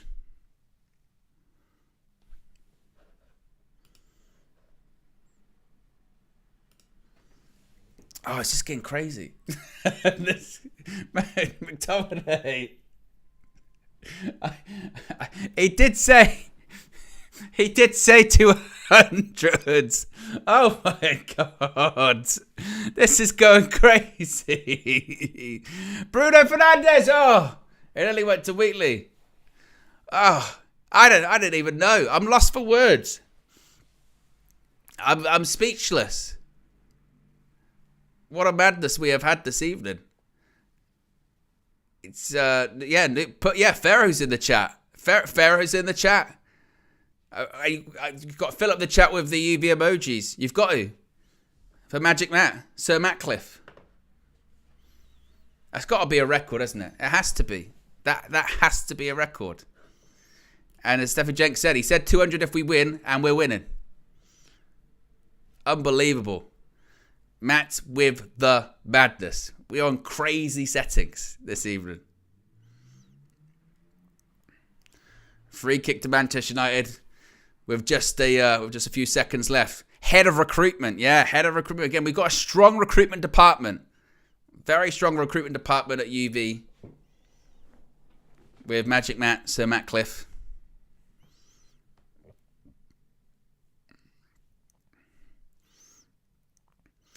This is surely going to be the end of the game, I think. And there you go. That is full time at Old Trafford. Manchester United win by 4-2. And I think if you'd have said that to people before kickoff, if you'd have said 4-2, I think people would have said, yeah, thank you very much. I'll take that. Absolutely 4-2. Probably doesn't tell the entire story of the game, does it? But we'll take it. Absolutely, we will take it. Full time at Old Trafford. And Manchester United get actually a very important 3 points considering what we've seen in the Premier League this evening. Manchester United move up to 6th as Newcastle have dropped points. They lost their game. So now Manchester United find themselves in 6th place with 53 points. 3 points ahead of Newcastle. Level on games. 7 points behind Spurs, who have a game in hand, but I don't think we're even looking up that high, really, at this point. But as far as the teams below us, Well, now we've got a bit of a gap. West Ham, they've played a game extra than us, and we're 5 points ahead of them at the moment. Chelsea, they played a game less, but they are 6 points behind us. Even if they win their game in hand, they still be 3 points behind. So a very important victory for Manchester United. Was it perfect? Absolutely not. It was not perfect. The first goal conceded is just a sheer error from Andre Onana. The second one is arguably I think the most concerning because it's the same, isn't it, as we've seen all season. It's the cutback and the goal. But after that, Manchester United reacted really well. And Bruno Fernandes. I mean, let me know in the chat who your man of the match would be.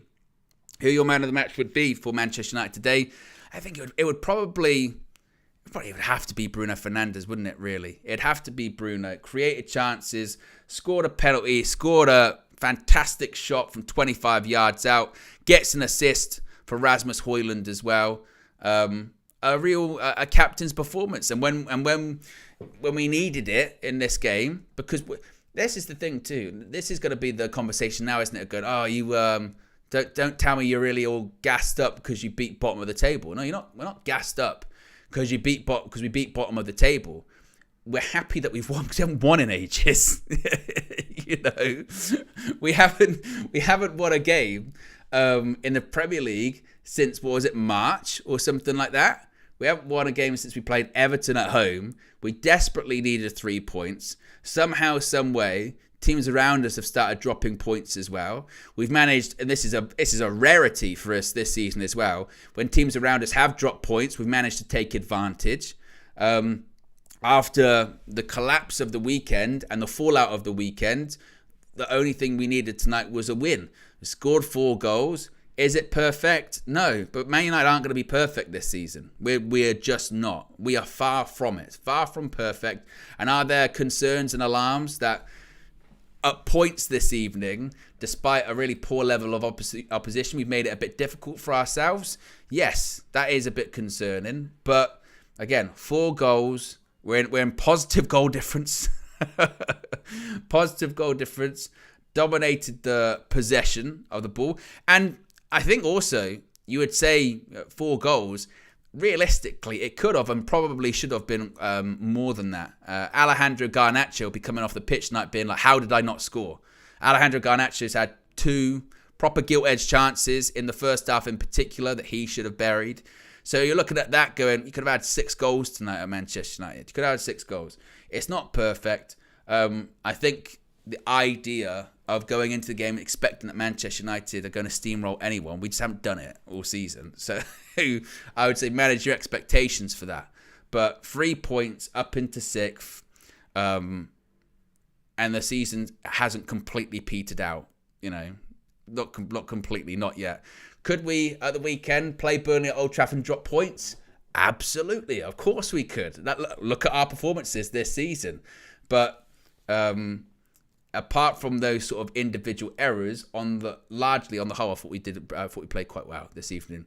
We kept the ball fairly well, actually. But our passing was probably better than I've seen it in recent weeks and recent games. And we created chances. 25 shots, 13 on target. Fodringham made some big saves for them. The cutback thing's still there. The gap's still in midfield. But look, we'll take it. Absolutely, we'll take it. As I said, Champions League is not on anymore, but still got to get into Europe for that FFP and that PSR, and that's where we're kind of at. This is one of those ones where I get being negative if we drew to this evening. I get being negative after the performance at the weekend against Coventry, but this is one of those ones where I think if you're coming out of tonight being like, we're rubbish, we're terrible, we're this, we're that, then that's, I think, when you get into the territory of being overly negative because we won. Let's score 4 goals. We're not perfect, but let's just get the 3 points. It's been a rough season. We've got a lot of injuries as well at the moment. There's a lot of uncertainty with the manager's future as well. Got the win, move on. That's it. And what you could say, you look at like the absence of Marcus Rashford this evening. I didn't think Anthony pulled up that much trees, to be honest. I thought he really was largely pretty ineffective. But when Ahmad came on, I thought he was lively. I thought he offered good balance, actually, to the right-hand side. And I think he offered us some pace. And I hope now, looking at that team that started that game, I would hope that it's probably going to be the same team. I mean, he might start McTominay instead of Eriksen at the weekend against Burnley. But I would go maybe, same team, because again, the options are so limited. I'd be like, maybe same team, maybe put McTominay in for Eriksen and put Ahmad in for Anthony at the weekend. Anthony did little to nothing and got booed when he came off as well. So, yeah, Manchester United got what they deserved tonight. Manchester United deserved to win. Dominated the ball, dominated the game, created a lot of chances, and were pretty good value for their win. Are they defensively vulnerable? Yes. Can they concede at any moment? Yes. When we play, and we knew that going into the game as well. That's why the predictions, I think mine was 2-1. I think even KG said, did he say 2-1 as well? I think Flex might go with 2-0. But that's why you go into these games going, we're going to concede, because we know we're going to concede. We know we're not.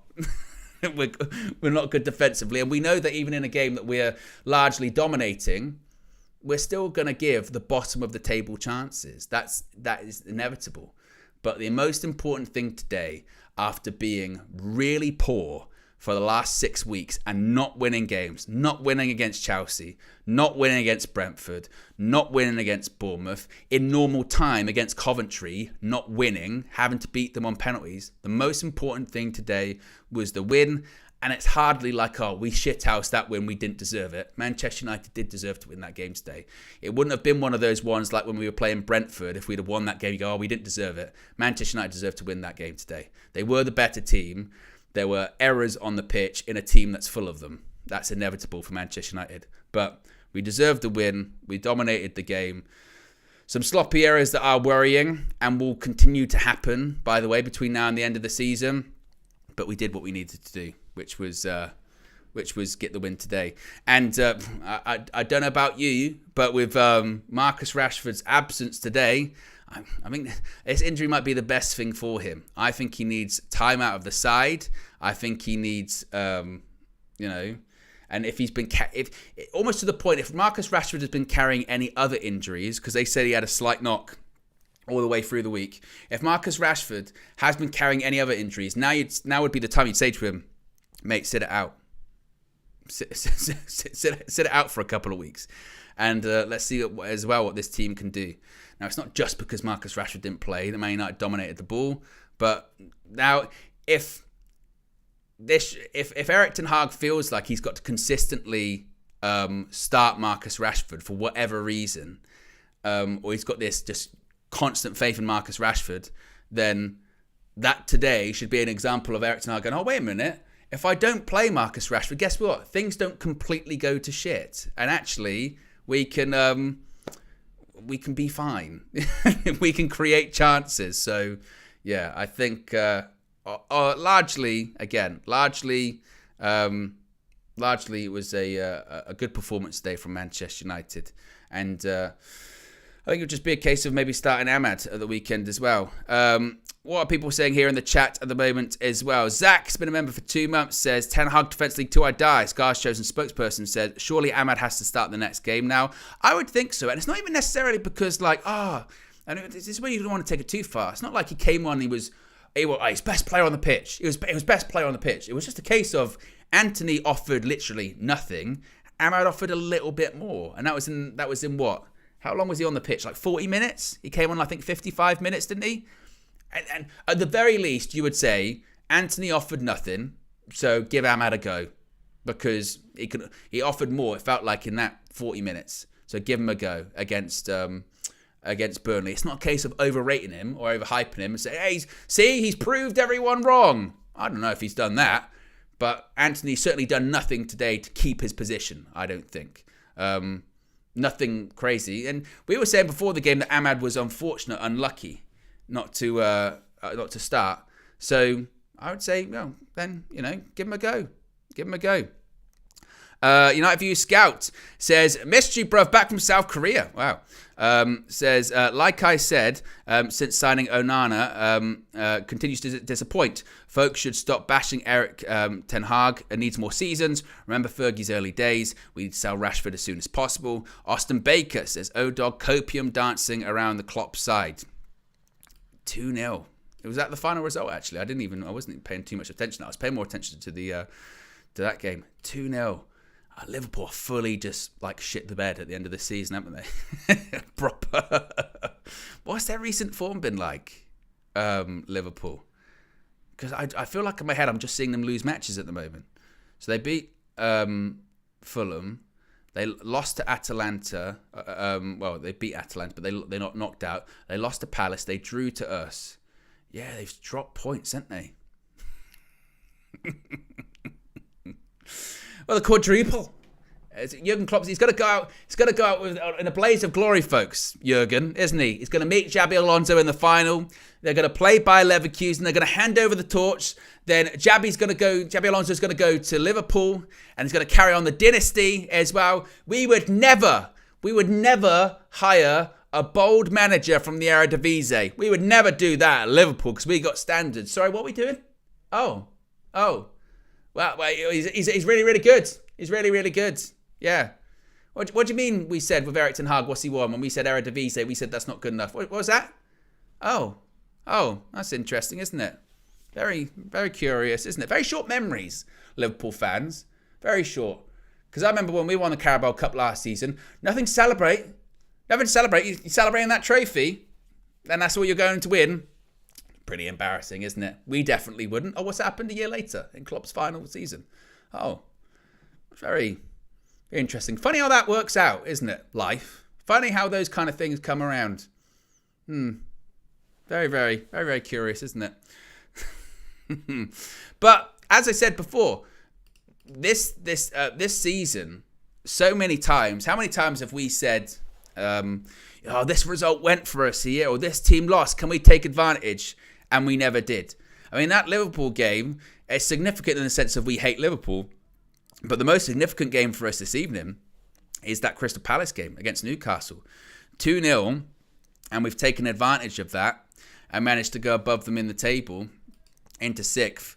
And I get it, obviously. 6th, we're talking about 6th place, Manchester United. We're going, it's good that we're in this place and, in the Europa League, blah, blah, blah. But for what we want to do in the summer and what we want to do in terms of transfer plans and money to spend, we need European football. And also as well, if you're an Eric Ten Hag, believer, and if you're an Eric Ten Hag fan, or you believe that Eric Ten Hag should be given more time, he deserves to be given more time. As I've said multiple times, you need results. He needs results. Now, is he going to keep his job based off the result tonight? Of course not. It's against Sheffield United. It's bottom of the league. There will be more pivotal and more defining games in his Man United career, won't there? Those games that are coming up against Arsenal, against Brighton, against Newcastle, they will define his career. But what he does need is results. And what he does need is also a bit of luck in the team surrounding him. And if he can, if it ended up like this, where we ended up in 6th, and even if we didn't win the FA Cup, there'll be people calling for his head. But there might be people that be like, well, we're in Europe next season. It's not the Europe we want. We got to a final. Maybe that would be enough. Maybe it would. So all he needs is results. And that's what he's got tonight. And judging the performance tonight, it was certainly better than we've seen in recent weeks. We got the result we needed this evening, and that's positive. So we'll certainly take that, absolutely. How many likes did we end up on at the moment? Let's take a look. We are currently at over 1,100 likes. We've got over 1,400 people watching. So if you haven't already, click the like button and be sure to subscribe as well whilst you're at it. Bottom right-hand corner. You know what to do. How many subscribers are we currently at? We're currently at 165,171. So maybe we can get up to 165,200. It's entirely possible. And yes, click the like button. We are less than 20 likes away from 1,200, which would be fantastic as well. Ken with the super chat here says, trust the process. Is it Marcel's burner, Ken? CeeLo's been a member for 21 months. 21 months of support. Incredible, CeeLo. Says, United have me cursing in fake Portuguese out here in Portugal.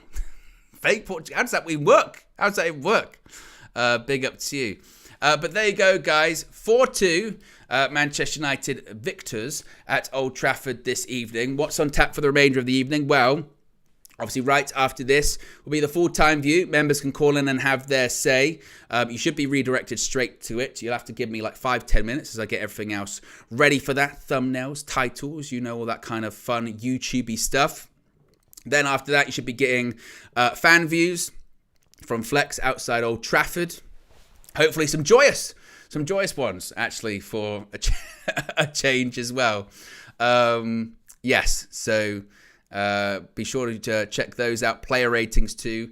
And then we'll be back tomorrow, 9 a.m. morning view as per usual. And then we build up to the game at the weekend as well. We'll have the match view, as I said before. We'll have the pre-match will be on Saturday. And then we'll be going into UVHQ with the full panel. Flex, KG, Marcel, Raf, and Micah as well. So, yes, lots on the horizon. I'll be with you in a few minutes. Smash a like on the like button. Be sure to subscribe bottom right-hand corner. And I'll speak for you again very soon. I'm out of here. Peace.